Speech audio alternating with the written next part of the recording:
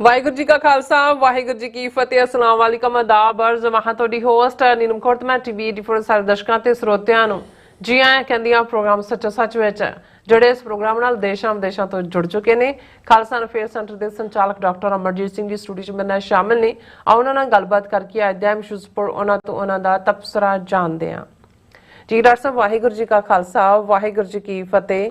हाँ जी नीलम कौर जी ਤੁਹਾਨੂੰ ਵੀ ਤੇ ਦੁਨੀਆ ਭਰ 'ਚ ਬੈਠੇ ਸਾਡੇ ਬਹੁਤ ਹੀ ਪਿਆਰੇ ਸੋਹਣੇ ਸਿਆਣੇ ਟੀਵੀ 84 ਦੇ ਵਿਊਅਰਸ ਨੂੰ ਵੀ ਵਾਹਿਗੁਰੂ ਜੀ ਕਾ ਖਾਲਸਾ ਵਾਹਿਗੁਰੂ ਜੀ ਕੀ ਫਤਿਹ। ਸਾਡੇ ਬਹੁਤ ਹੀ ਪਿਆਰੇ ਮੁਸਲਮਾਨ ਭੈਣਾਂ ਭਰਾਵਾਂ ਨੂੰ अस्सलाम वालेकुम।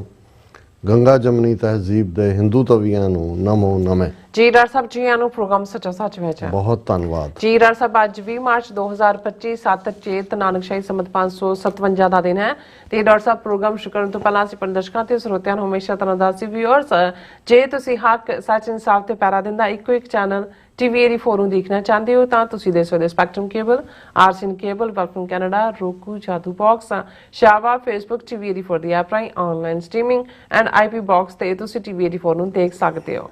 ਵਿਊਅਰਸ ਜੇ ਤੁਸੀਂ TV 84 ਨਾਲ ਪ੍ਰੋਗਰਾਮ ਸੱਚੋ ਸੱਚ ਨਾਲ ਫੇਸਬੁੱਕ ਰਾਹੀਂ ਜੁੜੇ ਹੋ ਤਾਂ ਵੱਧ ਲਾਈਕ ਕਰੋ ਤੇ ਸ਼ੇਅਰ ਕਰੋ ਅਤੇ ਨਾਲ ਹੀ YouTube ਤੇ ਸਬਸਕ੍ਰਾਈਬ ਵੀ ਕਰੋ। ਇਹ ਵੀ ਦੱਸ ਜੀ ਕਿ ਤੁਸੀਂ TV 84 ਦੀ ਐਪ ਨੂੰ ਐਂਡਰੋਇਡ ਐਂਡ ਐਪ ਸਟੋਰ ਤੇ ਡਾਊਨਲੋਡ ਕਰਕੇ ਜੋ TV 84 ਦੀ ਲਾਈਵ ਸਟ੍ਰੀਮ ਹੈ ਉਸ ਨੂੰ ਤੁਸੀਂ 24 ਆਵਰਸ ਦੇਖ ਸਕਦੇ ਹੋ। ਸੋ ਵਿਊਅਰਸ ਪ੍ਰੋਗਰਾਮ ਦੀ ਸ਼ੁਰੂਆਤ ਕਰਾਂਗੇ ਅੱਜ ਦੀ ਸਪਾਂਸਰਸ਼ਿਪ ਦੇ ਵਾਲੇ ਨਾਲ ਕਿ ਅੱਜ ਦੀ ਪ੍ਰੋਗਰਾਮ ਸੱਚੋ ਸੱਚ ਨੂੰ ਸਪਾਂਸਰ ਕੀਤਾ ਗਿਆ ਹੈ ਐਨਲੌਪ ਕੈਲੀਫੋਰਨੀਆ ਤੋਂ ਸਰਦਾਰ ਹਰਭਜਨ ਸਿੰਘ ਜੀ ਹੋਰਾਂ ਵੱਲੋਂ। ਸੋ ਇਹਨਾਂ ਨੇ TV 84 ਦੀ ਵੱਧ ਤੋਂ ਵੱਧ ਸਪੋਰਟ ਕਰਨ ਲਈ ਕਿਹਾ ਹੈ ਔਰ ਸਿੱਖ ਕੌਮ ਦੀ ਚੜ੍ਹਦੀ ਕਲਾ ਲਈ ਅਰਦਾਸ ਕੀਤੀ ਹੈ। ਸੋ ਅੱਜ ਦੀ ਸਪਾਂਸਰਸ਼ਿਪ ਦੀ ਅਸੀਂ ਸਰਦਾਰ ਹਰਭਜਨ ਸਿੰਘ ਜੀ ਦਾ ਤਹਿ ਦਿਲ ਤੋਂ ਧੰਨਵਾਦ ਕਰਦੇ ਹਾਂ। ਤੁਹਾਨੂੰ ਵੀ ਅਪੀਲ ਤੇ ਬੇਨਤੀ ਕਰਦੇ ਹਾਂ ਕਿ ਤੁਸੀਂ ਪ੍ਰੋਗਰਾਮ ਸੱਚੋ ਸੱਚ ਨੂੰ ਵੱਧ ਤੋਂ ਵੱਧ ਸਪਾਂਸਰ ਕਰੋ। ਸਪਾਂਸਰਸ਼ਿਪ ਲਈ ਤੁਸੀਂ ਸਾਨੂੰ ਕਾਲ ਕਰ ਸਕਦੇ ਹੋ ਸਾਡੇ ਫੋਨ ਨੰਬਰ ਤੇ 5166619184 ਸੇਮ ਨੰਬਰ ਤੇ WhatsApp ਕਰ ਸਕਦੇ ਹੋ। ਤੁਸੀਂ ਸਾਨੂੰ ਈਮੇਲ ਵੀ ਕਰ ਸਕਦੇ info@tv84.tv ਤੇ। ਸੋ ਵਿਊਅਰਸ ਪਹਿਲੇ ਸੈਗਮੈਂਟ ਦੇ ਵਿੱਚ ਆਪਾਂ ਅੱਜ ਦੇ ਹਿਸਟੋਰੀਕਲ ਡੇ ਬਾਰੇ ਗੱਲਬਾਤ ਕਰਨ ਜਾ ਰਹੇ ਹਾਂ ਕਿ ਅੱਜ ਉਹ ਦੁਖਦਾਈ ਇਤਿਹਾਸਕ ਦਿਨ ਹੈ ਜਿਸ ਦਿਨ ਅੱਜ ਤੋਂ ਠੀਕ 25 ਸਾਲ ਪਹਿਲਾਂ ਕਸ਼ਮੀਰ ਵਾਦੀ ਦੇ ਜ਼ਿਲ੍ਹਾ ਅਨੰਤਨਾਗ ਦੇ ਚਿੱਠੀ ਸਿੰਘਪੁਰਾ ਪਿੰਡ ਵਿੱਚ 35 ਸਿੱਖਾਂ ਨੂੰ ਗੁਰਦੁਆਰੇ ਦੀ ਕੰਧ ਨਾਲ ਖੜਾ ਕਰਕੇ ਗੋਲੀਆਂ ਨਾਲ ਭੁੰਨ ਦਿੱਤਾ ਗਿਆ ਸੀ। ਇਹ ਉਹ ਸਮਾਂ ਸੀ ਜਦੋਂ ਅਮਰੀਕਾ ਦੇ ਪ੍ਰੈਜ਼ੀਡੈਂਟ ਕਲਿੰਟਨ ਭਾਰਤ ਦੇ 5 ਦੌਰੇ ਤੇ ਆਏ ਸਨ। ਸੋ ਹੁਣ ਭਾਰਤੀ ਫੌਜੀ ਅਫਸਰਾਂ ਦੇ ਬਿਆਨ ਸਾਹਮਣੇ ਆ ਰਹੇ ਹਨ ਕਿ ਇਹ ਕਤਲੇਆਮ ਭਾਜਪਾਈ ਸਰਕਾਰ ਦੇ ਹੁਕਮਾਂ ਥੱਲੇ ਭਾਰਤੀ ਫੌਜ ਵੱਲੋਂ ਹੀ ਕੀਤਾ ਗਿਆ ਸੀ। ਇਸ ਦੇ ਨਾਲ ਹੀ ਅਗਲੇ ਦਿਨ 5 ਬੇਗੁਨਾਹ ਕਸ਼ਮੀਰੀ ਨੌਜਵਾਨਾਂ ਨੂੰ ਵੀ ਕਤਲੇਆਮ ਦੇ ਦੋਸ਼ੀ ਦੱਸ ਕੇ ਮੌਤ ਦੇ ਘਾਟ ਉਤਾਰ ਦਿੱਤਾ ਗਿਆ ਸੀ। ਸੋ ਅੱਜ ਦਾ ਸੱਚੋ ਸੱਚ ਪ੍ਰੋਗਰਾਮ ਅਸੀਂ ਇਹਨਾਂ ਚਿੱਠੀ ਸਿੰਘਪੁਰਾ ਦੇ ਸ਼ਹੀਦਾਂ ਦੀ ਯਾਦ ਨੂੰ ਸਮਰਪਿਤ ਕਰਨ ਜਾ ਰਹੇ ਹਾਂ। ਸੋ ਅਸੀਂ ਚਾਹਾਂਗੇ ਕਿ ਤੁਸੀਂ ਇਸੇ ਤਰ੍ਹਾਂ ਬੜੇ ਰਹਿਣਾ ਦੇਖਣ ਸੁਣਨ ਲਈ ਤੁਹਾਡਾ ਸਭ ਦਾ ਬਹੁਤ ਬਹੁਤ ਧੰਨਵਾਦ। ਜੀ ਡਾਕਟਰ ਸਾਹਿਬ ਕੀ ਕਹਿਣਾ ਚਾਹੋਗੇ? ਸਭ ਤੋਂ ਪਹਿਲਾਂ ਤਾਂ ਅੱਜ ਦੇ ਪ੍ਰੋਗਰਾਮ ਨੂੰ ਸਪਾਂਸਰ ਕਰਨ ਲਈ ਅਸੀਂ ਆਪਣੇ ਵੀਰ ਸਰਦਾਰ ਹਰਭਜਨ ਸਿੰਘ ਜਿਹੜੇ ਐਂਟੀਲੋਪ ਕੈਲੀਫੋਰਨੀਆ ਵਾਸੀ ਨੇ ਜੀ ਉਹਨਾਂ ਦਾ ਸ਼ੁਕਰੀਆ ਅਦਾ ਕਰਦੇ ਹਾਂ। ਉਹ ਸਾਡੇ ਰੈਗੂਲਰ ਵਿਊਅਰ ਨੇ। ਬਹੁਤ ਸ਼ਿੱਦਤ ਦੇ ਨਾਲ ਜਦੋਂ ਸਾਨੂੰ ਆਮ ਜਿਹੜੇ ਲਗਾਤਾਰਤਾ ਨਾਲ ਸਾਡੇ TV ਨਾਲ ਜੁੜੇ ਹੋਏ ਨੇ ਉਹਨਾਂ ਵੱਲੋਂ ਕੰਪਲੀਮੈਂਟ ਮਿਲਦਾ ਹੈ ਜਾਂ ਸੁਝਾਅ ਮਿਲਦਾ ਹੈ ਅਸੀਂ ਉਸ ਦੇ ਸ਼ੁਕਰਗੁਜ਼ਾਰ ਵੀ ਹਾਂ। ਉਸ ਨੂੰ ਅਸੀਂ ਗੰਭੀਰਤਾ ਨਾਲ ਵੀ ਲੈਂਦੇ ਹਾਂ। ਸਰ ਸਾਹਿਬ ਨੇ ਸੁਝਾਅ ਵੀ ਦਿੱਤਾ ਹੈ ਵੀ ਚੰਗਾ ਹੋਏ ਕਿ ਹਫ਼ਤੇ 'ਚ ਇੱਕ ਅੱਧਾ ਦਿਨ ਤੁਸੀਂ ਕਾਲਾਂ ਲਓ ਲੋਕਾਂ ਦੀਆਂ। ਸਰ ਹਰਭਜਨ ਸਿੰਘ ਜੀ ਜਦੋਂ ਅਸੀਂ ਇਸ ਪ੍ਰੋਗਰਾਮ ਦਾ ਫਾਰਮੈਟ ਡਿਸਕਸ ਕੀਤਾ ਅੱਜ ਤੋਂ 12-13 ਸਾਲ ਪਹਿਲਾਂ ਉਸ ਦੀ ਸ਼ੁਰੂਆਤ ਕੀਤੀ ਇਹ ਵੀ ਇੱਕ ਹਿੱਸਾ ਸੀ ਨਾਟ ਕਿ ਹਫ਼ਤੇ 'ਚ ਇੱਕ ਦਿਨ ਇਹ ਸੀ ਕਿ ਲਾਸਟ ਸੈਗਮੈਂਟ ਦੇ ਵਿੱਚ ਕਾਲਾਂ ਲਈਆਂ ਜਾਣ। ਫਿਰ ਮੈਂ ਬਹੁਤ ਸਾਰੇ ਪ੍ਰੋਗਰਾਮ ਜਿਹੜੇ ਉਦੋਂ ਜ਼ਿਆਦਾ ਸਨ ਵੀ ਕੈਨੇਡਾ 'ਚ ਹੀ ਜ਼ਿਆਦਾ ਸਨ ਔਰ ਉਹਨਾਂ ਦੀ ਜਦੋਂ ਮੈਂ ਇਨਪੁਟ ਦੇਖੀ ਔਰ ਉਹਦੇ ਤੇ ਅਸੀਂ ਇੱਕ ਵਾਸਟ ਸਟੱਡੀ ਵੀ ਕੀਤੀ ਪਾਕਿਸਤਾਨ ਦੇ ਕੁਝ TV ਚੈਨਲਸ ਨੂੰ ਵੀ ਮੋਨੀਟਰ ਕੀਤਾ ਤੇ ਇਹ ਸਾਹਮਣੇ ਆਇਆ ਵੀ ਹਰ ਪ੍ਰੋਗਰਾਮ ਦੇ ਵਿੱਚ ਐਵਰੇਜ ਉਹੀ 25-30 ਕਾਲਰ ਹੁੰਦੇ ਨੇ ਜਿਹੜੇ ਆਪਣੀ ਆਵਾਜ਼ ਸੁਣਨ ਦਾ ਹੀ ਆਪਣਾ ਸ਼ੌਕ ਰੱਖਦੇ ਨੇ ਔਰ ਉਹੀ ਗੱਲਾਂ ਨੂੰ ਲਮਕਾ ਕੇ ਜਾਂ ਇੱਕ ਸੈੱਟ ਪੈਟਰਨ ਦੇ ਥੱਲੇ ਜਿਹੜਾ ਉਹਨਾਂ ਦਾ ਕੰਮ ਹੁੰਦਾ ਹੈ। ਸੋ ਉਹ ਸਾਨੂੰ ਇਹ ਲੱਗਾ ਕਿਉਂਕਿ ਅਸੀਂ ਇਸ ਪ੍ਰੋਗਰਾਮ ਨੂੰ ਇੱਕ ਗੰਭੀਰ ਜਿਹਦੇ 'ਚ ਇੰਟੈਲੈਕਚੁਅਲ ਡਿਸਕਸ਼ਨਸ ਵੀ ਹੋਣ ਹਿਸਟੋਰੀਕਲ ਪਾਰਟ ਵੀ ਹੋਏ ਰੂਹਾਨੀਅਤ ਦਾ ਐਲੀਮੈਂਟ ਵੀ ਸੀ ਜਿਹੜਾ ਲੇਟਲੀ ਅਸੀਂ ਮਿਸ ਕਰ ਰਹੇ ਹਾਂ ਉਸ ਨੂੰ ਅਸੀਂ ਕਿਸੇ ਨਾ ਕਿਸੇ ਫਾਰਮ 'ਚ ਜੁਆਇਨ ਕਰਾਂਗੇ। ਸੋ ਅਸੀਂ ਇਸ ਨਤੀਜੇ ਤੇ ਹੀ ਪਹੁੰਚੇ ਸੀ ਕਿ ਬਿਹਤਰ ਹੈ ਕਿ ਵੀ ਜਿਹੜੇ ਲਿਖਤੀ ਸਾਨੂੰ ਚਿੱਠੀਆਂ ਆਉਂਦੀਆਂ ਨੇ ਜਾਂ ਦੂਸਰਾ ਉਹਨਾਂ ਨੂੰ ਅਸੀਂ ਜਿਹੜਾ ਹੈ ਉਹ ਡਿਸਕਸ ਕਰੀਏ ਔਰ ਉਹਦੇ ਵਿੱਚ ਜਿਹੜੇ ਸੁਝਾਅ ਨੇ ਜਾਂ ਭਾਵੇਂ ਕ੍ਰਿਟਿਸਿਜ਼ਮ ਵੀ ਹੈ ਉਹਦਾ ਵੀ ਸਿਲਸਿਲਾ ਕਾਫੀ ਚੰਗੇ ਢੰਗ ਨਾਲ ਚੱਲ ਰਿਹਾ ਹੈ। ਔਰ ਫਿਰ ਅਸੀਂ ਕੁਝ ਸਮਾਂ ਪਹਿਲਾਂ ਜਿਹੜੇ ਲਾਈਵ ਮੈਸੇਜ ਨੇ ਉਹਨਾਂ ਨੂੰ ਪੜ੍ਹਨ ਦਾ ਵੀ ਰੱਖਿਆ। ਹਾਲਾਂ ਉਹਨਾਂ 'ਚ 80% ਆਫ ਦਾ ਟਾਈਮ ਸਿਰਫ ਨਾ ਹੀ ਪੜ੍ਹਨੇ ਹੁੰਦੇ ਨੇ ਉਹਨਾਂ 'ਚ, ਪਰ ਸਾਨੂੰ ਇਹ ਲੱਗਾ ਕਿਉਂਕਿ ਸੀ ਕਿ ਰੈਗੂਲਰ ਫੋਨ ਕਾਲਸ ਰਾਹੀਂ ਵੀ ਅਲਟੀਮੇਟਲੀ ਗੱਲ ਤਾਂ ਰੈਕਗਨੀਸ਼ਨ ਦੀ ਹੁੰਦੀ ਹੈ ਔਰ ਅਸੀਂ ਇਸ ਤਰੀਕੇ ਦੇ ਨਾਲ ਜਿਹੜਾ ਲਾਈਵ ਚੈਟ ਦੇ ਉੱਤੇ ਸਾਡੇ ਨਾਲ ਮੈਸੇजेस ਸਾਂਝੇ ਕਰਦੇ ਨੇ ਔਰ ਬਹੁਤ ਸਾਰੇ ਜਿਹੜੇ ਨੇ ਰੈਗੂਲਰ ਵਿਊਅਰ ਨੇ ਅਸੀਂ ਉਹਨਾਂ ਨੂੰ ਜ਼ਰੂਰ ਰੈਕਗਨਾਈਜ਼ ਕਰੀਏ। ਪਰ ਅਸੀਂ ਤੁਹਾਡੇ ਸੁਝਾਅ ਨੂੰ ਸੁੱਟ ਨਹੀਂ ਪਾਉਂਦੇ, ਇਸ ਨੂੰ ਅਸੀਂ ਦੇਖਦੇ ਹਾਂ ਕਿ ਡਿਊਰਿੰਗ ਦਾ ਪ੍ਰੋਗਰਾਮ ਹੀ ਕੋਈ ਸਿਲੈਕਟਿਵ, ਕਿਉਂਕਿ ਇਸ ਦੇ ਲਈ ਫਿਰ ਸੈਕੰਡ ਅਬਿਊਜ਼ ਵੀ ਹੁੰਦਾ ਹੈ ਇਸ ਸਿਸਟਮ ਦਾ। ਔਰ ਜਦੋਂ ਇੰਨੀ ਜ਼ਿਆਦਾ ਹੇਟ ਮੇਲ ਸਾਨੂੰ ਮਿਲਦੀ ਹੈ, ਇੰਨੀਆਂ ਜ਼ਿਆਦਾ ਨੈਗੇਟਿਵਿਟੀਜ਼ ਹੁੰਦੀਆਂ ਨੇ, ਸੋ ਕਈ ਵਾਰ ਇਹ ਹੁੰਦਾ ਹੈ ਕਿ ਵੀ ਬਜਾਏ ਜਿਹੜਾ ਅਸੀਂ ਇੱਕ ਗੰਭੀਰ ਵਿਸ਼ੇ ਦੇ ਉੱਤੇ ਗੱਲ ਕਰ ਰਹੇ ਹਾਂ ਉਹ ਜਿਹੜੀ ਹੈ ਡਿਵੀਏਟ ਨਾ ਹੋਏ ਉਸ ਤੋਂ। ਇਹੀ ਇੱਕ ਕਾਰਨ ਸੀ, ਅਦਰਵਾਈਜ਼ ਸਾਡੇ ਕੋਲ ਸਾਡੇ ਸਟੂਡੀਓ ਦੇ ਵਿੱਚ ਇਹ ਸਾਰੀ ਸਹੂਲਤ ਔਰ ਅੱਜਕੱਲ ਤਾਂ ਟੈਕਨੀਕੈਲਿਟੀ ਜਿਹੜੀ ਹੈ ਟੈਕਨੀਕਲ ਨੋ-ਹਾਓ ਨੇ ਸਭ ਕੁਝ ਸੌਖਾ ਕਰ ਦਿੱਤਾ। ਪਰ ਫਿਰ ਵੀ ਅਸੀਂ ਇਸ ਪਾਰਟ ਨੂੰ ਕਿਤੇ ਨਾ ਕਿਤੇ ਸਕੈਨਿੰਗ ਰਾਹੀਂ ਸਹੀ ਜਾਂ ਕੋਈ ਨਾ ਕੋਈ ਇਸ ਕਿਸਮ ਦਾ ਆਉਣ ਵਾਲੇ ਪੀਰੀਅਡ ਵਿੱਚ ਦੇਖਾਂਗੇ ਕਿ ਇਸ ਸੁਝਾਅ ਦੇ ਉੱਤੇ ਅਸੀਂ ਕਿਵੇਂ ਅਮਲ ਦਰਾਮਦ ਕਰ ਸਕੀਏ। ਤੁਹਾਡਾ ਬਹੁਤ ਬਹੁਤ ਸ਼ੁਕਰੀਆ।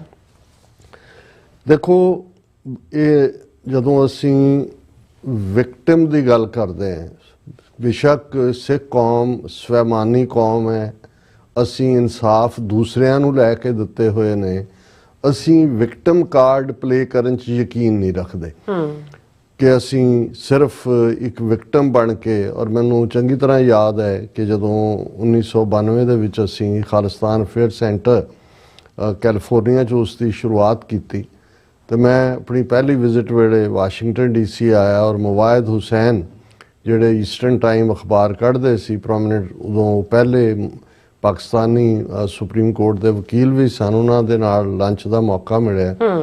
ਔਰ ਜਦੋਂ ਉਹਨਾਂ ਨੂੰ ਕੋਈ ਬਹੁਤ ਕੁਝ ਪਤਾ ਨਹੀਂ ਸੀ ਪੰਜਾਬ 'ਚ ਕੀ ਚੱਲ ਰਿਹਾ ਤੇ ਮੈਂ ਉਹਨਾਂ ਨੂੰ ਜਦੋਂ ਝੂਠੇ ਪੁਲਿਸ ਮੁਕਾਬਲੇ ਔਰ ਜੋ ਇਹ 92-93 ਦੀ ਗੱਲ ਹੈ ਦੱਸਿਆ ਤੇ ਉਹ ਸੁਣਦੇ ਰਹੇ। ਪਹਿਲਾਂ ਤਾਂ ਉਹਨਾਂ ਨੇ ਜਿਵੇਂ ਲਾਹੌਰੀ ਅੰਦਾਜ਼ ਦੇ ਵਿੱਚ ਕਿਹਾ ਕਿ ਇਹ ਕਹਿੰਦੇ ਤੁਸੀਂ ਦੱਸ ਰਹੇ ਸੀ ਪਰ ਇਹ ਯਕੀਨ ਨਹੀਂ ਹੁੰਦਾ ਵੀ, ਕਹਿੰਦੇ ਸਾਡੇ ਦਿਮਾਗਾਂ ਦੇ ਵਿੱਚ ਤਾਂ ਇਮੇਜ 6-6 ਫੁੱਟੇ ਸਿੱਖਾਂ ਦਾ ਹੈ, ਜਿਹੜੇ ਸਿੱਖ ਜਿਹੜੇ ਨੇ ਉਹ ਦੂਜਿਆਂ ਦੇ ਲਈ ਖਲੋਣ ਵਾਲੇ ਨੇ, ਇਹ ਸਾਨੂੰ ਡਾਈਜੈਸਟ ਨਹੀਂ ਹੁੰਦਾ ਵੀ ਇਹਨਾਂ ਸਿੱਖਾਂ ਨੂੰ ਜਿਹੜਾ ਇਹ ਛੋਟੇ-ਛੋਟੇ ਕੱਦਾਂ ਦੇ ਭਈਏ ਔਰ ਦੂਸਰੇ ਜਿਹੜੇ ਨੇ ਉਹ ਕੁੱਟ ਰਹੇ ਹੋਣ।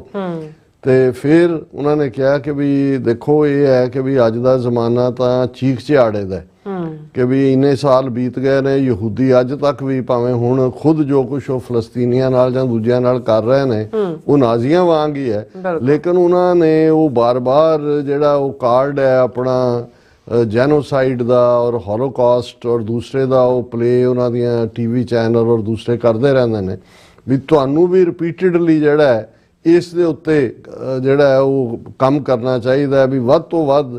ਤੇ ਮੈਂ ਵੀ ਜਿਵੇਂ ਜਿਸ ਲਾਹੌਰੀ ਅੰਦਾਜ਼ ਉਹ ਗੱਲ ਕਰ ਰਹੇ ਸੀ, ਮੈਂ ਕਿਹਾ ਜੀ ਹੁਣ ਜੇ ਤੁਹਾਡੀ ਗੱਲ ਹੀ ਮੰਨ ਲਈਏ ਵੀ ਜੇ ਸਾਨੂੰ ਕੁੱਟਣਾ ਆਉਂਦਾ ਸੀ, ਅਸੀਂ ਦੁਸ਼ਮਣਾਂ ਨੂੰ ਜਾਂ ਜਿਹੜੇ ਜ਼ੁਲਮ ਕਰਨ ਵਾਲੇ ਸੀ ਕੁੱਟੇ ਹੈ ਤੇ ਫਿਰ ਸਾਨੂੰ ਚੀਕ ਝਾੜਾ ਪਾਉਣਾ ਵੀ ਨਹੀਂ ਆਉਂਦਾ, ਕਿਉਂਕਿ ਸਾਡੀ ਹਿਸਟਰੀ ਜਿਹੜੀ ਹੈ ਉਹ ਸਾਨੂੰ ਪ੍ਰਾਈਡ ਦਿੰਦੀ ਹੈ। ਅਸੀਂ ਕਿਸੇ ਤੋਂ ਤਵੱਕੋ ਨਹੀਂ ਕਰਦੇ ਵੀ ਸਾਨੂੰ ਕੋਈ ਇਨਸਾਫ ਲੈ ਕੇ ਦੇਗਾ ਜਾਂ ਦੂਜਾ, ਅਸੀਂ ਤਾਂ ਇਸ ਗੱਲ 'ਚ ਯਕੀਨ ਕਰਦੇ ਹਾਂ ਵੀ ਆਪਣ ਹੱਥੀਂ ਆਪਣਾ ਆਪੇ ਹੀ ਕਾਜ ਸਵਾਰੀਏ ਔਰ ਉਹ ਅਸੀਂ ਉਧਾਰ ਨਹੀਂ ਰਹਿਣ ਦਿੰਦੇ। ਔਰ ਸਾਡਾ ਅਸੀਂ ਇਹ ਯਕੀਨ ਕਰਦੇ ਹਾਂ ਕਿ ਭਾਜੀ ਦੁੱਗਣੀ ਕਰਕੇ ਮੋੜੀ ਜਾਂਦੀ ਹੈ। ਉਹ ਮੈਂ ਕਿਹਾ ਵੀ ਇੰਦਰਾ ਗਾਂਧੀ ਵੈਦ ਆ, ਇਹਨਾਂ ਨੂੰ ਵੀ ਚੰਗੀ ਤਰ੍ਹਾਂ ਇਸ ਗੱਲ ਦਾ ਇਲਮ ਹੈ ਵੀ ਅਸੀਂ ਉਹ ਚਲੋ ਉਹ ਇੱਕ ਆਪਣੀ ਥਾਂ ਗੱਲ ਸੀ। ਪਰ ਹੁਣ ਜਦੋਂ ਅਸੀਂ ਦੇਖਦੇ ਹਾਂ ਵੀ ਇੰਨੇ ਜ਼ੁਲਮਾਂ ਦੀ ਕਹਾਣੀ ਲਗਾਤਾਰਤਾ ਨਾਲ, ਜਿਵੇਂ ਮੈਂ ਅੱਗੇ ਵੀ ਇਹ ਗੱਲ ਵੀ ਸ਼ਾਇਦ ਕਹੀ ਸੀ ਕਿ ਡਾਕਟਰ ਮੇਵਾ ਸਿੰਘ ਟਿਵਾਣਾ ਜਿਹੜੇ ਸਾਡੇ ਪਰਮ ਮਿੱਤਰ ਜਿਹੜੇ ਸਾਨੂੰ ਵਿਛੋੜਾ ਦੇ ਗਏ ਨੇ, ਡਾਕਟਰ ਰਣਜੀਤ ਸਿੰਘ, ਉਹਨਾਂ ਦੇ ਫਾਦਰ ਇਨ ਲਾ ਐਗਰੀਕਲਚਰ ਯੂਨੀਵਰਸਿਟੀ ਲੁਧਿਆਣਾ 'ਚ ਹੈਡ ਆਫ ਦਾ ਡਿਪਾਰਟਮੈਂਟ ਸਨ। ਤੇ ਵਿਤਨਾਮ ਵਾਰ ਦੇ ਦੌਰਾਨ ਜਦੋਂ ਉਹ ਡੈਪੂਟੇਸ਼ਨ ਸ਼ਾਇਦ 2 ਸਾਲ ਵਿਤਨਾਮ ਦੇ ਵਿੱਚ ਰਹੇ ਤੇ ਜਦੋਂ ਪਹਿਲੀ ਵਾਰ ਉਹਨਾਂ ਨਾਲ ਵੀ ਮੁਲਾਕਾਤ ਹੋਈ ਉਸੇ ਪੀਰੀਅਡ 'ਚ 93 94 ਪੀਰੀਅਡ 'ਚ, ਤੇ ਮੈਂ ਉਹਨਾਂ ਨੂੰ ਡਾਕਟਰ ਟਿਵਾਣਾ ਨੂੰ ਪੁੱਛਿਆ, ਮੈਂ ਕਿਹਾ ਜੀ ਕੋਈ ਐਸਾ ਐਕਸਪੀਰੀਅੰਸ ਜਿਹੜਾ ਤੁਸੀਂ ਜਦੋਂ ਉੱਥੇ ਸੀ ਉਦੋਂ ਅਮਰੀਕਨ ਸਾਈਬਰ ਜੈਟ ਕਾਰਪੇਟ ਬੰਬਿੰਗ ਕਰਦੇ ਸੀ, ਪੂਰੇ ਉਹਨਾਂ ਨੇ ਸਾਰਾ ਵਿਤਨਾਮ ਜਿਹੜਾ ਹੈ ਉਹ ਬੰਬਾਂ ਦੇ ਨਾਲ ਉਡਾ ਦਿੱਤਾ, ਤੇ ਉਹ ਲੜਨ ਵਾਲੇ ਵੀ ਜਿਹੜੇ ਨੇ ਉਹਨਾਂ ਦੇ ਕੋਲ ਉੱਥੇ ਜਿਹੜਾ ਉਹ ਪੈਰਾਂ 'ਚ ਜੁੱਤੀਆਂ ਵੀ ਨਹੀਂ ਸੀ ਔਰ ਅਲਟੀਮੇਟਲੀ ਉਹ ਜੂਝਦੇ ਰਹੇ। ਤੇ ਮੈਂ ਕਿਹਾ ਕਿ ਉਹ ਕਹਿੰਦੇ ਜੀ ਅਸੀਂ ਭਾਵੇਂ ਸੇਫ ਜ਼ੋਨ 'ਚ ਸੀ, ਸਾਨੂੰ ਪਤਾ ਵੀ ਸੀ ਜੰਗ ਚੱਲ ਰਹੀ ਹੈ, ਪਰ ਕਹਿੰਦੇ ਵੀ ਅਸੀਂ ਇੱਕ ਗੱਲ ਨੋਟਿਸ ਕੀਤੀ ਜਦੋਂ ਉਹਨਾਂ ਦੇ ਮਾਰੇ ਜਾਂਦੇ ਸੀ ਜਾਂ ਮਾਰੇ ਗਏ ਫਰੰਟ ਦੇ ਉੱਤੇ, ਕਿਉਂਕਿ ਗਰਾਊਂਡ ਦੇ ਉੱਤੇ ਵੀ ਅਮਰੀਕਾ ਨੇ ਆਪਣੇ ਟਰੂਪਸ ਬਾਅਦ ਦੇ ਵਿੱਚ ਉਤਾਰੇ ਔਰ 60,000 ਦੇ ਕਰੀਬ ਅਮਰੀਕਨ ਸੋਲਜਰ ਵੀ ਮਾਰੇ ਗਏ, ਭਾਵੇਂ 1 ਮਿਲੀਅਨ ਉਹਨਾਂ ਨੇ ਵਿਤਨਾਮੀਆਂ ਨੂੰ ਮਾਰਿਆ ਔਰ ਉਹਨਾਂ ਦੀ ਯਾਦ 'ਚ ਮਾਰੇ ਗਏ ਅਮਰੀਕਨ ਸੋਲਜਰ ਦੇ ਵਾਸ਼ਿੰਗਟਨ DC 'ਚ ਮੋਨੂਮੈਂਟ ਇੱਕ ਕੰਧ ਹੈ ਜਿਹਨੂੰ ਵਿਤਨਾਮ ਮੈਮੋਰੀਅਲ ਕਹਿੰਦੇ ਨੇ, ਜਿਹਦੇ ਤੇ ਉਹਨਾਂ ਦੇ ਨਾਂ ਲਿਖੇ ਹੋਏ ਨੇ। ਤੇ ਉਹ ਕਹਿੰਦੇ ਵੀ ਜਦੋਂ ਉਹਨਾਂ ਨੂੰ ਕ੍ਰੀਮੇਟ ਕਰਨ ਲਈ ਲਿਜਾਇਆ ਜਾਂਦਾ ਸੀ ਤਾਂ ਕੋਈ ਰੋਂਦਾ ਨਹੀਂ ਸੀ ਜਾਂ ਕੋਈ ਚੁੱਪਚਾਪ ਤੁਰੇ ਜਾਂਦੇ ਸੀ। ਤੇ ਕਹਿੰਦੇ ਵੀ ਮੈਂ ਕਿਸੇ ਨੂੰ ਪੁੱਛਿਆ ਕਿ ਵੀ ਕੀ ਇਹ ਤੁਹਾਡੀ ਟ੍ਰੈਡੀਸ਼ਨ ਦਾ ਹਿੱਸਾ ਹੈ ਕਿ ਵੀ ਕੋਈ ਵੀ, ਉਹ ਕਹਿੰਦੇ ਜੀ ਅਸੀਂ ਰੋ ਰੋ ਕੇ ਸਾਡੇ ਅਥਰੂ ਮੁੱਕ ਗਏ ਨੇ ਕਿ ਵੀ ਇੰਨੀਆਂ ਕੁ ਅਸੀਂ ਕਰ ਲਈਆਂ ਵੀ ਹੁਣ ਸਾਨੂੰ ਲੱਗਦਾ ਨਹੀਂ ਕਿ ਵੀ। ਸੋ ਮੈਂ ਬਹੁਤ ਵਾਰ ਦਿਨ ਜਦੋਂ ਵੀ ਕੋਈ ਆਂਦਾ ਹੈ ਉਹਨੂੰ ਪਿੱਛੇ ਮੁੜ ਕੇ ਦੇਖਦੇ ਆ ਵੀ ਫਲਾਂ ਦਾ ਝੂਠਾ ਪੁਲਿਸ ਮੁਕਾਬਲਾ ਹੋਇਆ ਜੂਨ ਨਵੰਬਰ, ਇਹ ਤਾਂ ਸਾਡੀਆਂ ਯਾਦਾਂ ਦੇ ਵਿੱਚ ਸਾਡੇ ਕੈਲੰਡਰ ਦਾ ਹਿੱਸਾ ਬਣ ਗਏ। ਫਿਰ ਕੱਲਾ ਪੰਜਾਬ ਦੇ ਵਿੱਚ ਇਹ ਜ਼ੁਲਮਾਂ ਦੀ ਕਹਾਣੀ ਨਹੀਂ ਹੈ। ਜਦੋਂ ਅਸੀਂ ਨਵੰਬਰ 84 ਯਾਦ ਕਰਦੇ ਹਾਂ, ਫਿਰ ਭਾਰਤ ਭਰ ਦੇ ਵਿੱਚ 30,000 ਤੋਂ ਜ਼ਿਆਦਾ ਸਿੱਖ ਜਿਨ੍ਹਾਂ ਨੂੰ ਕੋਹ ਕੇ ਜਿਉਂਦੇ ਜੀ ਸਾੜਿਆ ਗਿਆ, ਗਲਾਂ 'ਚ ਟਾਇਰ ਪਾ ਕੇ ਗੈਸਾਂ ਤੇ ਛੋਟੇ ਛੋਟੇ ਬੱਚਿਆਂ ਨੂੰ ਰੋਸਟ ਕੀਤਾ ਗਿਆ।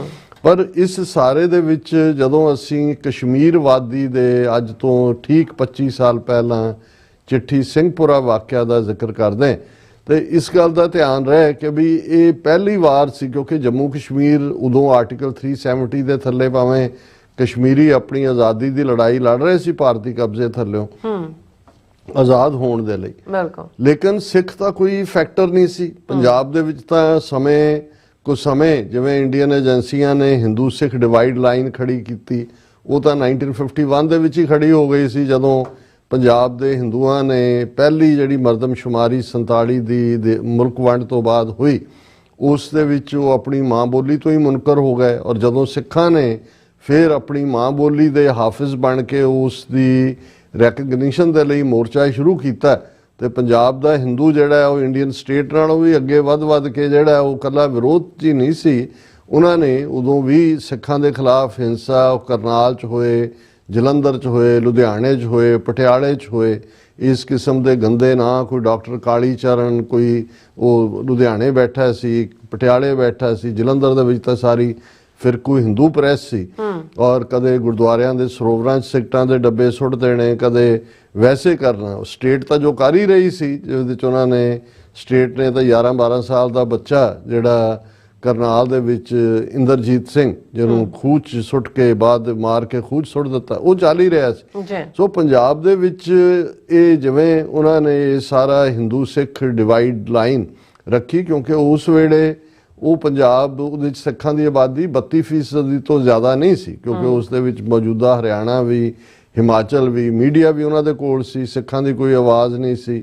ਔਰ ਨਹਿਰੂ, ਕੈਰੋਂ ਇੰਨੇ ਵੱਡੇ ਨਾਂ ਖੜੇ ਕੀਤੇ ਗਏ ਸੀ ਕਿ ਉਹ ਜਿਹੜਾ ਉਹਨਾਂ ਦੇ ਖਿਲਾਫ ਖਲੋਣਾ ਹੀ ਜਿਹੜਾ ਆਪਣੇ ਆਪ ਦੇ ਵਿੱਚ ਜਿਹੜਾ ਉਹ ਇਹ ਆਪਣੀ ਮੌਤ ਨੂੰ ਸੱਦਾ ਦੇਣਾ ਸੀ, ਜੋ ਮਾਹੌਲ ਉਸ ਵੇਲੇ ਦਾ ਸੀ। ਜਿਵੇਂ ਬੁੱਚੜ ਬੇਅੰਤੇ ਦਾ ਦੌਰ 1992 'ਚ ਸੀ, ਅੱਜ ਭੰਤਾ ਜਿਹੜਾ ਹੈ ਪੰਜਾਬ ਦਾ ਮੁੱਖ ਮੰਤਰੀ ਉਸੇ ਲਾਈਨ ਦੇ ਉੱਤੇ ਤੁਰਿਆ ਹੋਇਆ, ਵਰਸ ਦੈਨ ਹੋਏਗਾ ਇਹ ਬੁੱਚੜ ਬੇਅੰਤੇ ਦੇ।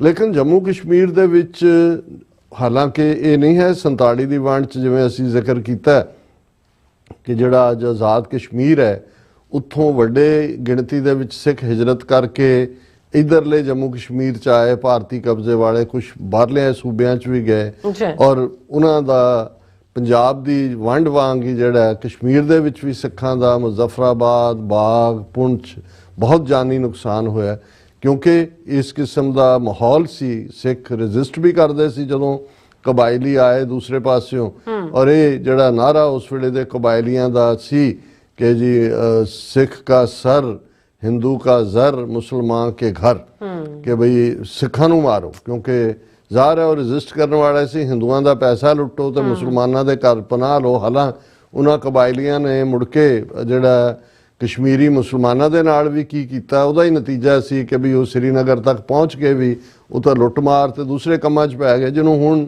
ਡਾਕੂਮੈਂਟ ਕੀਤਾ ਜਾਂਦਾ ਹੈ। ਉਹ ਇੱਕ ਵੱਖਰੀ ਕਹਾਣੀ ਹੈ। ਲੇਕਿਨ ਉਸ ਤੋਂ ਬਾਅਦ ਸਿੱਖ ਜਿੱਥੇ ਵੀ ਸੈਟਲ ਹੋਏ ਕਸ਼ਮੀਰ ਵਾਦੀ ਦੇ ਵਿੱਚ, ਤਾਂ ਕਿਉਂਕਿ ਉਦੋਂ ਜਿਹੜੀ ਆ ਉਹ ਉੱਥੋਂ ਮਾਈਗ੍ਰੇਟ ਨਹੀਂ ਕਿਤੇ ਹੋ ਕੇ ਆਏ, ਉਹ ਤਾਂ ਮੁੱਢਲੇ ਤੌਰ ਤੇ ਉੱਥੇ ਰਹਿਣ ਵਾਲੇ ਸੀ। ਅੱਛਾ, ਜਿਹੜੇ ਸਿੱਖ ਦੂਸਰੇ ਪਾਸਿਓਂ ਆਏ ਉਹ ਪੁੰਛ ਦੇ ਵਿੱਚ ਜਾਂ ਜੰਮੂ ਦੇ ਵਿੱਚ ਵੱਡੀ ਗਿਣਤੀ 'ਚ ਆਏ।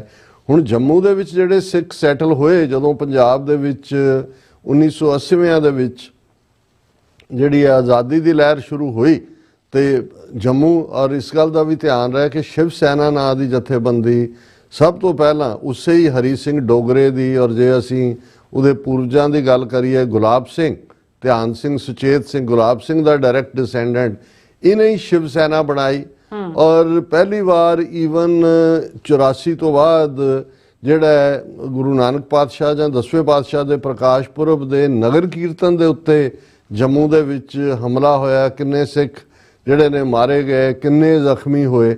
ਸੋ ਜੰਮੂ ਦੇ ਵਿੱਚ ਡੋਗਰੇ ਇਸ ਕਿਸਮ ਦੀ ਸ਼ਰਾਰਤ ਕਰਦੇ ਸੀ, ਲੇਕਿਨ ਕਸ਼ਮੀਰ ਵਾਦੀ 'ਚ ਜਿੱਥੇ ਕਿ ਪੂਰੇ ਤੌਰ ਦੇ ਉੱਤੇ ਹਥਿਆਰਬੰਦ ਸੰਘਰਸ਼ ਜਿਹੜਾ ਉਹ 89 ਦੇ ਵਿੱਚ ਸ਼ੁਰੂ ਹੋਇਆ, ਉਸ ਤੋਂ ਪਹਿਲਾਂ ਵੀ ਸਿੱਖ, ਉਹਨਾਂ ਦਾ ਨਾ ਲੋਕਲ ਮੈਜੋਰਿਟੀ ਮੁਸਲਮਾਨਾਂ ਦੇ ਨਾਲ ਕੋਈ ਟਕਰਾਅ ਸੀ, ਨਾ ਹੀ ਉਹ ਕੋਈ ਸਿਕਿਉਰਿਟੀ ਏਜੰਸੀਆਂ ਦੇ ਹੱਥ ਠੋਕ ਕੇ ਬਣਦੇ ਸੀ। ਹਾਲਾਂ ਜਦੋਂ ਇਹ ਸੰਘਰਸ਼ ਤੇਜ਼ ਵੀ ਹੋਇਆ 1990 ਤੱਕ, ਜਿਹੜਾ ਉਹ ਪਹੁੰਚਦੇ ਆ 90ਵਿਆਂ ਤੱਕ, ਇੰਡੀਅਨ ਆਰਮੀ ਨੇ ਚਾਹਿਆ, ਉਹਨਾਂ ਨੇ ਸਿੱਖਾਂ ਨੂੰ ਕਿਉਂਕਿ ਉਹਨਾਂ ਨੇ ਬੜੇ ਪਲੈਨਡ ਤਰੀਕੇ ਨਾਲ ਜਗਮੋਹਨ ਜਦੋਂ ਗਵਰਨਰ ਲਾਇਆ, ਮੁਸਲਮਾਨਾਂ ਦੇ ਬਹੁਤ ਜ਼ੁਲਮ ਕੀਤੇ ਕਸ਼ਮੀਰ ਦੇ ਵਿੱਚ। ਕਸ਼ਮੀਰੀ ਪੰਡਤਾਂ ਦੀ ਮਾਈਗ੍ਰੇਸ਼ਨ ਵੀ ਉਸ ਖੇਡ ਦਾ ਹਿੱਸਾ ਹੀ ਸੀ। ਉਹ ਕੋਈ ਉਹਨਾਂ ਜੁਝਾਰੂਆਂ ਨੇ ਪੰਡਤਾਂ ਨੂੰ ਨਹੀਂ ਕੱਢਿਆ ਹੈ, ਇਹ ਤਾਂ ਇਹਨਾਂ ਦਾ ਆਪਣਾ ਹਿੱਸਾ ਸੀ। ਔਰ ਉਸ ਪੀਰੀਅਡ 'ਚ ਵੀ ਉਹ ਚਾਹੁੰਦੇ ਸੀ ਕਿ ਵੀ ਸਿਕਿਉਰਿਟੀ ਦਸਤੇ ਚਾਹੁੰਦੇ ਸੀ ਕਿ ਸਿੱਖ ਜਿਹੜੇ ਨੇ ਉਹ ਕਸ਼ਮੀਰੀ ਆਜ਼ਾਦੀ ਪਸੰਦਾਂ ਦੇ ਖਿਲਾਫ ਲੜਨ, ਜਾਂ ਉਹਨਾਂ ਨੇ ਇਹ ਆਫਰ ਵੀ ਕੀਤਾ ਜੀ ਕਿ ਤੁਹਾਡੀ ਹਿਫਾਜ਼ਤ ਲਈ ਅਸੀਂ ਤੁਹਾਨੂੰ ਹਥਿਆਰਾਂ ਦੇ ਲਾਇਸੈਂਸ ਦਿੰਨੇ। ਤੇ ਸਿੱਖ ਬੜੀ ਚੰਗੀ ਤਰ੍ਹਾਂ ਸਮਝਦੇ ਸੀ ਵੀ ਸਾਨੂੰ ਇਹ ਆਪਣਾ ਸੰਦ ਬਣਾਉਣਾ ਚਾਹੁੰਦੇ ਨੇ, ਉਸ ਲਈ ਉਹਨਾਂ ਨੇ ਕਿਹਾ ਜੀ ਨਹੀਂ, ਸਾਨੂੰ ਕੋਈ ਹਥਿਆਰਾਂ ਦੀ ਲੋੜ ਨਹੀਂ ਹੈ, ਅਸੀਂ ਇੱਥੇ ਬੜੇ ਸੁਰੱਖਿਅਤ ਹਾਂ, ਸਾਡੇ ਮੁਸਲਮਾਨ ਭਰਾ, ਅਸੀਂ ਸਦੀਆਂ ਤੋਂ ਇਕੱਠੇ ਰਹਿ ਰਹੇ ਹਾਂ। ਔਰ ਵਾਕਿਆ ਹੀ ਉਹਨਾਂ ਨੂੰ ਕਦੇ ਕੋਈ ਪ੍ਰੋਬਲਮ ਨਹੀਂ ਹੋਈ। ਹੁਣ ਔਰ ਇਹਦਾ ਮਤਲਬ ਹੈ ਵੀ ਉਹਨਾਂ ਨੇ ਇੱਕ ਨਿਊਟਰਲ ਸਟਾਂਸ ਰੱਖਿਆ। ਇਹ ਵੀ ਨਹੀਂ ਹੈ ਵੀ ਕੋਈ ਸਿੱਖਾਂ ਦੇ ਮੁੰਡੇ ਕਸ਼ਮੀਰੀ ਮੁਜਾਹਿਦੀਨਾਂ ਦੇ ਨਾਲ ਜਾਂ ਕਸ਼ਮੀਰੀ ਜੁਝਾਰੂਆਂ ਦੇ ਨਾਲ ਸ਼ਾਮਲ ਹੋਏ। ਉਹ ਇੱਕ ਨਿਊਟਰਲ ਜਿਹੜਾ ਉਸ ਖੇਡ ਦਾ ਨਿਊਟਰਲ ਸਨ ਉਹ ਸਾਰੇ ਦੇ ਵਿੱਚ। ਔਰ ਇਹੀ ਜਦੋਂ ਅਸੀਂ ਬਹੁਤ ਵਾਰ ਇੰਦਰਾ ਗਾਂਧੀ ਨੇ ਕੀਤਾ ਸੀ ਜੀ ਜੂਨ 84, ਜਾਂ ਰਾਜੀਵ ਗਾਂਧੀ ਨੇ ਨਵੰਬਰ 84 ਕੀਤਾ, ਉਹਨਾਂ ਨੂੰ ਸਜ਼ਾ ਹੋ ਗਈ, ਮਾਰੇ ਗਏ। ਹੁਣ ਤਾਂ ਵੀ ਸ਼ੁੱਡ ਫੋਰਗੇਟ ਦਾ ਇਹ ਅਸੀਂ ਭੁੱਲ ਜਾਂਦੇ ਹਾਂ ਜਦੋਂ ਅੱਜ ਅਸੀਂ 25 ਸਾਲ ਬਾਅਦ ਚਿੱਠੀ ਸਿੰਘਪੁਰਾ ਦੀ ਸਿੱਖ ਕਤਲੇਆਮ ਦੀ ਕਹਾਣੀ ਬਿਆਨ ਕਰ ਰਹੇ ਹਾਂ ਕਿ ਇਹ ਅਟਲ ਬਿਹਾਰੀ ਵਾਜਪਾਈ ਦੀ ਸਰਕਾਰ ਦੇ ਵੇਲੇ ਇਹ ਵਾਕਿਆ ਹੁੰਦਾ ਹੈ। LK ਅਡਵਾਨੀ ਜਿਹੜਾ ਸੰਤ ਪਿੰਡਾਂ ਵਾਲਿਆਂ ਨੂੰ ਪਸਮਾਸੁਰ ਇੱਕ ਰਾਖਸ਼ ਨਾਲ ਤਸ਼ਬੀਹ ਦਿੰਦਾ ਹੈ, ਆਪਣੀ ਆਟੋਬਾਇਓਗ੍ਰਾਫੀ 'ਚ ਇਸ ਗੱਲ ਦਾ ਕ੍ਰੈਡਿਟ ਲੈਂਦਾ ਕਿ ਉਹਨੇ ਕਿਵੇਂ ਇੰਦਰਾ ਗਾਂਧੀ ਨੂੰ ਮੋਟੀਵੇਟ ਕੀਤਾ ਸੀ ਜੂਨ 84 ਦਾ ਹਮਲਾ ਕਰਨ ਦੇ ਲਈ, ਜਿਹੜਾ ਅਦਰਵਾਈਜ਼ ਆਪਣੇ ਆਪ ਨੂੰ ਸਿੰਧੀ ਕਹਿ ਕੇ ਔਰ ਜਿਹੜਾ ਉਹ ਸਿੱਖਾਂ ਦੇ ਨਾਲ ਹਮਦਰਦੀ ਦਾ ਇਜ਼ਹਾਰ ਕਰਨ ਵਾਲਾ ਜਿਹੜਾ ਬਹੁਰੂਪੀ ਹੈ।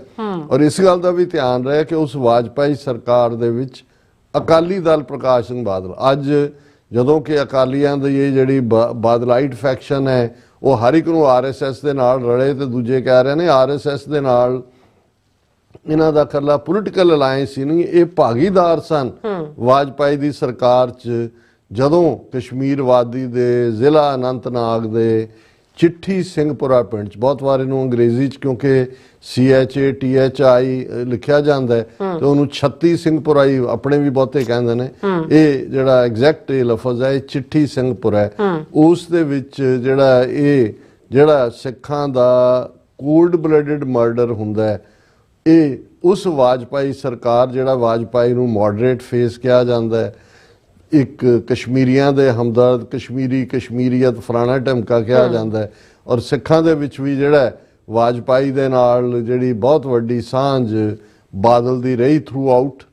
ਔਰ ਇਹਦੇ 'ਚ ਵੀ ਕੋਈ ਸ਼ੱਕ ਨਹੀਂ ਹੈ ਕਿ ਇਹੀ ਵਾਜਪਾਈ ਨੇ ਦਿੱਲੀ ਦੇ ਵਿੱਚ ਇੱਕ ਪ੍ਰੋਸੈਸ਼ਨ ਲੀਡ ਕੀਤਾ ਸੀ ਇਹ ਫਰਵਰੀ ਮਾਰਚ 1984 ਦੇ ਵਿੱਚ ਕਿ ਦਰਬਾਰ ਸਾਹਿਬ 'ਚ ਫੌਜ ਭੇਜੀ ਜਾਏ।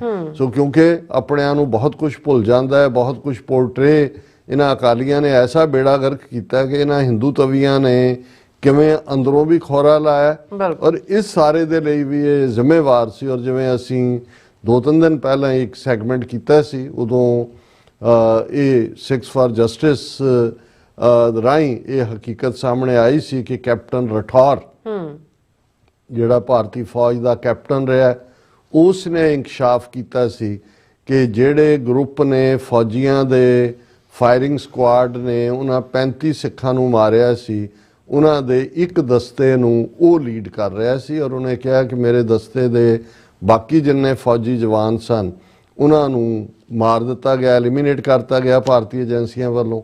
ਮੈਂ ਬਚਦਾ ਬਚਾਉਂਦਾ ਯੂਰਪ 'ਚ ਪਹੁੰਚਿਆ ਔਰ ਉਹ ਕਿਵੇਂ ਸੰਪਰਕ 'ਚ ਆਏ ਸਿੱਖਸ ਫਾਰ ਜਸਟਿਸ ਦੇ, ਪਰ ਉਹਦੀ ਟੈਸਟੀਮਨੀ ਆਪਣੇ ਆਪ ਦੇ ਵਿੱਚ ਦੱਸਣ ਲਈ ਕਾਫੀ ਸੀ ਕਿ ਇਹ ਕਿਵੇਂ ਜਿਹੜਾ ਉਹ ਭਾਰਤੀ ਏਜੰਸੀਆਂ ਨੇ ਫੌਜ ਰਾਹੀਂ ਇਸ ਐਕਟ ਨੂੰ, ਔਰ ਹੋਲੀ ਦਾ ਦਿਨ ਸੀ, ਉਹਨਾਂ ਦੇ ਮੂੰਹਾਂ ਤੇ ਵੀ ਹੋਲੀ ਮਲੀ ਹੋਈ ਸੀ, ਜੈ ਹਿੰਦ ਦੇ ਨਾਰੇ ਵੀ।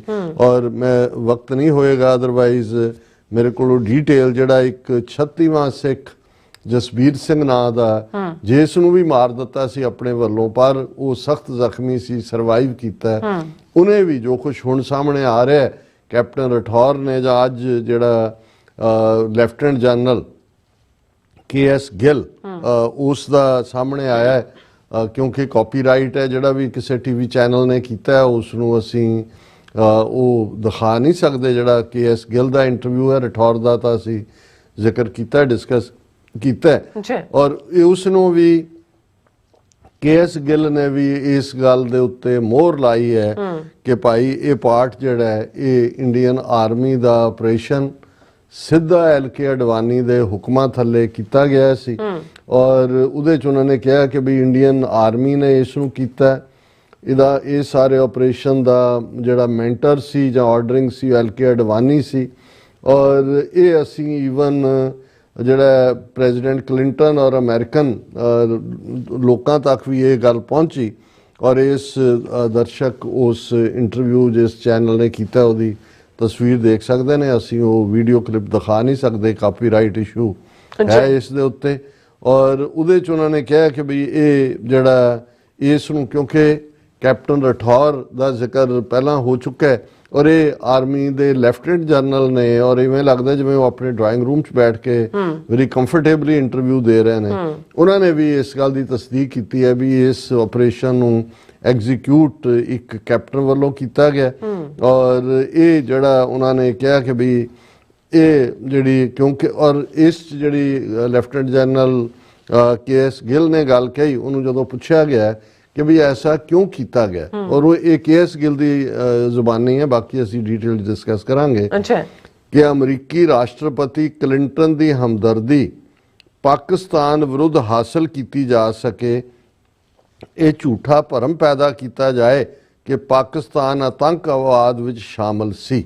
ਇਹ ਐਗਜ਼ੈਕਟ ਉਹਨਾਂ ਦਾ ਜਿਹੜਾ ਉਹਨਾਂ ਨੇ ਕਿਹਾ ਉਸ ਨੂੰ ਹੀ ਅਸੀਂ ਕੋਟ ਕਰ ਰਹੇ ਹਾਂ ਔਰ ਜਿਹੜੇ ਇੰਟਰਸਟਿਡ ਹੋਣ ਸਾਡੇ ਵਿਊਅਰ ਉਹ ਇਸ ਕਲਿੱਪ ਨੂੰ ਕਿਉਂਕਿ ਸੋਸ਼ਲ ਮੀਡੀਆ ਤੇ ਵੀ ਹੈ, ਸਿੱਖਸ ਫਾਰ ਜਸਟਿਸ ਨੇ ਆਪਣੀ ਪ੍ਰੈਸ ਰਿਲੀਜ਼ 'ਚ ਵੀ ਇਸ ਨੂੰ ਦਿੱਤਾ ਹੈ ਔਰ ਅਸੀਂ ਜਿਵੇਂ ਇੱਕ ਪਾਸੇ ਤਾਂ ਜਦੋਂ ਅਸੀਂ ਇਹ ਦੇਖਦੇ ਹਾਂ ਕਿ ਵੀ ਕਿਵੇਂ ਉਹਨਾਂ ਨੇ ਔਰ ਇਹ ਲੈਫਟੀਨੈਂਟ ਜਨਰਲ KS ਗਿੱਲ ਨੇ ਇਹ ਵੀ ਦੱਸਿਆ ਕਿ ਕਿਵੇਂ ਇਹ ਸਾਰੇ ਨੂੰ ਜਿਹੜਾ ਸਰੰਜਾਮ ਦੇਣ ਤੋਂ ਪਹਿਲਾਂ ਤਿਆਰੀ ਕੀਤੀ ਗਈ ਔਰ ਜੋ ਲੈਫਟੀਨੈਂਟ ਜਨਰਲ KS ਗਿੱਲ ਨੇ ਕਿਹਾ ਉਹ ਬਿਲਕੁਲ ਮਿਲਦਾ ਹੈ ਜੋ ਕੈਪਟਨ ਰਠੌਰ ਨੇ ਕਿਹਾ। ਉਹਨਾਂ ਨੇ ਕਿਹਾ ਜੀ ਅਸੀਂ ਆਤੰਕਵਾਦੀ ਬਣ ਕੇ ਹੀ ਮੁਜਾਹਿਦੀਨ ਵਾਂਗ ਹੀ ਪਹਿਲਾਂ ਪਿੰਡ ਦੇ ਲੋਕਾਂ ਦੇ ਨਾਲ ਸੰਪਰਕ ਰੱਖਿਆ, ਅਸੀਂ ਪਿੰਡ 'ਚ ਜਾਂਦੇ ਰਹੇ ਸਾਰੀ ਵੀ ਕਦੋਂ ਨੇ ਬੰਦੇ ਕਦੋਂ ਖੇਤਾਂ 'ਚ ਜਾਂਦੇ, ਕਿਉਂਕਿ ਜਿਹੜੇ ਕਸ਼ਮੀਰਵਾਦੀ ਜਾਂ ਕਸ਼ਮੀਰੀ ਸਿੱਖ ਨੇ ਉਹ ਜਿਹੜੇ ਨੇ ਉਹ ਬੇਸਿਕਲੀ ਉਹਨਾਂ ਦਾ ਕਿੱਤਾ ਵੀ ਖੇਤੀਬਾੜੀ ਹੈ, ਜਿਵੇਂ ਪੰਜਾਬ ਦੇ ਜ਼ਿਮੀਂਦਾਰਾਨਾ ਹੈ। ਉਹ ਇਹ ਵੱਖਰੀ ਕਹਾਣੀ ਹੈ ਕਿ ਵੀ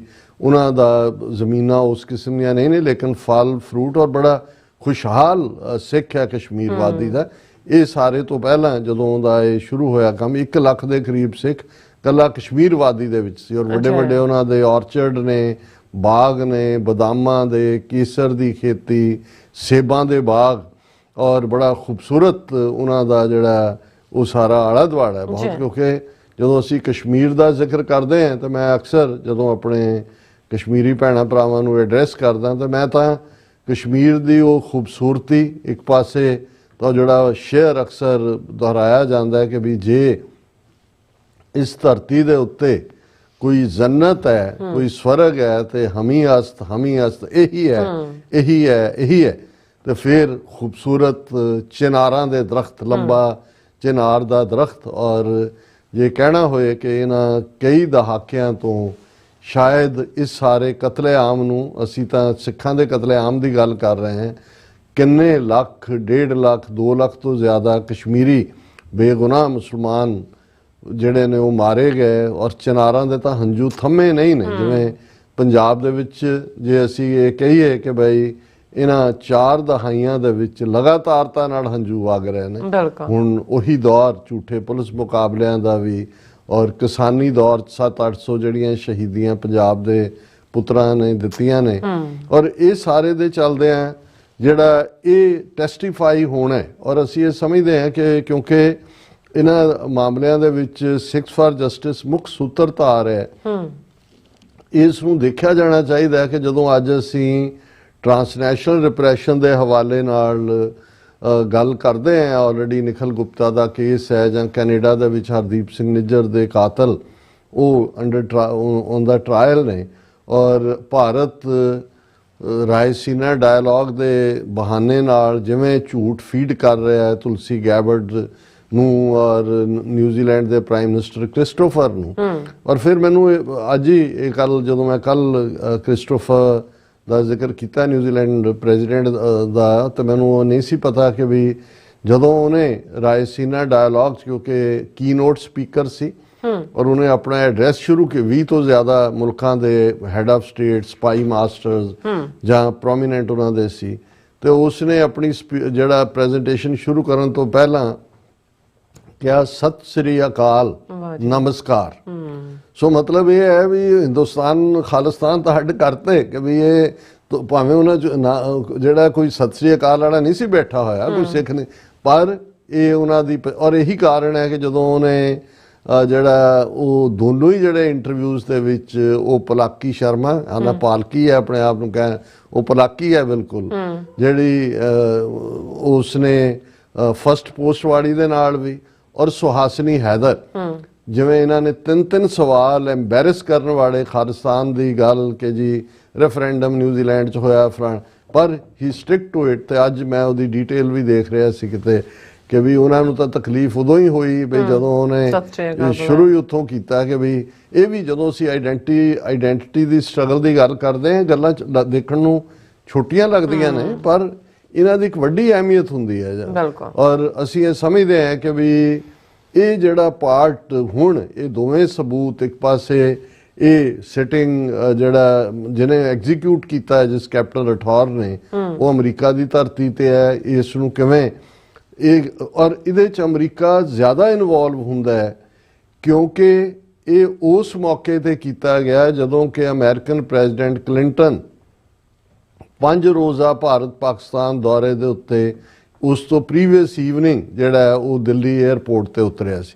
ਸੋ ਅਮਰੀਕਾ ਦੀ ਇਨਵੋਲਵ, ਔਰ ਇਹ ਗੱਲ ਕਲਿੰਟਨ ਨੂੰ ਅਖੀਰ ਤੱਕ ਤਕਲੀਫ ਦਿੰਦੀ ਰਹੀ ਕਿ ਮੇਰੀ ਵਜ੍ਹਾ ਕਰਕੇ ਹੁਣ ਜੇ ਅਮਰੀਕਾ ਦੇ ਪ੍ਰੈਜ਼ੀਡੈਂਟ ਦੀ ਆਮਦ ਨਾ ਹੁੰਦੀ ਤੇ ਇਹ ਨਹੀਂ ਸੀ ਹੋਣਾ। ਔਰ ਜਿਵੇਂ ਅਸੀਂ ਕਿਹਾ ਵੀ ਭਾਵੇਂ ਭਾਰਤੀ ਹਕੂਮਤ ਨੇ ਫੌਰਨ ਇਸ ਨੂੰ ਲਸ਼ਕਰ ਤੋਇਬਾ ਦੇ ਖਾਤੇ 'ਚ ਪਾਇਆ ਔਰ ਇਹ ਸਾਰੇ ਦੇ ਨਾਲ ਜੋੜ ਕੇ ਜਿਹੜੀ ਹੈ ਕਿਸੇ ਤੋਂ ਜ਼ਿੰਮੇਵਾਰੀ ਵੀ ਦਵਾ ਦਿੱਤੀ।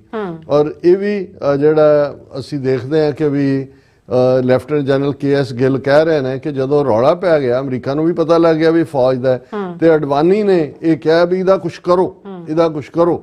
ਤੇ ਅਗਲੇ ਦਿਨ 5 ਕਸ਼ਮੀਰੀ ਨੌਜਵਾਨ ਜਿਹੜੇ ਨੇ ਪੱਥਰੀ ਬਲ ਦੇ ਨੇੜਿਓਂ ਚੁੱਕ ਕੇ ਜਿਹੜੇ ਨੇ ਉਹ ਝੂਠੇ ਪੁਲਿਸ ਮੁਕਾਬਲੇ 'ਚ ਮਾਰਤੇ, ਕਹਿ ਕੇ ਕਿ ਜੀ ਇਹ ਪਾਕਿਸਤਾਨ ਤੋਂ ਆਏ ਲਸ਼ਕਰ ਤੋਇਬਾ ਦੇ ਬੰਦੇ ਸੀ। ਇਹ ਇਨਕਸ਼ਾਫ ਵੀ ਜਿਹੜਾ ਲੈਫਟੀਨੈਂਟ ਜਨਰਲ KS ਗਿੱਲ ਨੇ ਕੀਤਾ। ਹੁਣ ਇਸ ਸਭ ਦੇ ਚਲਦਿਆਂ ਅਮਰੀਕਾ ਦੇ ਵਿੱਚ, ਔਰ ਇਹ ਜਿਹੜੀ ਟਾਈਮਿੰਗ ਚੱਲ ਰਹੀ ਹੈ ਇਸ ਵੇਲੇ ਇਸ ਕੇਸ ਨੂੰ ਵੀ, ਕਿਉਂਕਿ ਨਾ ਤਾਂ ਉਹਨਾਂ 35 ਸਿੱਖਾਂ ਨੂੰ ਇਨਸਾਫ ਮਿਲਿਆ। ਇਨਸਾਫ ਕਿਹਨੇ ਦੇਣਾ ਸੀ? ਮਾਰਨ ਵਾਲਾ ਹੀ ਖੁਦ ਨੇ। ਔਰ ਇਹ ਗੱਲ ਫਾਰੂਕ ਅਬਦੁੱਲਾ ਜਿਹੜਾ ਉਸ ਵੇਲੇ ਚੀਫ ਮਿਨਿਸਟਰ ਸੀ ਜੰਮੂ ਕਸ਼ਮੀਰ ਦਾ, ਉਸ ਨੇ ਕਿਹਾ ਵੀ ਮੈਂ CBI ਇਨਕੁਆਇਰੀ ਮੰਗੀ ਕਿ ਭਾਈ ਇਹ ਬਹੁਤ ਜ਼ਬਰ ਹੋਇਆ ਹੈ, ਇਹਨੂੰ ਜਿਹੜਾ CBI ਉਹਨਾਂ ਨੇ ਕਿਹਾ ਵੀ ਨਹੀਂ ਇਹ ਨਹੀਂ ਹੋਏਗਾ। ਔਰ ਜਿਹੜੇ 5 ਕਸ਼ਮੀਰੀ ਨੌਜਵਾਨ ਮਾਰੇ ਗਏ ਉਹ ਤਾਂ ਸਬੂਤ ਆ ਗਏ ਬਾਅਦ ਦੇ ਵਿੱਚ, ਉਹ ਤਾਂ ਸਾਬਤ ਹੋ ਗਿਆ ਵੀ ਉਹ ਬੇਗੁਨਾਹ ਨੂੰ ਮਾਰਿਆ ਗਿਆ। ਲੇਕਿਨ ਉਹ ਕੇਸ ਵੀ ਚੱਲਦਾ ਚੱਲਦਾ ਸੁਪਰੀਮ ਕੋਰਟ ਤੱਕ, ਫਿਰ ਕਿਉਂਕਿ ਜਿਹੜਾ ਇਹਨਾਂ ਦਾ ਇੱਕ ਐਕਟ ਆਰਮਡ ਫੋਰਸਿਸ ਐਕਟ ਕਿ ਕੀ ਉਸ ਨੂੰ ਕਹਿੰਦੇ ਨੇ, ਜਿਹੜੇ ਸਪੈਸ਼ਲ ਪਾਵਰਸ ਐਕਟ ਦੇ ਥੱਲੇ, ਉੱਥੇ ਤੁਸੀਂ ਕਿਸੇ ਜਿਹੜਾ ਫੌਜ ਦੇ ਖਿਲਾਫ ਟਰਾਇਲ ਕਰ ਹੀ ਨਹੀਂ ਸਕਦੇ। ਸੋ ਉਹ ਵੀ ਗੱਲ ਜਿਹੜੀ ਹੈ ਖੂਹ ਖਾਤੇ ਪਈ। ਸੋ ਉਹਨਾਂ ਨੂੰ, ਔਰ ਅੱਜ ਤੱਕ ਵੀ ਮੈਨੂੰ ਯਾਦ ਹੈ ਕਿ ਵੀ ਜਦੋਂ ਇਹ ਨੈਕਸਟ ਡੇ ਨਿਊਯਾਰਕ ਟਾਈਮਜ਼ ਦੀ ਸਟੋਰੀ ਆਈ, ਦੂਸਰੇ ਆਏ, ਉਹ ਛੋਟੇ ਛੋਟੇ ਯਤੀਮ ਬੱਚੇ, ਬੜੇ ਸੋਹਣੇ ਸਿੱਖਾਂ ਦੇ ਬੱਚੇ, ਕਿਉਂਕਿ ਕਸ਼ਮੀਰ ਵਾਦੀ ਦਾ ਹੁਸਨ ਹੈ ਹੀ ਉਹਨਾਂ ਨੂੰ ਰੱਬ ਨੇ ਦਿੱਤਾ ਹੋਇਆ, ਜਿੱਥੇ ਵਾਦੀ ਖੂਬਸੂਰਤ ਹੈ, ਕਿਵੇਂ ਉਹਨਾਂ ਦੇ ਚਿਹਰੇ ਨੇ ਮਾਸੂਮ। ਜਿਹੜੀਆਂ ਵਿਧਵਾਵਾਂ, ਅਸੀਂ ਵਿਡੋ ਕਾਲੋਨੀ ਦੀ ਗੱਲ ਕਰਦੇ ਹਾਂ, ਉਹ ਕਸ਼ਮੀਰ ਦੇ ਇੱਕ ਪਿੰਡ ਚੋਂ ਤੁਸੀਂ 35 ਬੰਦੇ ਕੰਮ ਮੇਲ ਸਾਰੇ ਇਕੱਠੇ ਘਰਾਂ ਚੋਂ ਖੜਕਾ ਕੇ, ਔਰ ਇਹ ਜਿਵੇਂ ਇਹਨੇ ਲੈਫਟੀਨੈਂਟ ਜਨਰਲ ਨੇ ਵੀ ਕਿਹਾ ਕਿ ਜੀ ਪਹਿਲਾਂ ਇਹ ਸਾਰੇ ਲੋਕਾਂ ਨਾਲ ਫਰੈਂਡਲੀ ਹੋਏ, ਉਹਨਾਂ ਨਾਲ ਕ੍ਰਿਕਟ ਵੀ ਮੈਚ ਜਾ ਕੇ ਖੇਡਾਂ ਵੀ ਖੇਡਦੇ ਸੀ, ਤੇ ਕਈ ਵਾਰੀ ਰਾਤ ਨੂੰ ਉਹਨਾਂ ਨੇ ਪਹਿਲਾਂ ਰਿਆਜ਼ ਵੀ ਕੀਤਾ ਇਹ ਦੱਸਣ ਦੇ ਲਈ ਕਿ ਜੀ ਅਸੀਂ ਜਿਹੜਾ ਇਹਦੀ ਰਿਹਰਸਲ ਕਰ ਰਹੇ ਹਾਂ, ਉਹਨਾਂ ਨੂੰ ਪਿੰਡ ਚੋਂ ਕੱਢ। ਸੋ ਯਾਨੀ ਜਦੋਂ ਮੇਲ ਬੰਦੇ ਚੁੱਪਚਾਪ ਉਹਨਾਂ ਦੇ ਨਾਲ ਘਰਾਂ 'ਚ ਨੌਕ ਕੀਤਾ ਵੀ ਆਓ ਗੁਰਦੁਆਰੇ ਇਕੱਠੇ ਹੋਣਾ ਹੈ, ਸੋ ਉਹਨਾਂ ਨੇ ਰੈਜ਼ਿਸਟ ਇਸ ਲਈ ਵੀ ਨਹੀਂ ਕੀਤਾ ਕਿ ਆਲਰੇਡੀ ਉਹ ਯੂਜ਼ ਟੂ ਸੀ, ਉਹਨਾਂ ਦੇ ਲਈ ਤਾਂ ਉਹ ਫਰੈਂਡ ਸੀ ਕਿ ਵੀ ਇਹ ਆਂਦੇ ਨੇ। ਲੇਕਿਨ ਉਹਨਾਂ ਨੇ ਜਿਹੜਾ ਉਹਨਾਂ ਤੋਂ ਪਹਿਲਾਂ ਰਿਆਜ਼ ਕਰਵਾਇਆ ਗਿਆ ਕਿ ਭਾਈ ਕਿਵੇਂ ਤੁਸੀਂ ਕਰਨਾ, ਔਰ ਜਿਵੇਂ ਉਹਨਾਂ ਨੂੰ ਫਿਰ ਜਿਸ ਅੰਦਾਜ਼ ਦੇ ਵਿੱਚ ਗੁਰਦੁਆਰਿਆਂ ਦੀ ਕੰਧ ਨਾਲ ਖੜਾ ਕਰਕੇ ਜਿਹੜਾ ਉਹ ਫਾਇਰਿੰਗ ਸਕੁਆਡ ਜਿਵੇਂ ਮਾਰਦਾ ਹੈ ਉਵੇਂ ਮਾਰਿਆ ਗਿਆ। ਔਰ ਫਿਰ ਉਹ ਜੈ ਹਿੰਦ ਤੇ ਭਾਰਤ ਮਾਤਾ ਕੀ ਜੈ ਤੇ ਉਹ ਸਾਰਾ ਜਿਹੜਾ ਕਰਕੇ, ਔਰ ਜਿਹੜਾ ਮੈਂ ਕਿਹਾ ਵੀ 36ਵਾਂ ਜਿਹੜਾ ਸਰਵਾਈਵ ਕਰਦਾ ਹੈ ਉਸ ਦੀ ਟੈਸਟੀਮਨੀ ਹੈ ਇਸ ਦੇ ਉੱਤੇ। ਔਰ ਅਸੀਂ ਪਿਛਲੀ ਡਿਸਕਸ਼ਨ 'ਚ ਵੀ ਪ੍ਰੈਜ਼ੀਡੈਂਟ ਕਲਿੰਟਨ ਦਾ ਜ਼ਿਕਰ ਕੀਤਾ ਸੀ ਕਿ ਉਹਨਾਂ ਨੇ ਆਪਣੀ ਸੈਕਟਰੀ ਆਫ ਸਟੇਟ ਮੈਡਲਿਨ ਐਲਬਰਾਈਟ, ਜਿਹੜੀ ਉਸ ਵੇਲੇ ਸੈਕਟਰੀ ਆਫ ਸਟੇਟ ਸੀ, ਉਹਦੀ ਇੱਕ ਟਰਮ ਹੀ ਰਹੀ ਕਲਿੰਟਨ ਦੇ ਨਾਲ, ਕਲਿੰਟਨ ਦੀਆਂ 2 ਟਰਮਸ 8 ਸਾਲ ਕਲਿੰਟਨ ਪ੍ਰੈਜ਼ੀਡੈਂਟ ਰਿਹਾ। ਔਰ ਮੈਡਲਿਨ ਐਲਬਰਾਈਟ ਨੇ ਜਿਹੜੀ ਕਿਤਾਬ ਲਿਖੀ ਜਿਹਦਾ title the mighty and almighty reflections on America God and world affairs, ਇਹ ਫੁੱਲ ਨੇਮ ਹੈ, ਮੈਂ ਇਹਨੂੰ ਸਿਰਫ ਮਾਈਟੀ ਐਂਡ ਅਲਮਾਈਟੀ ਕਹਿੰਦਾ, ਪਰ ਇਹ ਫੁੱਲ ਨੇਮ ਹੈ ਕਿਤਾਬ ਦਾ mighty and almighty reflections on America God and world affairs. ਹੁਣ ਇਹ ਜਿਹੜੀ ਕਿਤਾਬ ਹੈ ਇਹ ਇੱਕ ਬੌਮਸ਼ੈਲ ਵਾਂਗ ਸੀ, ਸਿੱਖ ਨੁਕਤਾ ਨਿਗਾਹ ਤੋਂ ਵੀ, ਕਸ਼ਮੀਰ ਦੇ ਕਤਲੇਆਮ ਦੇ ਨੁਕਤਾ ਨਿਗਾਹ ਤੋਂ ਵੀ, ਸਿੱਖਾਂ ਦੇ, ਕਿਉਂਕਿ ਇਹਦਾ ਫੋਰਵਰਡ ਪ੍ਰੈਜ਼ੀਡੈਂਟ ਕਲਿੰਟਨ ਨੇ ਲਿਖਿਆ ਸੀ। ਔਰ ਹੁਣ ਮੈਂ ਐਗਜ਼ੈਕਟ ਲਫ਼ਜ਼ ਜਿਹੜੇ ਪ੍ਰੈਜ਼ੀਡੈਂਟ ਕਲਿੰਟਨ ਨੇ ਫੋਰਵਰਡ ਦੇ ਵਿੱਚ ਲਿਖੇ ਉਹ ਮੈਂ ਦੁਹਰਾਉਣਾ ਚਾਹੁੰਦਾ। During my visit to India in 2000 some Hindu militants decided to vent their outrage by murdering 38 Sikhs in cold blood. If I had not made the trip, the victims would probably still be alive. If I had not made the trip because I feared what religious extremists might do, I could not have done my job as President of the United States. The nature of America is such that many people define themselves or a part of themselves in relation to it, for or against. This is part of reality in which our leaders must operate. ਉਹਨੇ ਕਿਤੇ ਨਾ ਕਿਤੇ, ਕਿਉਂਕਿ guilt ਉਹਨੂੰ ਵੀ ਖਾ ਰਿਹਾ ਵੀ ਮੇਰੀ ਜਾਣ ਦੀ ਵਜ੍ਹਾ ਕਰਕੇ ਮਾਰੇ ਗਏ, ਪਰ ਇਹਦੀ ਇੰਪੋਰਟੈਂਟ ਹੈ ਕਿ ਜਦੋਂ ਮੈਂ ਜਾਣ ਗਿਆ ਹਿੰਦੂ ਮਿਲੀਟੈਂਟਸ ਨੇ ਜਿਹੜਾ ਉਦੋਂ, ਕਿਉਂਕਿ ਜਿਹੜੀ ਪਹਿਲੀ ਫਿਗਰ ਆਈ ਉਸ ਦੇ ਵਿੱਚ ਕਿਤੇ 40 ਮਾਰੇ ਗਏ ਸੀ, ਫਿਰ 38 ਹੋਇਆ, ਫਿਰ 36 ਆਇਆ, ਪਰ ਕਿਉਂਕਿ 36 ਸਰਵਾਈਵ ਕਰ ਗਿਆ ਇਸ ਲਈ ਜਿਹੜੀ ਕਿਲਿੰਗਸ ਹੋਈਆਂ ਨੇ ਉਹ 35-6 ਦੀਆਂ। ਔਰ ਜਿਹੜੇ 5 ਕਸ਼ਮੀਰੀ ਮਾਰੇ, ਕਈ ਵਾਰੀ ਉਹਨਾਂ ਨੂੰ ਮਿਲਾ ਕੇ ਵੀ 40 ਦੀ ਫਿਗਰ ਦਿੱਤੀ ਜਾਂਦੀ ਹੈ। ਸੋ ਕਲਿੰਟਨ ਨੇ ਇਸ ਗੱਲ ਨੂੰ ਬਿਲਕੁਲ ਕਲੀਅਰ ਕੀਤਾ। ਫਿਰ ਈਵਨ ਜਿਹੜੇ ਕਲਿੰਟਨ ਦਾ ਏਡ ਸੀ ਸਟ੍ਰੌਬ ਟੈਲਬਟ, ਉਹਨੇ ਜਿਹੜੀ ਹੈ ਕਿਤਾਬ ਲਿਖੀ ਸਟੂਅਰਟ ਟੈਲਬਰਟ ਨੇ ਐਂਗੇਜਿੰਗ ਇੰਡੀਆ, ਉਹਦੇ 'ਚ ਵੀ ਉਹਨੇ ਇਹ ਕਿਹਾ ਕਿ from the moment he got, ਇਹ ਕਲਿੰਟਨ ਦੇ ਹਵਾਲੇ ਨਾਲ ਕਹਿ ਰਿਹਾ, from the moment he got off the plane, Clinton spoke about sharing the outrage of the Indian people and expressing the heartbreak he and others felt about the latest authorities, Mr. Talbot said. और उन्हें कहा कि भी जो ही Clinton उतरिया भी वापस आया, वो बिल्कुल उसका दिल टुटिया होया सी कि मेरी वजह करके मेरी विजिट ਨੂੰ ਧਿਆਨ 'ਚ ਰੱਖਦੇ ਇਹਨਾਂ ਨੇ ਇਹ ਕੁਕਰਮ ਕੀਤਾ। ਫਿਰ यूके बेस्ड एक प्रोमिनेंट कॉलमनिस्ट ਜਿਹਦੀ ਨਿਊਯਾਰਕ ਟਾਈਮਸ ਸਟੋਰੀ ਆਈ, ਪੰਕਜ ਮਿਸ਼ਰਾ, ਜਿਹੜਾ ਇਸ ਕਿਲਿੰਗ ਤੋਂ ਅਗਲੇ ਦਿਨ ਉੱਥੇ ਚਿੱਠੀ ਸਿੰਘਪੁਰਾ 'ਚ ਲੈਂਡ ਕਰਦਾ, ਉਹਦੇ 'ਚ ਵੀ ਉਹਨੇ ਇਹੀ ਜਿਹੜਾ ਇਲਜ਼ਾਮ ਲਾਇਆ। ਉਹਨੇ ਇਹ ਵੀ ਕਿਹਾ ਵੀ ਇਹ 5 ਜਿਹੜੇ ਨੇ ਕਸ਼ਮੀਰੀ ਨੌਜਵਾਨ ਇੰਡੀਅਨ ਏਜੰਸੀਆਂ ਨੇ ਮਾਰੇ, ਔਰ ਇਹ ਜਿਹੜਾ ਇਹ ਸਾਰੇ ਨੂੰ ਇਹਨਾਂ ਨੇ ਹੀ ਸਰੰਜਾਮ। ਐਮਨੈਸਟੀ ਇੰਟਰਨੈਸ਼ਨਲ ਉਹਨਾਂ ਨੇ ਵੀ, ਔਰ ਉਹਨਾਂ ਨੇ ਕਿਹਾ ਕਿ Mishra and Indian national is clearly in sympathy with Amnesty International and others who allege that Indian security forces staged both massacres to drive a point home to Clinton. Pankaj Mishra भी, Amnesty International भी, कि दोनों कतलेआम जड़े ने 35 सिखां दा भी, और जड़ा 2 दिन बाद जड़ा उन्होंने जड़े 5 कश्मीरी नौजवान मारे भारत के सिक्योरिटी दस्तियां दा ही काम सी। और असी समझते हैं भी ये हुण वक्त है जिथे ट्रांसनैशनल रिप्रैशन का जिक्र है। नवंबर 84 तो साढ़े इसे तो ही पुठियां छाड़ा मारते हैं जी। सज्जन कुमार नूं दूसरे केस च भी सज़ा हो गई और उम्र कैद हो गई, फांसी नहीं दी। जज ने कहा बहुत बुढ़ा हो गया 80 सालों का।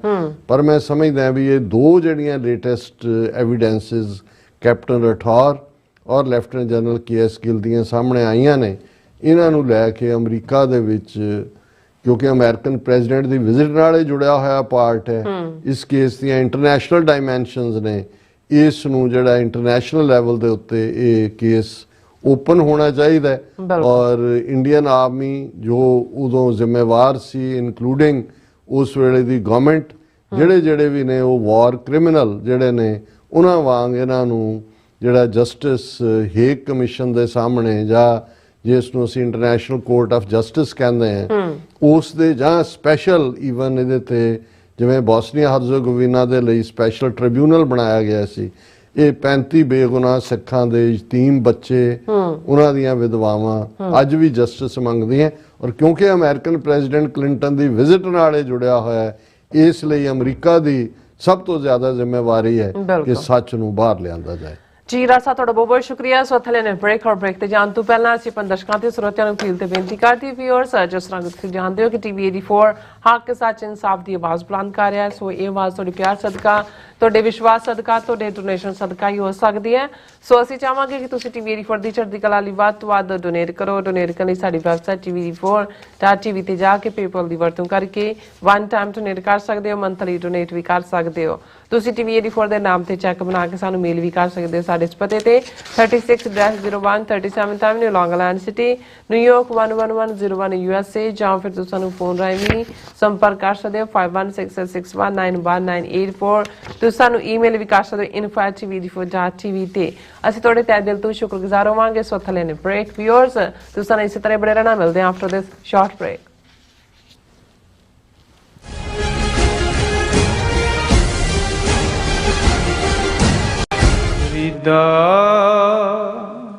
बार पुराए बैसना साई मुझे ना दे। ਵਾਹਿਗੁਰੂ ਜੀ ਕਾ ਖਾਲਸਾ, ਵਾਹਿਗੁਰੂ ਜੀ ਕੀ ਫਤਿਹ। ਅਮਰੀਕਾ ਭਰ ਦੀਆਂ ਸਿੱਖ ਸੰਗਤਾਂ ਨੂੰ ਬੇਨਤੀ ਕੀਤੀ ਜਾਂਦੀ ਹੈ, ਖਾਲਸਾ ਸਾਜਣਾ ਦਿਵਸ ਵਿਸਾਖੀ ਨੂੰ ਸਮਰਪਿਤ 8ਵੀਂ ਨੈਸ਼ਨਲ ਸਿੱਖ ਡੇ ਪਰੇਡ, ਸਿੱਖ ਫਰੀडम ਮਾਰਚ 5 ਅਪ੍ਰੈਲ ਦਿਨ ਸ਼ਨੀਚਰਵਾਰ 2025 ਨੂੰ ਕੈਪੀਟਲ ਹਿੱਲ ਵਾਸ਼ਿੰਗਟਨ DC ਵਿਖੇ ਕੱਢਿਆ ਜਾ ਰਿਹਾ ਹੈ। ਆਰੰਭਤਾ ਹੋਵੇਗੀ ਜਿਹੜੀ ਕਿ ਸਮਾਪਤੀ ਕੈਪੀਟਲ ਹਿੱਲ ਵਿਖੇ ਜਾ ਕੇ ਹੋਵੇਗੀ। ਉਪਰੰਤ ਪੰਥਕ ਬੁਲਾਰੇ ਸੰਗਤਾਂ ਨੂੰ ਆਪਣੇ ਵਿਚਾਰਾਂ ਰਾਹੀਂ ਸੰਬੋਧਨ ਹੋਣਗੇ। ਸਮੁੱਚੀਆਂ ਸੰਗਤਾਂ ਨੂੰ ਬੇਨਤੀ ਕਰਦੇ ਹਾਂ ਕਿ ਨੀਲੀਆਂ ਦਸਤਾਰਾਂ ਕੇਸਰੀ ਦਸਤਾਰਾਂ ਸਜਾ ਕੇ ਭੈਣਾਂ ਦੁਪੱਟੇ ਲੈ ਕੇ ਇਸ ਨਗਰ ਕੀਰਤਨ ਦੇ ਵਿੱਚ ਹੁਮ ਹਮਾ ਕੇ ਪਹੁੰਚੋ ਜੀ ਤੇ ਸਤਿਗੁਰਾਂ ਦੀਆਂ ਖੁਸ਼ੀਆਂ ਪ੍ਰਾਪਤ ਕਰੋ ਜੀ। ਵਾਹਿਗੁਰੂ ਜੀ ਕਾ ਖਾਲਸਾ ਵਾਹਿਗੁਰੂ ਜੀ ਕੀ ਫਤਿਹ। ਵਾਹਿਗੁਰੂ ਜੀ ਕਾ ਖਾਲਸਾ ਵਾਹਿਗੁਰੂ ਜੀ ਕੀ ਫਤਿਹ। ਗੁਰਦੁਆਰਾ ਸਿੱਕਲ ਸੁਸਾਇਟੀ ਸਮੂਹ ਗੁਰਦੁਆਰਾ ਪ੍ਰਬੰਧਕ ਕਮੇਟੀਆਂ ਪੰਥਕ ਜਥੇਬੰਦੀਆਂ ਸਭਾਵਾਂ ਅਤੇ ਸੰਗਤੀ ਰੂਪ ਦੇ ਵਿੱਚ ਜੋ ਹਰ ਸਾਲ ਦੀ ਤਰ੍ਹਾਂ ਮਨਿਆਟਨ ਵਿਖੇ ਸਿੱਖ ਡੇ ਪਰੇਡ ਕੱਢੀ ਜਾਂਦੀ ਹੈ, ਉਹ ਇਸ ਸਾਲ 26 ਅਪ੍ਰੈਲ ਦਿਨ ਸ਼ਨੀਚਰਵਾਰ ਨੂੰ 12:30 ਵਜੇ 37 ਸਟਰੀਟ ਮੈਡੀਸਨ ਤੋਂ ਆਰੰਭ ਹੋਵੇਗੀ।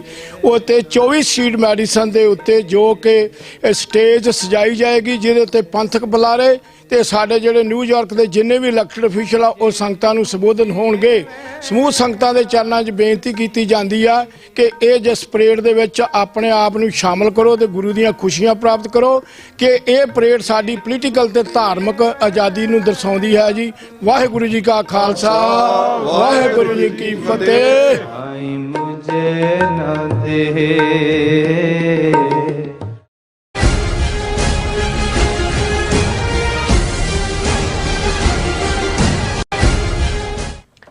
Viewers welcome back again. So viewers ਗੱਲਬਾਤ ਕਰਨ ਜਾ ਰਹੇ ਹਾਂ ਕਿ ਜਿਵੇਂ ਕਿਸਾਨ ਮੋਰਚੇ ਨੂੰ ਪੰਜਾਬ ਪੁਲਿਸ ਨੇ ਜ਼ਬਰ ਅਤੇ ਵਿਸਾਖਾਤ ਨਾਲ ਕੁਚਲਿਆ, ਉਸ ਉੱਪਰ ਪੰਜਾਬ ਦੇ ਹਿੰਦੂ ਵਪਾਰੀਆਂ ਵੱਲੋਂ ਜਿਹੜੇ ਲੱਡੂ ਵੰਡੇ ਜਾ ਰਹੇ ਨੇ ਔਰ ਇਉਂ ਜਾਪਦਾ ਹੈ ਕਿ ਭਾਰਤੀ ਖੁਫੀਆ ਏਜੰਸੀਆਂ ਪੰਜਾਬ ਵਿੱਚ ਪੇਂਡੂ ਸਿੱਖਾਂ ਅਤੇ ਸ਼ਹਿਰੀ ਹਿੰਦੂਆਂ ਵਿਚਾਲੇ ਤਣਾਅ ਪੈਦਾ ਕਰਨਾ ਚਾਹੁੰਦੀਆਂ ਨੇ ਔਰ ਦਲਿਤਾਂ ਅਤੇ ਜ਼ਿਮੀਂਦਾਰਾਂ ਵਿਚਾਲੇ ਪਹਿਲਾਂ ਹੀ ਫੋਲਟ ਲਾਈਨ ਖੜੀ ਕੀਤੀ ਜਾ ਚੁੱਕੀ ਹੈ ਔਰ ਸਿੱਖਾਂ ਨੂੰ ਪੰਜਾਬ ਵਿੱਚ ਮੁਕੰਮਲ ਤੌਰ ਤੇ ਤਬਾਹ ਕਰਨ ਲਈ ਬੀਜੇਪੀ ਅਤੇ ਆਮ ਆਦਮੀ ਪਾਰਟੀ ਇੱਕ ਸਫੇ ਤੇ ਨੇ। ਸੋ ਇਸ ਬਾਰੇ ਆਪਾਂ ਗੱਲਬਾਤ ਕਰਨ ਜਾ ਰਹੇ ਹਾਂ। ਸੋ ਅਸੀਂ ਚਾਹਾਂਗੇ ਕਿ ਤੁਸੀਂ ਇਸੇ ਤਰ੍ਹਾਂ ਬਣੇ ਰਹਿਣਾ, ਦੇਖਣ ਸੁਣਨ ਲਈ ਲਿਖਣ ਲਈ ਤੁਹਾਡਾ ਸਭ ਦਾ ਬਹੁਤ ਬਹੁਤ ਧੰਨਵਾਦ।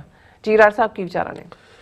ਦੇਖੋ, ਜਦੋਂ ਅਸੀਂ ਲਫ਼ਜ਼ ਵਿਸਾਖਾਤ ਦੀ ਗੱਲ ਕਰਦੇ ਹਾਂ, ਇਹ ਕੋਈ ਸਿੱਖਾਂ ਨਾਲ ਜਾਂ ਕਿਸਾਨਾਂ ਨਾਲ ਹੋਇਆ ਪਹਿਲਾ ਵਾਕਿਆ ਨਹੀਂ ਹੈ, ਪਰ ਅਫਸੋਸ ਇਸ ਗੱਲ ਦਾ ਹੈ ਕਿ ਹਾਲਾਂ ਅੰਗਰੇਜ਼ੀ ਦੀ ਅਸੀਂ ਐਕਸਪ੍ਰੈਸ਼ਨ ਜਿਹੜੀ ਅਮਰੀਕਨਜ਼ ਇਸਤੇਮਾਲ ਕਰਦੇ ਨੇ ਕਿ once you fool me shame on you, twice you fool me shame on me, ਕਿ ਵੀ ਅਸੀਂ ਬਾਰ-ਬਾਰ ਜਿਹੜਾ ਹੈ ਉਹ ਉਹਨਾਂ ਦੇ ਸਾਹਮਣੇ ਜਾ ਕੇ ਅਸੀਂ ਇਹ ਕਹਿੰਦੇ ਹਾਂ ਵੀ ਸਾਡੇ ਨਾਲ ਵਿਸਾਖਾਤ ਕਰੋ, ਅਸੀਂ ਹੋ ਕੇ ਫਿਰ ਕਹਿੰਦੇ ਉਹ ਸਾਡੇ ਨਾਲ ਵਿਸਾਖਾਤ ਹੋ ਰਿਹਾ।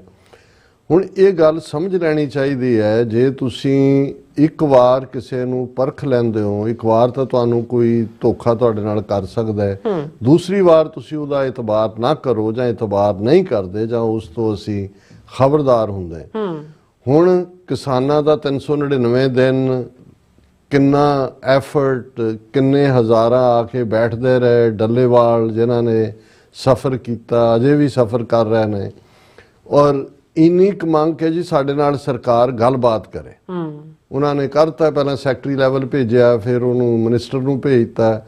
ਹੁਣ ਵੀ ਜਿੱਦਣ ਕੱਲ੍ਹ ਉਹਨਾਂ ਨੇ ਜ਼ਬਰ ਕੀਤਾ ਹੈ, ਜਿਹੜਾ 399 ਦਿਨਾਂ ਦੀ ਸਟਰਗਲ ਔਰ ਜਿਹੜੀ ਜਿੱਤ ਦਾ ਨਸ਼ਾ 3 ਖੇਤੀ ਕਾਨੂੰਨ ਵਾਪਸ ਕਰਵਾਉਣ ਦਾ, ਜਿਵੇਂ ਸ਼ਾਨ ਦੇ ਨਾਲ ਪੰਜਾਬ ਦਾ ਕਿਸਾਨ ਦਿੱਲੀ ਤੋਂ ਮੁੜਿਆ ਸੀ, ਕੇਸਰੀ ਝੰਡੇ ਲਹਿਰਾਂਦਾ ਔਰ ਜਿੱਤ ਦੇ ਸ਼ਾਦਿਆਨੇ ਵਜਾਉਂਦਾ, ਅੱਧੇ ਘੰਟੇ ਦੇ ਵਿੱਚ ਉਹਨਾਂ ਨੇ ਤੁਹਾਡੀ ਗਲੋਰੀ ਨੂੰ ਰੋਲ ਕੇ ਰੱਖ ਦਿੱਤਾ ਹੈ। ਬਿਲਕੁਲ 22 ਦੇ ਕਰੀਬ ਕਿਸਾਨ ਲੀਡਰ ਜਿਹੜੇ ਗੱਲਬਾਤ ਕਰਕੇ ਚੰਡੀਗੜ੍ਹ ਤੋਂ ਵਾਪਸ ਮੁੜ ਰਹੇ ਸੀ, ਉਹਨਾਂ ਨੂੰ ਰਾਹ 'ਚ ਹੀ ਚੁੱਕ ਲਿਆ ਔਰ ਬਾਕੀ ਉਹਨਾਂ ਦੇ ਖਨੌਰੀ ਔਰ ਸ਼ੰਭੂ ਔਰ ਉਹਨਾਂ ਦੇ ਬੁਲਡੋਜ਼ ਲਾ ਕੇ ਸਾਰੇ ਲੈਵਲ ਕਰਤੇ। 5000 ਦੇ ਕਰੀਬ ਜਿਹੜੀ ਯੂਨੀਫਾਰਮਡ ਪੁਲਿਸ ਗੁੰਡਿਆਂ ਦੀ ਧਾੜ ਹੈ, ਉਹਨੇ ਥਾਂ ਥਾਂ ਸਿੱਖ ਕਿਸਾਨ ਬਜ਼ੁਰਗ, ਕਿਸੇ ਦੀ ਪੱਗ ਲੱਥੀ ਹੈ, ਕਿਸੇ ਤੇ ਲਾਠੀਆਂ ਚੁੱਕ ਕੇ ਜਿਹੜਾ ਉਹਨਾਂ ਨੂੰ ਕਰਕੇ ਔਰ ਹੁਣ ਉਹਨਾਂ ਦਾ ਉਹ ਇੱਕ ਪਿੱਲਾ ਜਿਹਨੇ ਨਾਂ ਤਾਂ ਨਾਨਕ ਸਿੰਘ ਮਾਪਿਓ ਨੇ ਰੱਖਿਆ ਸੀ, ਪਰ ਇਹ ਨਹੀਂ ਸੀ ਪਤਾ ਕਿ ਬਈ ਇਹ ਜਸਪਤ ਰਾਏ ਲਖਪਤ ਰਾਏ ਦੀ ਰੂਹ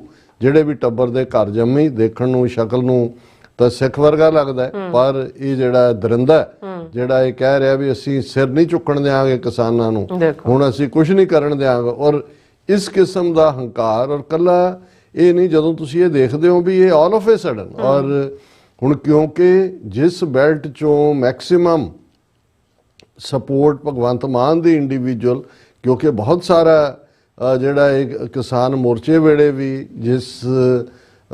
ਜਿਹੜੀ ਸਭ ਤੋਂ ਜ਼ਿਆਦਾ ਕੰਟਰੀਬਿਊਸ਼ਨ ਸੀ ਉਹ ਤਾਂ ਮਾਲਵੇ ਦੀ ਸੀ ਵੈਸੇ ਵੀ ਪੰਜਾਬ ਦੀ ਪੋਪੂਲੇਸ਼ਨ ਦੇ ਲਿਹਾਜ਼ ਨਾਲ ਜੇ ਦੇਖਣਾ ਹੋਏ ਤਾਂ ਇਸ ਵੇਲੇ 117 ਟੋਟਲ ਪੰਜਾਬ ਅਸੈਂਬਲੀ ਦੀਆਂ ਸੀਟਾਂ ਚੋਂ 69 ਜਾਂ 70 ਮਾਲਵੇ ਦੀਆਂ ਨੇ। ਦੁਆਬੇ 'ਚ ਤਾਂ ਵੈਸੇ ਹੀ ਛੋਟਾ ਵੀ ਹੈ ਔਰ ਸਿੱਖਾਂ ਦੀ ਆਬਾਦੀ ਘੱਟ ਹੈ, ਜ਼ਿਮੀਂਦਾਰ ਵੀ ਘੱਟ ਨੇ। ਦਲਿਤ ਪਾਪੂਲੇਸ਼ਨ ਦੁਆਬੇ ਦੇ ਵਿੱਚ 44-45% ਹੈ ਤੇ ਮਾਝੇ ਚੋਂ ਇਹ ਸਰਵਣ ਸਿੰਘ ਪੰਧੇਰ ਔਰ ਦੂਸਰੇ ਇਹ 34 ਜਥੇਬੰਦੀਆਂ ਦਾ ਹਿੱਸਾ ਤਾਂ ਰਹੇ ਬਾਈ ਐਂਡ ਲਾਰਜ, ਪਰ ਬਹੁਤ ਵੱਡੀ ਕੰਟਰੀਬਿਊਸ਼ਨ ਜਿਹੜੀ ਹੈ ਕਿਸਾਨ ਮੂਵਮੈਂਟ ਦੇ ਵੇਲੇ ਜਿਹੜੀ 3 ਖੇਤੀ ਕਾਨੂੰਨ ਵਾਪਸ ਲੈਣ ਲੱਗੇ ਉਹ ਮਾਲਵੇ ਦੀ ਕਿਸਾਨੀ ਦੀ ਰਹੀ ਹੈ, ਜਿਹੜਾ ਫੈਕਟ ਹੈ ਜੀ। ਔਰ ਇਸ ਨੂੰ ਭਗਵੰਤ ਮਾਨ ਨੂੰ ਵੀ ਪਾਵਰ 'ਚ ਲਿਆਉਣ 'ਚ, ਕਿਉਂਕਿ ਸਾਰੇ ਰਾਜੇਵਾਲ ਔਰ ਉਗਰਾਹਾਂ ਤੇ ਦੂਜੇ ਤੀਜੇ ਇਹ ਆਪੋ ਆਪਣੀ ਖੇਡ ਰਹੇ ਸੀ।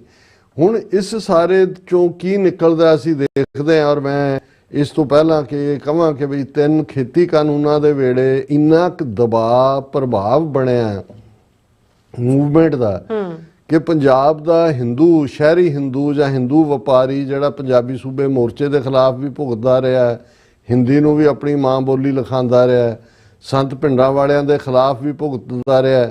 ਜੂਨ 84 ਦੇ ਹਮਲੇ ਵੇਲੇ ਵੀ ਅੰਮ੍ਰਿਤਸਰ ਤੋਂ ਲੈ ਕੇ ਉਹਨਾਂ ਨੇ ਖੁਸ਼ੀਆਂ ਮਨਾਈਆਂ, ਲੱਡੂ ਵੰਡੇ ਕਿ ਜੀ ਬਹੁਤ ਵਧੀਆ ਹੋਇਆ। ਲੇਕਿਨ ਕਿਸਾਨ ਮੂਵਮੈਂਟ ਦੇ ਵੇਲੇ ਉਦੋਂ ਵੀ ਔਰ ਹੁਣ ਦੇ ਪੀਰੀਅਡ 'ਚ ਵੀ ਹੁਣ ਵੀ ਸਾਇਲੈਂਸ ਸੀ।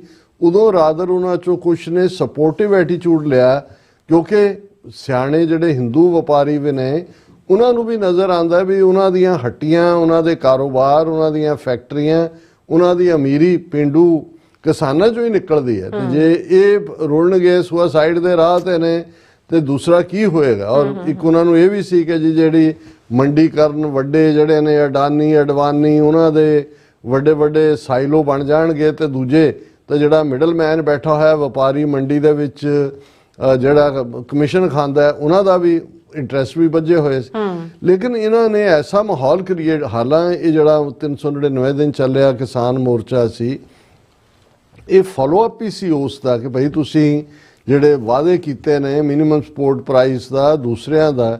ਲੇਕਿਨ ਇਸ ਸਾਰੇ ਪੀਰੀਅਡ ਦੇ ਵਿੱਚ ਇੱਕ ਫੈਕਟਰ ਜਿਹਦਾ ਮੈਂ ਪਿਛਲੇ 2 ਦਿਨ ਤੋਂ ਕਿਤੇ ਵੀ ਡਿਸਕਸ਼ਨ ਨਹੀਂ ਦੇਖ ਰਿਹਾ, ਇੱਕ ਯੰਗ ਨੌਜਵਾਨ ਨੇ ਮੈਨੂੰ ਆਪਣਾ ਇਸ ਦੇ ਉੱਤੇ ਕਮੈਂਟ ਭੇਜਿਆ ਤੇ ਮੈਂ ਵੀ ਕੋਈ ਇਸ ਬਾਰੇ ਨਹੀਂ ਸੀ ਸੋਚਿਆ।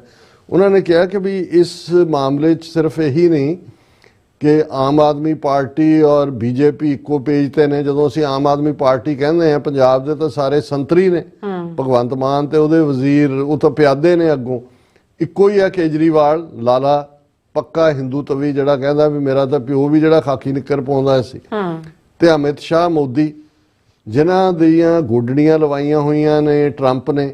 ਹੁਣ ਵੀ ਟਰੰਪ ਨੇ ਇੱਕ ਇੰਟਰਵਿਊ ਦੇ ਵਿੱਚ ਕਿਹਾ ਕਿ ਵੀ ਜੀ ਇੰਡੀਆ ਲੋ ਕਰੇਗਾ ਟੈਰਿਫ ਬਹੁਤ ਸਾਰਿਆਂ 'ਚ, ਤੇ ਜੇ ਨਹੀਂ ਕਰਦਾ ਅਸੀਂ ਅਪ੍ਰੈਲ 2 ਨੂੰ ਜਿਹੜਾ ਹੈ ਉਹ ਜਿੰਨੀ ਉਹ ਲਾਉਣਗੇ ਉਨੀ ਲਾ ਦੇਵਾਂਗੇ। ਹੁਣ ਇਸ ਸਾਰੇ ਦੇ ਵਿੱਚ ਜਿਹੜਾ ਯੰਗ ਮੈਨ ਨੇ ਪੁਆਇੰਟ ਆਊਟ ਕੀਤਾ, ਅਮਰੀਕਾ ਦਾ ਦਬਾਅ ਹੈ ਕਿ ਵੀ ਜਿਹੜੇ ਅਮਰੀਕਾ ਦੇ ਐਗਰੀਕਲਚਰ ਪ੍ਰੋਡਕਟ ਨੇ ਜਿਨ੍ਹਾਂ ਦੇ ਵਿੱਚ ਜ਼ਾਹਰ ਹੈ ਗ੍ਰੇਨ, ਰਾਈਸ, ਦੂਜੇ ਰਾਈਸ ਤਾਂ ਚਲੋ ਭਾਰਤ ਦੇ ਕੋਲ ਜ਼ਿਆਦਾ ਹੈ, ਮਿਲਕ ਪ੍ਰੋਡਕਟ, ਉਹਦੇ ਲਈ ਮੰਡੀ ਖੋਲੋ ਸਾਡੇ ਲਈ।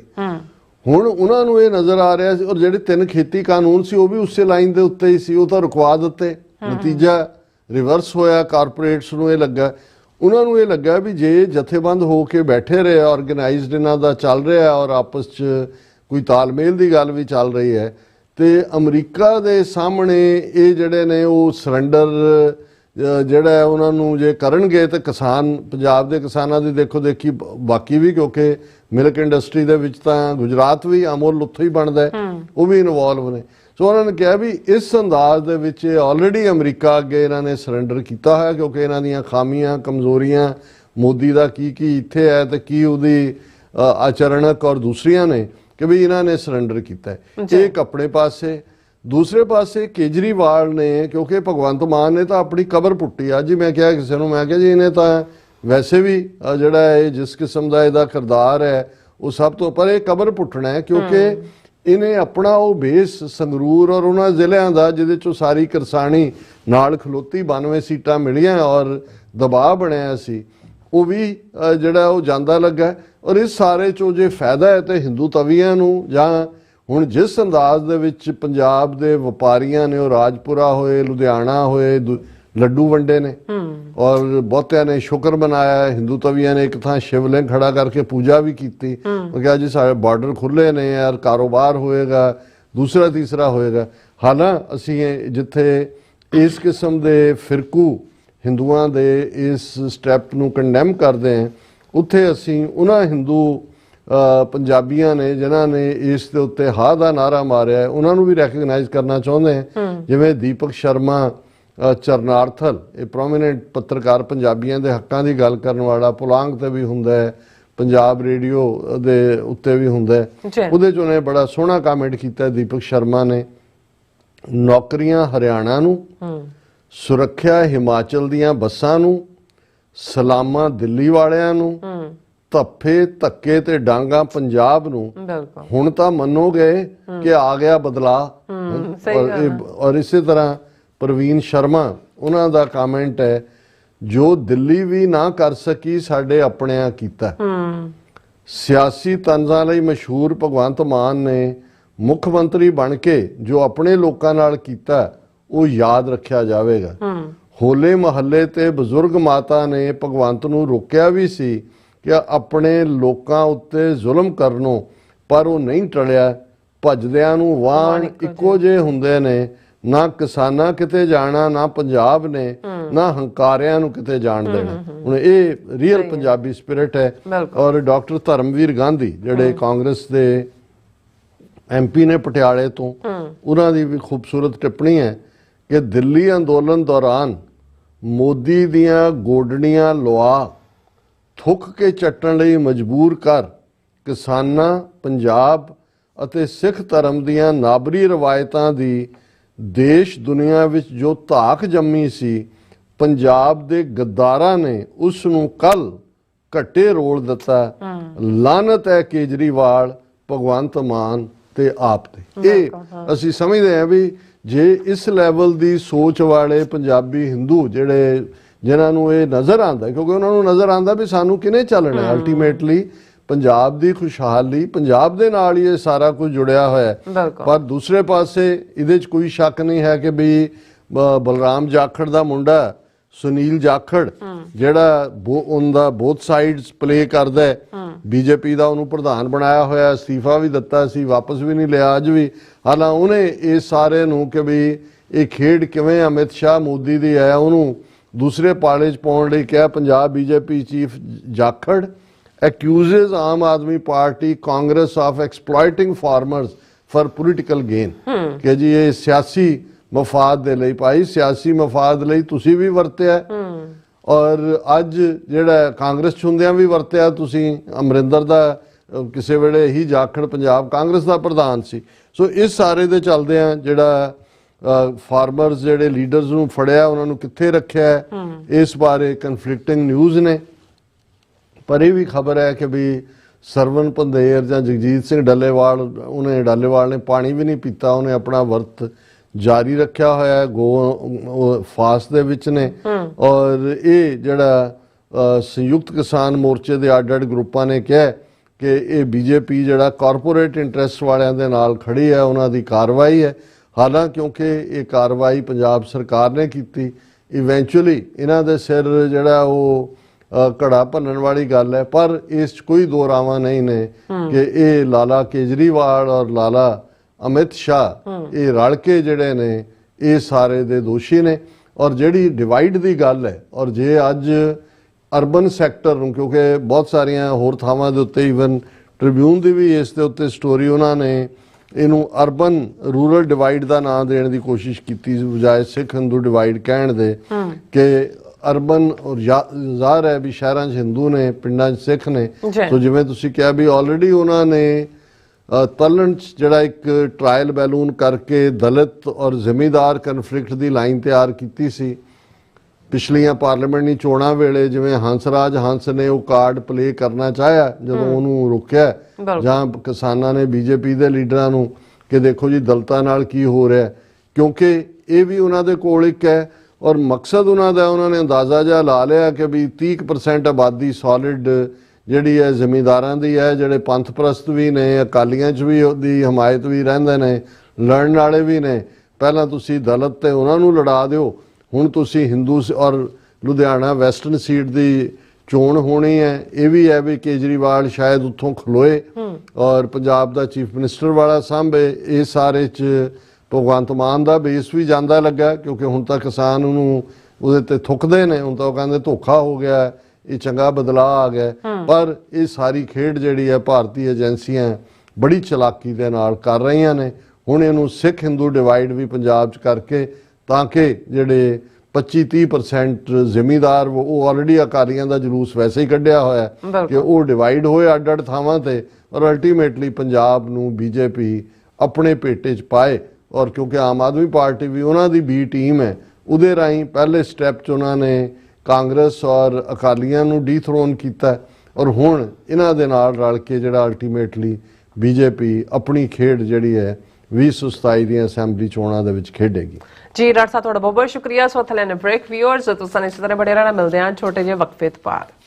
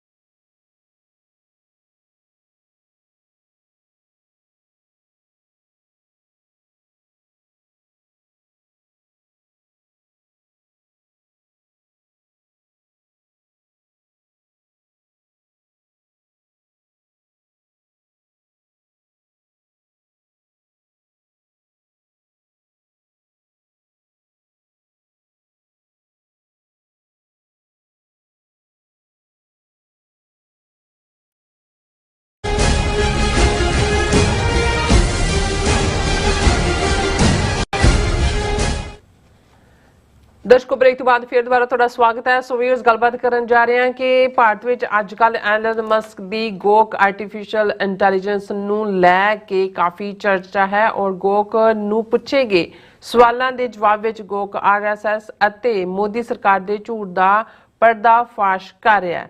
ਸੋ ਕਿੰਨੇ ਹੈਰਾਨੀ ਦੀ ਗੱਲ ਹੈ ਕਿ ਜਿਸ ਮੁਲਕ ਵਿੱਚ ਲੋਕਾਂ ਵੱਲੋਂ ਸੱਚ ਬੋਲਣਾ ਗੈਰ ਕਾਨੂੰਨੀ ਬਣਾ ਦਿੱਤਾ ਗਿਆ ਹੋਵੇ, ਉੱਥੇ ਇੱਕ ਮਸ਼ੀਨ ਸੱਚ ਦੀ ਢੰਡੋਰੀ ਬਣ ਰਹੀ ਹੈ। ਸੋ ਇਸ ਬਾਰੇ ਆਪਾਂ ਗੱਲਬਾਤ ਕਰਨ ਜਾ ਰਹੇ ਹਾਂ। ਸੋ ਅਸੀਂ ਚਾਹਾਂਗੇ ਕਿ ਤੁਸੀਂ ਇਸੇ ਤਰ੍ਹਾਂ ਬਣੇ ਰਹਿਣਾ। ਦੇਖਣ ਸੁਣ ਲਈ ਲਿਖਣ ਲਈ ਤੁਹਾਡਾ ਸਭ ਦਾ ਬਹੁਤ ਬਹੁਤ ਧੰਨਵਾਦ। ਜੀ ਡਾਕਟਰ ਸਾਹਿਬ ਕੀ ਵਿਚਾਰਾਂ ਨੇ?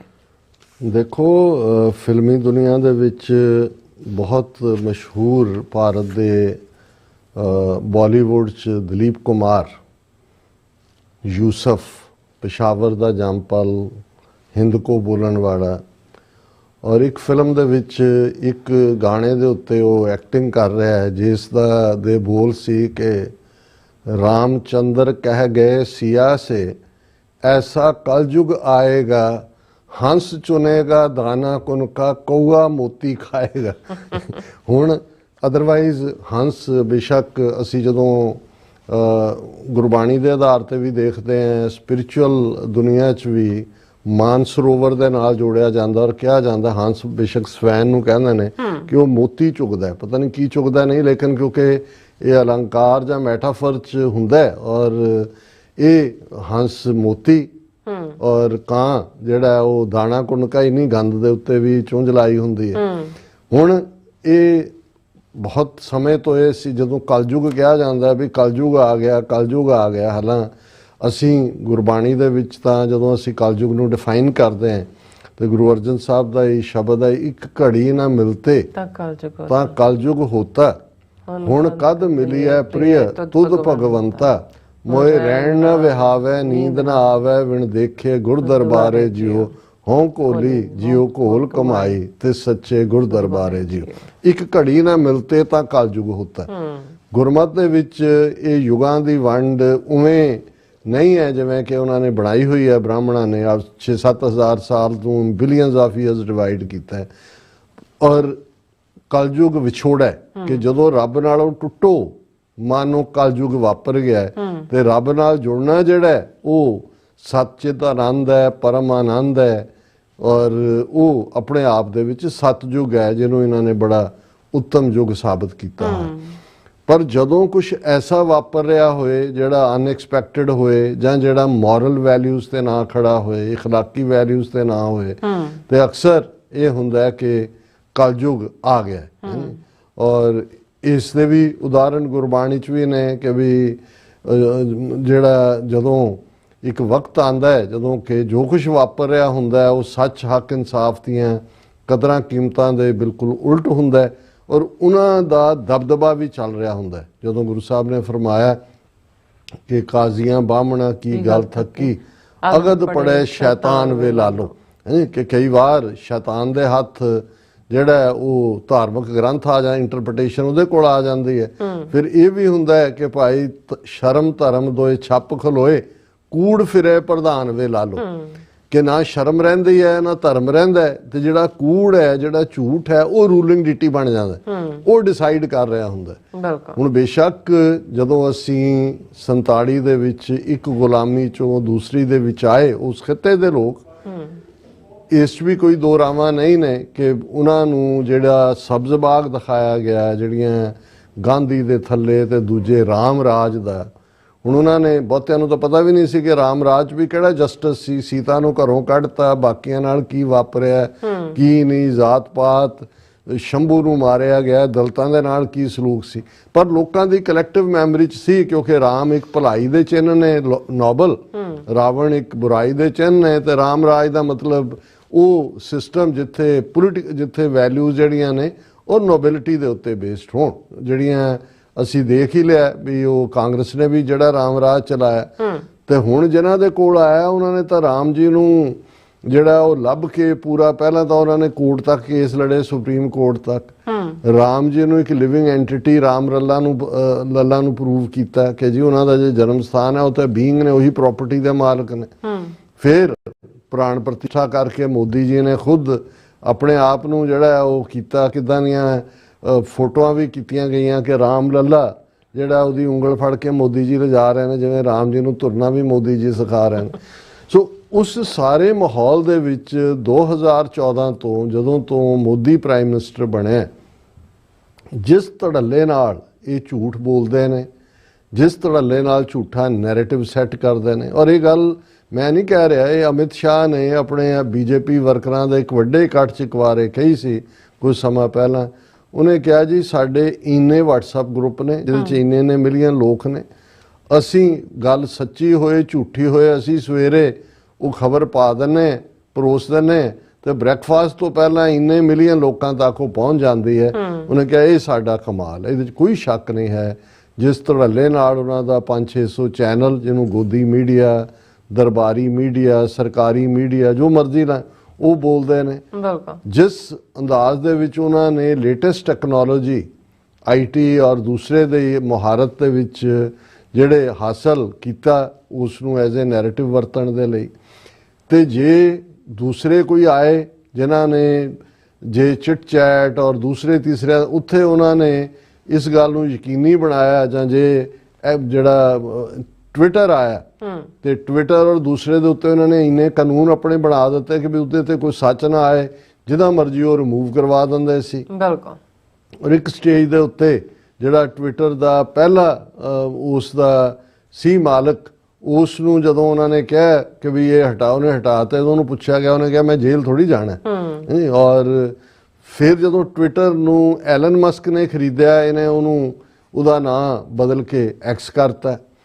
ਹੁਣ ਪੁਰਾਣੇ ਤਾਂ ਜਿੰਨੇ ਨੇ ਇਹਨਾਂ ਨੇ ਕਿਵੇਂ ਟਵਿੱਟਰ ਦੇ ਹੁੰਦਿਆਂ ਆਪਣੀ ਹੇਟ ਕੈਂਪੇਨ ਚਲਾਈ ਦਿੱਲੀ ਰਾਈਟਿੰਗ ਦੇ ਨਾਂ ਥੱਲੇ ਮੁਸਲਮਾਨਾਂ ਦੇ ਖਿਲਾਫ, ਉਹਨੂੰ ਪੂਰਾ ਇਹਨਾਂ ਨੇ ਟੂ ਦਾ ਹਿਲਟ ਇਸਤੇਮਾਲ। ਕਿਸਾਨ ਮੂਵਮੈਂਟ ਜਦੋਂ ਕਿਸਾਨ ਮੋਰਚਾ ਚੱਲ ਰਿਹਾ ਸੀ, ਕਿਵੇਂ ਉਹਨਾਂ ਦੇ ਟਵੀਟ ਹਟਵਾਏ ਗਏ, ਕਿਵੇਂ ਉਹਨਾਂ ਦਾ ਜਿਹੜਾ ਅਕਾਊਂਟ ਸੀ ਉਸ ਨੂੰ ਬਲੌਕ ਕੀਤਾ ਗਿਆ। ਔਰ ਅਸੀਂ ਖੁਦ ਵਿਕਟਮ ਹੈ ਫੇਸਬੁੱਕ ਔਰ YouTube ਔਰ ਦੂਸਰਿਆਂ ਸਾਰਿਆਂ ਦੇ, ਕਿਉਂਕਿ ਫੇਸਬੁੱਕ ਤੋਂ ਬਾਅਦ ਫਿਰ ਇੰਸਟਾਗ੍ਰਾਮ, ਉਹ ਸਾਰਾ ਮਾਰਕ ਜ਼ਕਰਬਰਗ ਜਿਹਨੂੰ ਮੋਦੀ ਆ ਕੇ ਸਪੈਸ਼ਲੀ ਮਿਲਿਆ, ਔਰ ਇਹ ਸਾਰੇ ਵਪਾਰੀ ਕਿਸਮ ਦੇ ਇਹਨਾਂ ਨੇ ਗਿਵਨ ਕਰਤੇ। ਹੁਣ ਜਿਹੜੀ ਗੱਲ ਅਸੀਂ ਗਰੋਕ ਦੇ ਹਵਾਲੇ ਨਾਲ ਕਰਨ ਲੱਗੇ ਹਾਂ ਆਰਟੀਫਿਸ਼ੀਅਲ ਇੰਟੈਲੀਜੈਂਸ, ਅੱਜ ਆਲਮੋਸਟ ਸਾਰੇ ਜਿਹੜੇ ਥੋੜੇ ਇੰਡੀਪੈਂਡੈਂਟ ਮਾਈਂਡਡ ਯੂਟਿਊਬਰ ਨੇ ਇਹਨੂੰ ਹੀ ਡਿਸਕਸ ਕਰ ਰਹੇ ਨੇ, ਤੇ ਮੈਨੂੰ ਵੀ ਲੱਗਾ ਕਿ ਵੀ ਮੈਂ ਰਾਮਚੰਦਰ ਕਹਿ ਗਏ ਸਿया से ऐसा कलयुग आएगा कि भी हंस चुनेगा जाना कुरका कौआ मोती खाएगा। मैं कहा ਹੁਣ ਅਸੀਂ ਵੀ ਦੱਸ ਦਈਏ ਕਿ ਵੀ ਇਹ ਜਦੋਂ ਗਰੋਕ ਨੇ ਮੋਤੀ ਤੇ ਜਿਹੜਾ ਦਾਣਾ ਹੈ ਉਹਦੇ 'ਚ ਫਰਕ ਕਰਨਾ ਸ਼ੁਰੂ ਕਰਤਾ। ਠੀਕ, ਮੋਤੀ ਨੂੰ ਮੋਤੀ ਕਹਿਣਾ ਤਾਂ ਭਾਰਤ ਭਰ ਦੇ ਵਿੱਚ ਵਕਤ ਪੈ ਗਿਆ। ਹੁਣ ਫਰਕ ਕੀ ਹੈ, ਕਿਉਂਕਿ ਇਸ ਤੋਂ ਪਹਿਲਾਂ ਵੀ ਜਿਹੜੀਆਂ ਇਹਨਾਂ ਦੇ ਆਰਟੀਫਿਸ਼ੀਅਲ ਇੰਟੈਲੀਜੈਂਸ ਰਾਹੀਂ ਕ੍ਰੀਏਟਡ ਜਿਹੜੇ ਸੋਰਸ ਨੇ ਜਿਨ੍ਹਾਂ ਰਾਹੀਂ ਤੁਸੀਂ ਸਵਾਲ ਪੁੱਛਦੇ ਹੋ, ਸਵਾਲ ਦੇ ਜਵਾਬ ਦਿੱਤੇ ਜਾਂਦੇ ਨੇ, ਜਿਸੇ ਤਰ੍ਹਾਂ ਗੂਗਲ ਦਾ ਜੈਮਨੀ ਹੈ, ਓਪਨ ਆਰਟੀਫਿਸ਼ੀਅਲ ਇੰਟੈਲੀਜੈਂਸ ਦਾ ਚੈਟ GPT ਹੈ। ਔਰ ਇਸੇ ਤਰ੍ਹਾਂ ਇੱਕ ਸਿਰਫ ਡਿਫਰੈਂਸ ਜਿਹੜਾ ਹੁਣ ਇਹਨੇ ਗਰੋਕ ਜਿਹੜਾ ਬਣਾਇਆ ਇਸ ਨੇ ਐਲਨ ਮਸਕ ਨੇ, ਔਰ ਅਸੀਂ ਇੱਕ ਸੈਗਮੈਂਟ ਕੁਛ ਅਰਸਾ ਪਹਿਲਾਂ ਕੀਤਾ ਸੀ ਜਿਹਦੀ ਚਰਚਾ ਵੀ ਹੋਈ, ਉੱਥੇ ਵੀ ਖਬਰਾਂ ਲੱਗੀਆਂ ਕਿ ਗਰੋਕ ਨੂੰ ਜਦੋਂ ਪੁੱਛਿਆ ਗਿਆ ਸੀ ਕਿ ਦੁਨੀਆ 'ਚ ਜਿਹੜੇ ਐਗਜ਼ਿਸਟਿੰਗ ਮਜ਼ਹਬ ਨੇ, ਧਰਮ ਨੇ, ਉਹਨਾਂ ਦੇ ਵਿੱਚ ਉਹ ਕਿਹਨੂੰ ਸਰਵਸ਼੍ਰੇਸ਼ਟ ਸਮਝਦਾ ਹੈ, ਕਿਉਂ ਸਮਝਦਾ ਹੈ, ਤਾਂ ਉਹਨੇ ਸਿੱਖੀਜ਼ਮ ਨੂੰ ਉਦੋਂ ਪਹਿਲੀ ਵਾਰੀ ਸਾਡੇ ਵੀ ਬਹੁਤ ਸਾਰੇ ਵਿਊਅਰਸ ਨੇ ਔਰ ਪੰਜਾਬੀ ਜਗਤ ਦੇ ਲੋਕਾਂ ਨੇ ਗਰੋਕ, ਕਈਆਂ ਨੇ ਫਿਰ ਜਾ ਕੇ ਖੁਦ ਹੀ ਗਰੋਕ ਨੂੰ ਪੁੱਛਣ ਲੱਗ ਗਏ ਹੋਣੇ ਕਿ ਮੈਂ ਕਿਵੇਂ ਦਿਸਦਾ ਹੈ, ਮੈਂ ਕਿਵੇਂ ਫਲਾਣਾ ਹੈ। ਸੋ ਉਹ ਹੁਣ ਇਸ ਗੱਲ ਦਾ ਧਿਆਨ ਰਹੇ ਵੀ ਜਿਹੜਾ ਗਰੋਕ ਹੈ ਜਾਂ ਜਿਹੜੇ ਪਹਿਲੇ ਵੀ ਆਰਟੀਫਿਸ਼ੀਅਲ ਇੰਟੈਲੀਜੈਂਸ ਦੇ ਮਾਡਲ ਨੇ, ਇਹ ਬਹੁਤ ਸਾਰੇ ਪਹਿਲੇ ਮਾਡਲ ਉਹ ਨੇ ਜਿਨ੍ਹਾਂ ਨੂੰ ਫੀਡ ਕੀਤਾ ਹੋਇਆ ਬਹੁਤ ਸਾਰਾ ਸਟੱਫ, ਉਹਨੇ ਖੁਦ ਡਿਸਰਨ ਕਰਨਾ।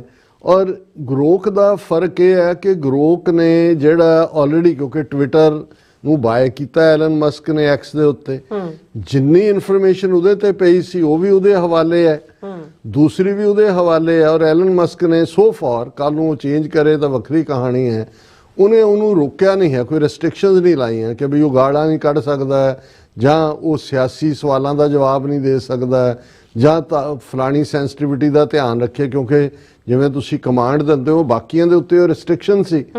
ਹੁਣ ਉਹਨੇ ਗਰੋਕ ਨੇ ਸੱਚ ਬੋਲਣਾ ਸ਼ੁਰੂ ਕਰਤਾ। ਹੁਣ ਪਿਛਲੇ 24 ਘੰਟਿਆਂ 'ਚ ਜਿਹੜੇ ਸਵਾਲ ਗਰੋਕ ਨੂੰ ਪੁੱਛੇ ਗਏ ਕਿ ਵੀ 10 ਗੋਦੀ ਮੀਡੀਆ ਦਾ ਕੀ ਮਤਲਬ ਹੈ, ਕਿਹੜੇ ਕਿਹੜੇ, ਉਹਨੇ ਸਾਰੇ ਗਿਣਾਤੇ। ਉਹਨੇ ਕਿਹਾ ਵੀ ਆਹ ਨੇ, ਉਹਨੇ ਕਿਹਾ ਵੀ ਇਹ ਦੱਸ ਵੀ ਭਾਰਤ 'ਚ ਸਭ ਤੋਂ ਜ਼ਿਆਦਾ ਝੂਠ ਕੌਣ ਬੋਲਦਾ ਹੈ, ਉਹਨੇ ਕਿਹਾ ਮੋਦੀ। ਸਬੂਤ ਦੱਸਦੇ ਉਹਨੇ। ਉਹਨੂੰ ਫਿਰ ਫੋਲੋ ਅਪ ਸਵਾਲ ਜਦੋਂ ਕੋਈ ਪੁੱਛਿਆ ਜਾਂਦਾ ਗਰੋਕ ਐਨ ਕੜਕ ਕਰਕੇ ਨਾਲ ਫਿਰ ਹਾ ਵੀ ਕਰ ਦਿੰਦਾ ਉਹ, ਜਦੋਂ ਉਹਨੂੰ ਪੁੱਛਿਆ ਜਾਂਦਾ ਕਿ ਵੀ ਉਹਨੂੰ ਪੁੱਛਿਆ ਗਿਆ ਕਿ ਵੀ ਇਹ ਭਾਰਤ ਦੇ ਵਿੱਚ RSS ਬਹੁਤ ਕਹਿੰਦਾ ਹੈ ਕਿ ਵੀ ਅਸੀਂ ਭਾਰਤ ਦੇ ਭਗਤ ਹਾਂ ਜਾਂ ਦੂਜਾ ਹੈ, ਵੀ ਇਹਨਾਂ ਨੇ ਕੀ ਕੰਟਰੀਬਿਊਟ ਕੀਤਾ ਹੈ ਮੁਲਕ ਦੀ ਆਜ਼ਾਦੀ ਲਈ, ਉਹ ਕਹਿੰਦਾ ਕੁਝ ਵੀ ਨਹੀਂ ਕੀਤਾ। ਇਹ ਤਾਂ ਫਿਰ ਉਹਨੇ ਕਿਹਾ ਜੀ ਸਭ ਤੋਂ ਜ਼ਿਆਦਾ ਮਾਫੀ ਕਿਹਨੇ ਮੰਗੀ, ਉਹਨੇ ਕਿਹਾ ਜੀ ਇਹ दामोदर ਵੀਰ दामोदर ਸਾਵਰਕਰ ਨੇ ਇੰਨੀਆਂ ਚਿੱਠੀਆਂ ਲਿਖ ਕੇ ਮਾਫੀ ਮੰਗੀ ਔਰ ਇਹਨਾਂ ਦਾ ਕੋਈ ਯੋਗਦਾਨ ਨਹੀਂ ਹੈ ਆਜ਼ਾਦੀ ਦੇ ਲਈ। ਸੋ ਇਸ ਕਿਸਮ ਦੇ ਸਵਾਲ ਔਰ ਹੋਰ ਬਹੁਤ ਸਾਰਾ ਜਿਹੜਾ ਮੋਦੀ ਦਾ ਔਰ ਦੂਸਰਾ ਤੀਸਰਾ ਝੂਠ ਜਿਹੜਾ ਹੁਣ ਇੰਡੀਅਨ ਗਵਰਨਮੈਂਟ ਨੂੰ ਵਕਤ ਪੈ ਗਿਆ। ਉਹਨਾਂ ਨੇ ਕਿਹਾ ਵੀ ਅਸੀਂ ਤਾਂ ਇੱਥੇ ਸੱਚ ਨੂੰ ਇਲੀਗਲ ਬਣਾਇਆ ਹੋਇਆ ਸੀ, ਜਿਹੜਾ ਕੋਈ ਟਵੀਟ ਕਰ ਦਿੰਦਾ ਸੀ ਉਹ ਲਾ ਬਣਾਤੇ ਕਿ ਵੀ ਜੀ ਤੁਸੀਂ ਨਫ਼ਰਤ ਫੈਲਾ ਰਹੇ ਹੋ ਜਾਂ ਦੂਜਾ, ਤੇ ਇੱਥੇ ਜਿਹੜਾ ਗਰੋਕ ਹੈ ਉਹ ਸਭ ਦੇ ਵੱਟ ਕੱਢੀ ਜਾਂਦਾ ਔਰ ਇਸ ਦੇ ਉੱਤੇ ਚਰਚਾ ਵੀ। ਫਿਰ ਉਹ ਇਕੱਲਾ ਇਹ ਨਹੀਂ ਹੁੰਦਾ ਵੀ ਜਿਹਨੇ ਸਵਾਲ ਜਾਂ ਪੁੱਛਿਆ ਫਿਰ ਜਦੋਂ ਫੋਲੋ ਅਪ ਪੁੱਛਦਾ ਉਹ ਫਿਰ ਹੋਰ ਕੱਢ ਕੇ ਲਿਆਂਦਾ ਉਹਨੂੰ। ਫਿਰ ਉਹ ਪੁੱਛਦੇ ਨੇ ਕਿ ਵੀ ਤੂੰ ਕਿਤੇ ਝੂਠ ਤੇ ਨਹੀਂ ਬੋਲ ਰਿਹਾ, ਕਹਿੰਦਾ ਝੂਠ ਤੂੰ ਬੋਲ ਰਿਹਾ, ਮੈਂ ਤਾਂ ਆਪਣਾ ਸੱਚ ਦੱਸ ਦਿੱਤਾ। ਔਰ ਇੱਥੋਂ ਤੱਕ ਸੱਚ ਉਹਨੂੰ ਪੁੱਛਿਆ ਗਰੋਕ ਨੂੰ ਕਿ ਅਮਰੀਕਾ 'ਚ 10 ਸਭ ਤੋਂ ਖਤਰਨਾਕ ਕਿਹੜੇ 3 ਬੰਦੇ ਨੇ, ਉਹ ਕਹਿੰਦਾ ਟਰੰਪ, एलन मस्क और मिस्टर वैंस वाइस प्रेसिडेंट ਉਹ ਕਹਿੰਦਾ ਵੀ ਇਹ ਨਹੀਂ ਹੈ ਵੀ ਉਹਨੇ ਐਲਨ ਮਸਕ ਦਾ ਲਿਹਾਜ਼ ਕੀਤਾ, ਉਹਨੇ ਕਿਹਾ ਸਭ ਤੋਂ ਖਤਰਨਾਕ ਬੰਦੇ ਇਹ ਨੇ। ਸੋ ਮੈਨੂੰ ਇਹ ਲੱਗਦਾ ਹੈ ਵੀ ਇਹ ਹੁਣ ਮੈਂ ਤਾਂ ਖਬਰ ਲੱਭ ਰਿਹਾ ਕਿ ਗਰੋਕ ਦਾ ਕੋਈ ਮੰਦਿਰ ਨਹੀਂ ਬਣਾਇਆ ਉਹਨਾਂ ਨੇ। ਔਰ ਜਦੋਂ ਕੋਵਿਡ-19 ਚੱਲਿਆ ਉਹਨੂੰ ਦੇਵੀ ਕਹਿ ਕੇ ਕੋਵਿਡ ਦੀ ਤਾਂ ਪੂਜਾ ਹੀ ਸ਼ੁਰੂ ਹੋ ਗਈ। ਤਾਂ ਮੈਂ ਸਮਝਦਾ ਹਾਂ ਵੀ ਇਹ ਬਾਕੀ ਦੇਵੀ ਦੇਵਤਿਆਂ ਤੋਂ ਤਾਂ ਇਹ ਝੂਠ ਬੁਲਾ ਰਹੇ ਨੇ, ਜਾਂ ਉਹ ਤਾਂ ਵਿਚਾਰੇ ਬੋਲਦੇ ਨਹੀਂ ਦੇਵੀ ਦੇਵਤੇ, ਉਹਨਾਂ ਦੇ ਵੀ ਹਾਫਤੇ ਇਹ ਝੂਠ ਬੋਲਦੇ ਨੇ। ਤੇ ਇਹ ਚੰਗਾ ਨਾ ਹੋਏ ਵੀ ਇਸ ਗਰੋਕ ਦੇ ਉੱਤੇ ਸੰਦੂਰ ਸੁੱਟ ਕੇ ਕਿਤੇ ਜਿਹੜਾ ਮੋਮਬੱਤੀਆਂ ਅਗਰਬੱਤੀਆਂ ਜਗਾ ਕੇ ਉਹਦੀ ਪੂਜਾ ਸ਼ੁਰੂ ਕਰੋ। ਵੀ ਸੱਚ ਤਾਂ ਉਹ ਬੋਲ ਰਿਹਾ। ਮੈਂ ਕਿਹਾ ਵੀ ਹਾਲਾਤ ਹੱਦ ਹੋ ਗਈ। ਹੁਣ ਇਹ ਹੋ ਗਿਆ ਵੀ ਸੱਚ ਜਾਣਨ ਲਈ ਅਸੀਂ ਗਰੋਕ ਨੂੰ ਪੁੱਛਾਂਗੇ ਔਰ ਪੰਡਤਾਂ ਦਾ ਵੀ ਕੰਮ ਗਿਆ, ਦੂਜਿਆ ਵੀ ਗਿਆ। ਸੋ ਮੈਂ ਇਹ ਇਸ ਤੋਂ ਪਹਿਲਾਂ ਕਿ ਵੀ ਹੋ ਸਕਦਾ ਕੋਈ ਸਾਡੇ ਵੀ ਸੁਣਦੇ ਹੋਣ, ਉਹਨਾਂ ਨੂੰ ਇਹ ਨਜ਼ਰ ਆ ਜਾਏ ਵੀ ਗਰੋਕ ਦਾ ਕੋਈ ਹੋਰ ਹੀ ਬਣਾ ਦਈਏ ਕੋਈ ਨਾ ਕੋਈ ਪੂਜਾ ਸਥਲ। ਸ਼ਿਵਲਿੰਗ ਲਾ ਕੇ ਪਹਿਲਾਂ ਤਾਂ ਪੂਜਾ ਕਰ ਹੀ ਰਹੇ ਨੇ ਜੀ ਕਿ ਕਿਸਾਨਾਂ ਦੇ ਧਰਨਾ ਖਤਮ ਹੋਇਆ ਔਰ ਜੈ ਸ਼ਿਵ ਸ਼ੰਕਰ। ਪਰ ਇਹ ਇੱਕ ਪਿੱਟੀ ਵੀ ਹੈ ਕਿ ਜਿਸ ਸਿਸਟਮ ਦੇ ਵਿੱਚ ਇਨਸਾਨੀ ਜ਼ਿੰਦਗੀ ਦੀ ਕੋਈ ਕਦਰ ਨਾ ਹੋਏ, ਇਨਸਾਨ ਦਾ ਬੋਲਿਆ, ਦੇਖੋ ਹਿਊਮਨ ਬੀਇੰਗ ਰੱਬ ਦੀ ਬੈਸਟ ਕ੍ਰੀਏਸ਼ਨ ਹੈ। ਔਰ ਕ੍ਰਿਸਚੀਅਨਿਟੀ ਹੋਏ ਜਦੋਂ ਕਹਿੰਦੇ ਨੇ God created man in his own image, ਕਿਉਂਕਿ ਰੱਬ ਵਾਲੇ ਜਿਹੜੇ ਨੇ ਔਰ ਰੱਬ ਵਰਗਾ ਜਦੋਂ ਬੰਦਾ ਬਣ ਜਾਂਦਾ ਹੈ, ਜਿਵੇਂ ਕਬੀਰ ਸਾਹਿਬ ਨੇ ਫਰਮਾਇਆ ਕਿ ਹਰ ਜਨ ਐਸਾ ਚਾਹੀਏ ਜੈਸਾ ਹਰ ਹੀ ਹੋਏ, ਕਿ ਰੱਬ ਵਰਗੇ ਗੁਣਾਂ ਦਾ ਮਾਲਕ। ਔਰ ਅੱਜ ਇੱਕ ਪਾਸੇ ਉਸ ਸਿਸਟਮ ਜਿੱਥੇ 1 ਬਿਲੀਅਨ 400 ਮਿਲੀਅਨ ਲੋਕ ਨੇ, ਝੂਠ ਤੁਸੀਂ ਉਹਨਾਂ ਨੂੰ ਫੀਡ ਕਰ ਰਹੇ ਹੋ, ਝੂਠੇ ਦਾਅਵੇ ਕਰ ਰਹੇ ਹੋ, ਸੱਚ ਬੋਲਣ ਵਾਲਿਆਂ ਨੂੰ ਅੰਦਰ ਡੱਕ ਰਹੇ ਹੋ, ਹੱਕਾਂ ਦੀ ਗੱਲ ਕਰਨ ਵਾਲਿਆਂ ਨੂੰ ਤੁਸੀਂ ਜਿਹੜਾ ਰੋਲ ਰਹੇ ਹੋ। ਔਰ ਇਸ ਸਾਰੇ ਦੇ ਚੱਲਦੇ ਆ ਇੱਕ ਬੰਦੇ ਦੀ ਬਣਾਈ ਮਸ਼ੀਨ ਜਿਹੜੀ ਹੈ ਉਹ ਐਲਨ ਮਸਕ ਦੁਨੀਆ ਨੂੰ ਘੁਮਾ ਰਿਹਾ। ਉਹਦੀ ਗਰੋਕ ਜਿਹੜੀ ਹੈ ਉਹ ਦੱਸ ਰਹੀ ਹੈ ਕਿ ਮੋਦੀ ਬਹੁਤ ਝੂਠਾ ਹੈ, ਅਮਿਤ ਸ਼ਾਹ ਬਹੁਤ ਝੂਠਾ ਹੈ, ਇਹਨਾਂ ਨੇ ਬਹੁਤ ਜਿਹੜੇ ਨੇ ਵਾਅਦੇ ਕਰਕੇ ਮੁੱਕਰੇ ਨੇ ਔਰ ਅਜੇ ਪਤਾ ਨਹੀਂ ਹੋਰ ਇਹਨੇ ਕੀ ਕੀ ਭੇਦ ਦੱਸਣਾ ਹੈ। ਜੇ ਇਹਨਾਂ ਦੀ ਕਿਤੇ ਹੋਰ ਨਿੱਜੀ ਜ਼ਿੰਦਗੀ ਬਾਰੇ ਪੁੱਛ ਲਿਆ ਤੇ ਫਿਰ ਭੇਦ ਸਾਹਮਣੇ ਆਏ ਜਿਹੜੇ ਸੁਬਰਾਮਨੀਅਮ ਸਵਾਮੀ ਜਾਂ ਦੂਜੇ ਕਹਿੰਦੇ ਨੇ ਵੀ ਜੇ ਮੈਂ ਮੋਦੀ ਦਾ ਸੱਚ ਦੱਸਤਾ ਵੀ ਇਹਦੀਆਂ ਕਰਤੂਤਾਂ ਕੀ ਨੇ ਤੇ ਬੀਜੇਪੀ ਦੀ ਸਰਕਾਰ ਡਿੱਗ ਪਏਗੀ। ਸੋ ਹੁਣ ਗਰੋਕ ਮਹਾਰਾਜ ਜੀ ਤੋਂ ਪੁੱਛਦੇ ਆ ਤੇ ਇੱਕ ਨਾਰਾ ਵੀ ਲਾ ਦਈਏ ਕਿ ਗਰੋਕ ਮਹਾਰਾਜ ਕੀ ਜੈ। ਜੀ ਡਾਕਟਰ ਸਾਹਿਬ ਤੁਹਾਡਾ ਬਹੁਤ ਬਹੁਤ ਸ਼ੁਕਰੀਆ। ਸੋ ਇੱਥੇ ਲੈਣੇ ਬ੍ਰੇਕ। ਵਿਊਅਰਸ ਤੁਸੀਂ ਸੰਸਤਰੇ ਬਣੇ ਰਹਿ, ਮਿਲਦੇ ਆ ਛੋਟੇ ਜਿਹੇ ਵਕਫੇ ਤੋਂ ਬਾਅਦ।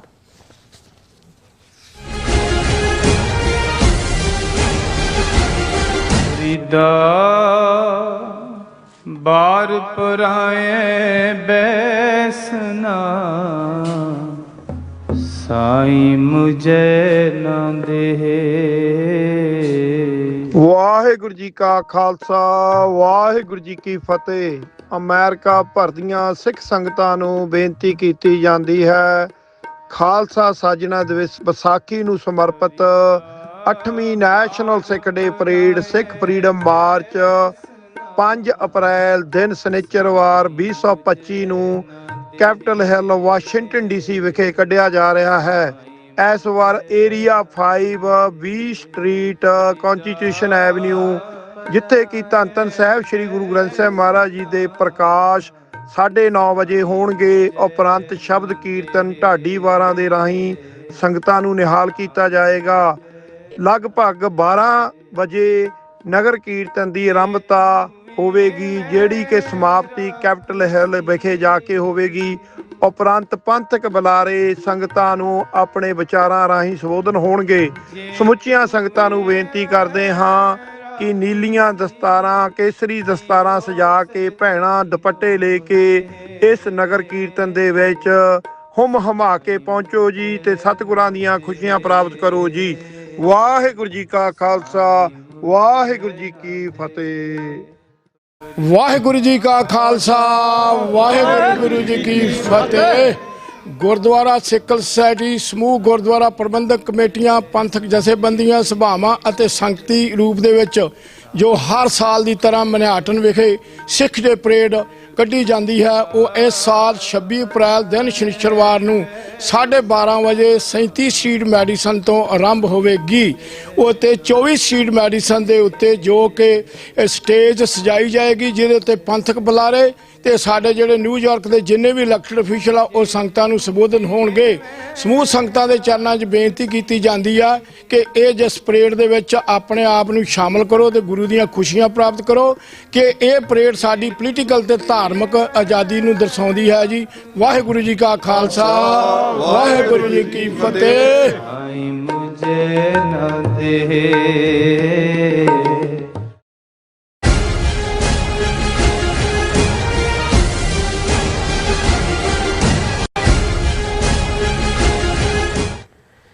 Viewers welcome back again. So viewers ਗੱਲਬਾਤ ਕਰਨ ਜਾ ਰਹੇ ਹਾਂ ਕਿ ਯੂਕੇ ਦੇ ਪਾਰਲੀਮੈਂਟ ਮੈਟ ਵੈਸਟਰਨ ਨੇ ਸਿਕਿਉਰਿਟੀ ਮਿਨਿਸਟਰ ਨੂੰ ਲਿਖੇ ਇੱਕ ਪੱਤਰ ਵਿੱਚ ਕਿਹਾ ਹੈ ਕਿ ਭਾਰਤ ਵੱਲੋਂ ਸਿੱਖ ਐਕਟਿਵਿਸਟ ਦੇ ਖਿਲਾਫ ਟ੍ਰਾਂਸਨੈਸ਼ਨਲ ਰਿਫਰੈਸ਼ਨ ਕੀਤਾ ਜਾ ਰਿਹਾ ਹੈ।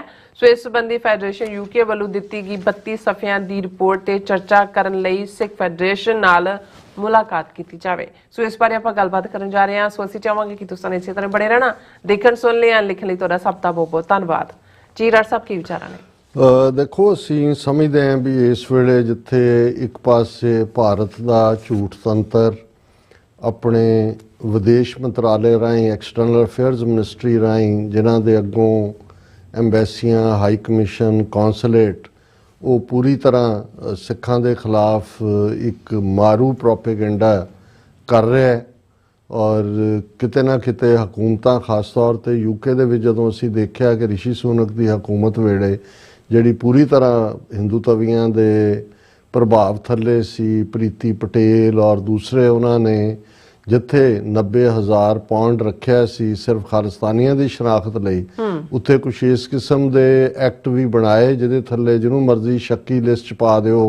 ਜਿਹੜੇ ਏਅਰਪੋਰਟਾਂ ਤੇ ਜਦੋਂ ਆ ਕੇ ਉਤਰਦੇ ਨੇ ਉਹਨਾਂ ਨੂੰ ਉਸ ਕੈਟਾਗਰੀ ਦੇ ਥੱਲੇ ਹਰਾਸ ਕਰੋ। ਔਰ ਦੂਸਰਾ ਉਹਦਾ ਨਿਸ਼ਾਨਾ ਸਿੱਖਾਂ ਨੂੰ ਬਣਾਇਆ ਗਿਆ। ਬੇਸ਼ੱਕ ਉੱਥੇ ਚੇਂਜ ਆਫ ਗਵਰਨਮੈਂਟ ਹੋਈ ਹੈ, ਲੇਬਰ ਗਵਰਨਮੈਂਟ ਬਣੀ ਹੈ, ਇਸ ਵੇਲੇ 12 ਦੇ ਕਰੀਬ ਸਿੱਖ ਮੈਂਬਰ ਪਾਰਲੀਮੈਂਟ ਬੀਬੀਆਂ ਔਰ ਬੰਦੇ ਨੇ, ਲੇਕਿਨ ਕੁਝ ਚੀਜ਼ਾਂ ਜਿਹੜੀਆਂ ਕੰਜ਼ਰਵੇਟਿਵ ਹਕੂਮਤ ਦੇ ਵੇਲੇ ਦੀਆਂ ਨੇ ਉਹ ਬਰਾਬਰ ਉਵੇਂ ਹੀ ਚੱਲ ਰਹੀਆਂ ਨੇ, ਹਰਾਸਮੈਂਟ ਵੀ। ਔਰ ਈਵਨ ਅਸੀਂ ਇਹ ਦੇਖਿਆ ਵੀ ਉਹਨਾਂ ਦੀ ਬ੍ਰਿਟਿਸ਼ ਸਿਸਟਮ ਦੀ ਮਿਸ ਇਨਫੋਰਮੇਸ਼ਨ ਦਾ ਨਤੀਜਾ ਹੈ ਕਿ ਇੱਕ ਦੋ ਉਹ ਐਕਟਿਵਿਸਟ ਜਿਹੜੇ ਯੂਕੇ ਤੋਂ ਬਾਹਰ ਟਰੈਵਲ ਕਰਕੇ ਪੰਜਾਬ ਦੇ ਪ੍ਰੋਜੈਕਟਸ ਤੇ ਕੰਮ ਕਰਦੇ ਸੀ, ਉਹਨਾਂ ਨੂੰ ਅਮਰੀਕਾ ਨੇ ਵੀਜ਼ਾ ਦੇਣ ਤੋਂ ਨਾ ਕਰ ਦਿੱਤੀ। ਕੁਝ ਜਿਹੜੇ ਐਕਟਿਵਿਸਟ ਜਿਹੜੇ ਕਿ ਗੁਰਦੁਆਰਿਆਂ ਦੇ ਦਰਸ਼ਨ ਕਰਕੇ, ਇਤਿਹਾਸਕ ਗੁਰਦੁਆਰਿਆਂ ਦੇ ਪਾਕਿਸਤਾਨ ਤੋਂ ਮੁੜੇ, ਉਹਨਾਂ ਨੂੰ 에ਅਰਪੋਰਟ ਤੇ ਬਿਠਾ ਕੇ ਖੱਜਲ ਖੁਆਰੀ ਕੀਤੀ ਗਈ, ਉਹਨਾਂ ਦੇ ਫੋਨ ਲੈ ਲਏ ਗਏ, ਉਹਨਾਂ ਨੂੰ ਜਿਹੜਾ ਵਾਚ ਲਿਸਟ 'ਚ ਪਾ ਦਿੱਤਾ ਗਿਆ। ਇਹ ਵਰਤਾਰਾ ਬਰਾਬਰ ਚੱਲ ਰਿਹਾ। ਔਰ ਇਸ ਦੇ ਨਾਲ ਨਾਲ ਜਿਹੜਾ ਵਿਦਿਨ ਹੰਟ ਵੀ ਹੈ ਉਹਨਾਂ ਦੀ ਹਰਾਸਮੈਂਟ ਦੀ, ਜਾਂ ਕਿਉਂਕਿ ਇਹ ਜਦੋਂ ਹਕੂਮਤਾਂ ਬਦਲ ਵੀ ਜਾਂਦੀਆਂ ਨੇ, ਜਦੋਂ ਤੱਕ ਜਿਹੜਾ ਨਵੀਂ ਚੇਂਜ ਹਕੂਮਤ ਹੈ ਉਹ ਫਰਮਲੀ ਜਿਹੜਾ ਹੈ ਉਹਨੂੰ ਅਨਡੂ ਨਹੀਂ ਕਰਦੀ ਜਿਹੜੀ ਪਹਿਲਿਆਂ ਨੇ ਕੀਤੀ, ਔਰ ਅੱਗੋਂ ਲਈ ਗਾਈਡਲਾਈਨਸ ਹੋ ਕੇ ਉਹਨੂੰ ਇੰਪਲੀਮੈਂਟ ਨਹੀਂ ਕੀਤੀਆਂ ਜਾਂਦੀਆਂ। ਔਰ ਬਹੁਤ ਵਾਰ ਹਰ ਥਾਂ ਬਿਊਰੋਕ੍ਰੇਸੀ ਜਿਹਨੂੰ ਅਸੀਂ ਅਫਸਰਸ਼ਾਹੀ ਕਹਿੰਦੇ ਹਾਂ ਉਹ ਆਪਣੀਆਂ ਚੰਮ ਦੀਆਂ ਚਲਾਉਂਦੀ ਹੈ। ਔਰ ਇਸ ਦਾ ਸ਼ਿਕਾਰ ਅੱਜ ਵੀ ਜਿਹੜਾ ਹੈ ਉਹ ਯੂਕੇ ਦੇ ਵਿੱਚ ਸਿੱਖ ਹੋ ਰਹੇ ਨੇ। ਔਰ ਇਸ ਮੁੱਦੇ ਦੇ ਉੱਤੇ ਸਿੱਖ ਫੈਡਰੇਸ਼ਨ ਯੂਕੇ ਨੇ ਪਿਛਲੇ ਦਿਨਾਂ 'ਚ ਇੱਕ ਬੜੀ ਡੀਟੇਲਡ ਰਿਪੋਰਟ 32 ਸਫ਼ਿਆਂ ਦੀ ਜਿਹੜੀ ਕੌਨਫੀਡੈਂਸ਼ੀਅਲ ਸਬਮਿਸ਼ਨ ਉਹਨਾਂ ਨੇ ਸਿਕਿਉਰਿਟੀ ਮਿਨਿਸਟਰ ਨੂੰ ਕੀਤੀ ਸੀ ਕਿ ਭਾਈ ਇੰਡੀਆ ਕਿਵੇਂ ਜਿਹੜਾ ਉਹ ਟ੍ਰਾਂਸਨੈਸ਼ਨਲ ਰਿਪਰੈਸ਼ਨ ਦਾ ਸਹਾਰਾ ਲੈਂਦੇ ਆ ਯੂਕੇ ਵਿਚਲੇ ਸਿੱਖ ਐਕਟਿਵਿਸਟ ਨੂੰ ਟਾਰਗੇਟ ਕਰ ਰਿਹਾ ਵਿਦ ਪ੍ਰੂਫਸ ਦਿੱਤਾ ਗਿਆ। ਔਰ ਇਸ ਦੇ ਉੱਤੇ ਫਰਦਰ ਜਿਹੜਾ ਅੱਜ ਸਾਨੂੰ ਜਿਹੜਾ ਸਿੱਖ ਫੈਡਰੇਸ਼ਨ ਯੂਕੇ ਵੱਲੋਂ ਇੱਕ ਪ੍ਰੈਸ ਰਿਲੀਜ਼ ਮਸੂਲ ਹੋਈ ਹੈ ਜਿਹਦੇ 'ਚ ਉਹਨਾਂ ਨੇ ਇੱਕ ਲੈਟਰ ਜਿਹੜਾ ਕਿ ਇਸੇ ਹੀ ਮਿਨਿਸਟਰ ਫਾਰ ਸਿਕਿਉਰਿਟੀ ਨੂੰ ਮੈਂਬਰ ਪਾਰਲੀਮੈਂਟ ਜਿਹੜੇ ਨੇ ਮਿਸਟਰ ਮੈਟ ਵੈਸਟਰਨ ਉਹਨਾਂ ਨੇ ਲਿਖੀ ਹੈ, ਉਹ ਹੋਇਆ। ਉਹਦੇ 'ਚ ਉਹਨਾਂ ਨੇ ਬੜੀ ਡੀਟੇਲ ਦੇ ਵਿੱਚ ਇਹ ਮਿਸਟਰ ਡੈਨ ਜਿਹੜਾ ਮਿਨਿਸਟਰ ਫਾਰ ਸਿਕਿਉਰਿਟੀ ਹੈ ਉਸ ਨੂੰ ਉਹਨਾਂ ਨੇ ਇਹ ਕਿਹਾ ਕਿ ਵੀ ਮੈਂ ਤੁਹਾਨੂੰ ਲਿਖ ਰਿਹਾ, ਇਹ ਡੀਪ ਕੰਸਰਨ ਸ਼ੋ ਕਰਦੇ ਹਾਂ ਕਿ ਜਿਹੜੀ ਸੇਫਟੀ ਔਰ ਸਿਕਿਉਰਿਟੀ ਹੈ ਬ੍ਰਿਟਿਸ਼ ਸਿੱਖ ਐਕਟੀਵਿਟੀਜ਼ ਦੀ, ਉਹਨਾਂ ਦੇ ਹਵਾਲੇ ਨਾਲ ਤੁਸੀਂ ਜਿਹੜਾ ਸਕੈਜੂਲ 7 ਹੈ ਆਫ ਟੈਰਰਿਜ਼ਮ ਐਕਟ 2000 ਉਹਦੀ ਗਲਤ ਵਰਤੋਂ ਕਰ ਰਹੇ ਹੋ ਸਿੱਖ ਐਕਟਿਵਿਸਟ ਨੂੰ ਟਾਰਗੇਟ ਕਰਨ ਦੇ ਲਈ। ਔਰ ਇਹ ਮੇਰੇ ਨੋਟਿਸ ਦੇ ਵਿੱਚ ਇਹਨਾਂ ਨੂੰ ਸਿੱਖ ਫੈਡਰੇਸ਼ਨ ਯੂਕੇ ਨੇ ਲਿਆਂਦਾ ਹੈ। ਔਰ ਇਹ ਸਿਗਨੀਫੀਕੈਂਟ ਇੰਪੋਰਟੈਂਸ ਦੀ ਗੱਲ ਹੈ ਸਿੱਖ ਕਮਿਊਨਿਟੀ ਦੇ ਲਈ, ਕਿਉਂਕਿ ਮੇਰੀ ਕਨਸਟੀਚੁਐਂਸੀ ਦੇ ਵਿੱਚ ਵੱਡੀ ਗਿਣਤੀ 'ਚ ਸਿੱਖ ਰਹਿੰਦੇ ਨੇ ਔਰ ਉਹ ਇਸ ਦਾ ਸ਼ਿਕਾਰ ਹੋ ਰਹੇ ਨੇ ਜਿਹੜਾ ਸਕੈਜੂਲ 7 ਟੈਰਰਿਜ਼ਮ ਐਕਟ 2000 ਦਾ ਹਿੱਸਾ ਹੈ। ਔਰ ਇੰਡੀਅਨ ਗਵਰਨਮੈਂਟ ਜਿਹੜੀ ਹੈ ਉਹ ਸਿੱਧੇ ਤੌਰ ਤੇ ਸਿਆਸੀ ਦਖਲਅੰਦਾਜ਼ੀ ਕਰ ਰਹੀ ਹੈ ਸਿੱਖਾਂ ਦੇ ਮਾਮਲਿਆਂ 'ਚ, ਜਿਹੜੀ ਇੱਕ ਬੜੀ ਖਤਰਨਾਕ ਗੱਲ ਹੈ। ਔਰ ਇਹ ਮੈਂ ਸਮਝਦਾ ਹਾਂ ਕਿ ਸਿੱਖ ਫੈਡਰੇਸ਼ਨ ਯੂਕੇ ਨੇ ਤੁਹਾਨੂੰ ਇੱਕ detailed report joint committee for human rights ਦੇ ਸਾਹਮਣੇ ਪੇਸ਼ ਕੀਤੀ ਹੈ, ਜਿਹਦੇ 'ਚ ਉਹਨਾਂ ਨੇ ਹਾਈਲਾਈਟ ਕੀਤਾ ਹੈ ਕਿ ਕਿਵੇਂ ਇਹ ਜਿਹੜੀ ਹੈ ਇੰਡੀਅਨ ਰਿਪਰੈਸ਼ਨ ਔਰ ਇੰਟਰਫੀਅਰੈਂਸ ਬ੍ਰਿਟਿਸ਼ ਸਿਸਟਮ ਦੇ ਵਿੱਚ ਹੈ। ਔਰ ਅਸੀਂ ਇਹ ਉਹਨਾਂ ਨੇ MP ਨੇ ਕਿਹਾ, ਮਿਸਟਰ ਮੈਟ ਨੇ, ਕਿ ਅਸੀਂ ਸਮਝਦੇ ਹਾਂ ਕਿ ਵੀ ਇਹ ਤੁਸੀਂ ਇੱਕ ਮੀਟਿੰਗ ਰੱਖੋ ਸਿੱਖ ਕਮੇਟੀ ਦੇ, ਸਿੱਖ ਫੈਡਰੇਸ਼ਨ ਦੇ ਨੁਮਾਇੰਦਿਆਂ ਨਾਲ, ਇਹਨੂੰ ਡਿਸਕਸ ਕਰੋ, ਇਹ ਜਿਹੜੀ ਕੌਨਫੀਡੈਂਸ਼ੀਅਲ ਰਿਪੋਰਟ ਹੈ ਇਸ ਦੇ ਉੱਤੇ, ਔਰ ਇਸ ਨਾਲ ਸੰਬੰਧਿਤ ਜਿਹੜਾ ਹੈ ਉਹ ਜ਼ਰੂਰੀ ਕਾਰਵਾਈ ਕਰੋ ਤਾਂ ਕਿ to ensure the protection of the Sikh activist, ਉਹਨਾਂ ਦੀ ਪ੍ਰੋਟੈਕਸ਼ਨ ਹੋਏ।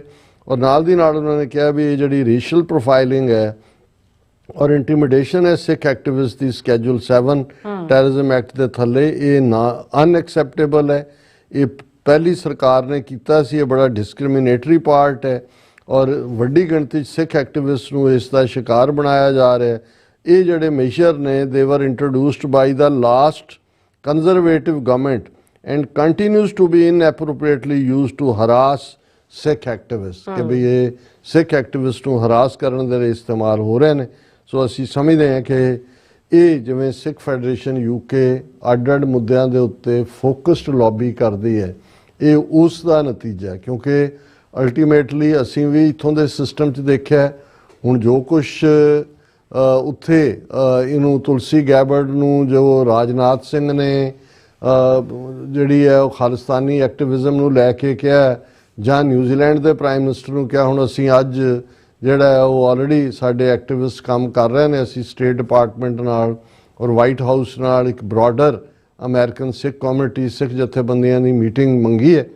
ਆਉਣ ਵਾਲੇ ਦਿਨਾਂ 'ਚ ਅਸੀਂ ਜਿਹੜਾ ਸਾਰਾ ਸਿੱਖ ਕੇਸ ਹੈ ਇਹਨਾਂ ਦੇ ਅੱਗੇ ਫੇਰ ਪੇਸ਼ ਕਰਾਂਗੇ ਔਰ ਉਹਦੇ 'ਚ ਜਿਵੇਂ ਅੱਜ ਅਸੀਂ ਗੱਲ ਕੀਤੀ ਚਿੱਠੀ ਸਿੰਘਪੁਰਾ ਦੇ ਹਵਾਲੇ ਨਾਲ, ਹੁਣ ਜਦੋਂ ਕਿ ਸਬੂਤ ਉਹ ਕੈਪਟਨ ਰਠੌਰ ਹੋਏ ਜਾਂ ਲੈਫਟੀਨੈਂਟ ਜਨਰਲ KS ਗਿੱਲ ਹੋਏ ਸਾਹਮਣੇ ਨੇ ਕਿ ਵੀ ਇਕੱਲਾ ਇਹੀ ਨਹੀਂ ਕਿ ਟਰਾਂਸਨੈਸ਼ਨਲ ਰਿਪਰੈਸ਼ਨ ਜੋ ਇੰਡੀਆ ਨੇ ਕੀਤਾ ਔਰ ਅੱਜ ਵੀ ਇੰਟਰਫੀਅਰ ਕਰ ਰਹੇ ਨੇ, ਅੱਜ ਵੀ ਧਮਕੀਆਂ ਦਾ ਸਿਲਸਿਲਾ ਜਿਹੜਾ ਈਵਨ ਸਾਡੇ ਪ੍ਰੋਗਰਾਮ ਦੇ ਚੱਲਦੇ ਆ ਵੀ ਕਈ ਵਾਰ ਧਮਕੀਆਂ ਪਏ ਕਿ ਅਸੀਂ ਆ ਰਹੇ ਹਾਂ ਠੋਕਣ ਤੁਹਾਨੂੰ, ਔਰ ਦੂਜਾ ਸੋ ਮਤਲਬ ਇਹ ਹੈ ਕਿ ਵੀ ਇਹ ਇਹਨਾਂ ਨੂੰ ਨੱਥ ਪਾਉਣ ਦੀ ਲੋੜ ਹੈ, ਪਰ ਇਸ ਦਾ ਤਰੀਕਾ ਇਹੀ ਹੈ ਕਿ ਵੀ ਅਸੀਂ ਵਿਦਿਨ ਦਾ ਸਿਸਟਮ ਵੀ ਬਰਾਬਰ ਪ੍ਰੈਸ਼ਰ ਬਿਲਡ ਕਰੀਏ।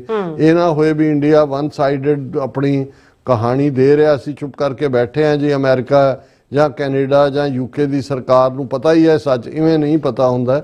ਇੱਥੇ ਵੀ ਤੁਹਾਨੂੰ ਜਿਹੜਾ ਸੱਚੀ ਗੱਲ ਦੇ ਲਈ ਵੀ ਸੱਚ ਨੂੰ ਜ਼ਾਹਰ ਕਰਨਾ ਵੀ ਜ਼ਰੂਰੀ ਹੁੰਦਾ ਹੈ, ਸੱਚ ਦੇ ਲਈ ਖਲੋਣਾ ਵੀ ਜ਼ਰੂਰੀ ਹੁੰਦਾ ਹੈ, ਤੇ ਸੱਚ ਨੂੰ ਇਹ ਠੀਕ ਹੈ ਕਿ ਸੱਚ ਦਾ ਆਪਣਾ ਭਾਰ ਹੁੰਦਾ ਹੈ, ਪਰ ਕਿਸੇ ਨੂੰ ਬਾਹਰ ਨਿਕਲ ਕੇ ਸੱਚ ਨੂੰ ਦੱਸਣਾ ਪੈਂਦਾ ਹੈ। ਸੋ ਅਸੀਂ ਸਮਝਦੇ ਹਾਂ ਵੀ ਇਸ ਮੁੱਦੇ ਦੇ ਉੱਤੇ ਸਾਨੂੰ ਇਹਨਾਂ 5 ਆਈਜ਼ ਕੰਟਰੀਜ਼ ਦੇ ਵਿੱਚ ਜਿਹੜਾ ਜਿਵੇਂ ਆਸਟ੍ਰੇਲੀਆ ਦੀਆਂ ਫੈਡਰਲ ਇਲੈਕਸ਼ਨਸ ਆ ਰਹੀਆਂ ਨੇ, ਉਹ ਸਾਰੇ ਦੇ ਚੱਲਦਿਆਂ ਵੀ ਸਾਡੇ ਆਸਟ੍ਰੇਲੀਅਨ ਸਿੱਖ ਵੀਰ ਭੈਣਾਂ ਕਾਫੀ ਐਕਟਿਵ ਨੇ ਔਰ ਉਹਦੇ 'ਚ ਵੀ ਕੋਈ ਸ਼ੱਕ ਨਹੀਂ ਕਿ ਇੰਡੀਅਨ ਹਾਈ ਕਮਿਸ਼ਨ ਕੌਂਸੂਲੇਟ ਨੇ ਆਪਣੇ ਜਿਹੜੇ ਫੀਲੇ ਨੇ ਉਹ ਵੀ ਅੱਗੇ ਕੀਤੇ ਹੋਏ ਨੇ। ਸੋ ਅਸੀਂ ਸਮਝਦੇ ਹਾਂ ਵੀ ਲੌਬੀ ਜਿਹੜੀ ਹੈ ਲਾਮਬੰਦੀ ਇਹ ਬੜੀ ਇੰਪੋਰਟੈਂਟ ਹੈ ਔਰ ਸਿੱਖ ਫੈਡਰੇਸ਼ਨ UK ਇਸ ਮਾਮਲੇ ਦੇ ਵਿੱਚ ਅਸੀਂ ਸਮਝਦੇ ਹਾਂ ਵੀ ਇਹ ਕਾਫੀ ਵਕਤ ਤੋਂ ਬੜੇ ਆਰਗੇਨਾਈਜ਼ਡ ਢੰਗ ਨਾਲ ਕੰਮ ਕਰ ਰਹੇ ਨੇ। ਬਿਲਕੁਲ ਰਾਸਾ, ਤੁਹਾਡਾ ਬਹੁਤ ਬਹੁਤ ਧੰਨਵਾਦ। ਸੋ ਥਲੇ ਬ੍ਰੇਕ ਵਿਊਅਰਸ, ਤੁਸੀਂ ਕਿਤੇ ਨਹੀਂ ਜਾਣਾ, ਮਿਲਦੇ after this short break.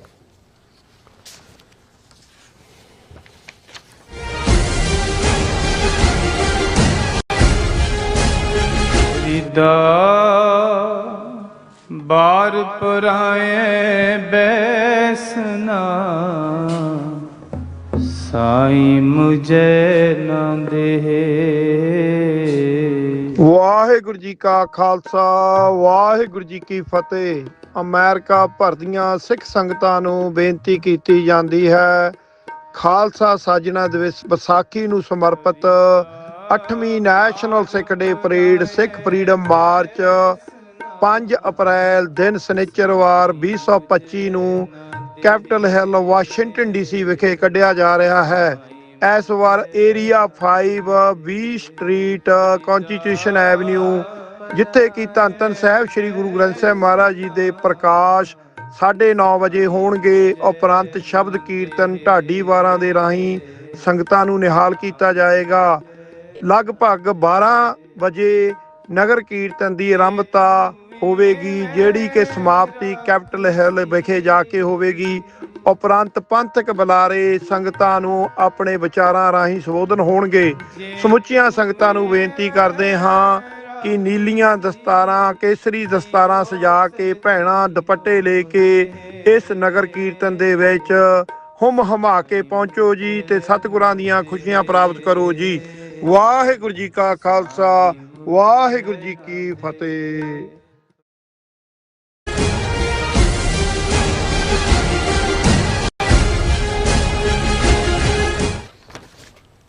Viewers welcome back again. So viewers, ਹੁਣ ਆਪਾਂ ਐਂਡ ਵਾਲੇ ਸੈਕਸ਼ਨ ਦੇ ਵਿੱਚ ਇੱਕ ਤੁਹਾਡੇ ਨਾਲ ਲੈਟਰ ਸ਼ੇਅਰ ਕਰਨ ਜਾ ਰਹੇ ਹਾਂ, ਜਿਹੜਾ ਸਾਨੂੰ ਲਾਹੌਰ ਤੋਂ ਸਾਡੇ ਬੜੇ ਹੀ ਪਿਆਰੇ ਵਿਊਅਰ ਨੇ ਬੜੇ ਹੀ ਪਿਆਰ ਭਰੇ ਨਾਲ ਸਾਨੂੰ ਲਿਖਿਆ।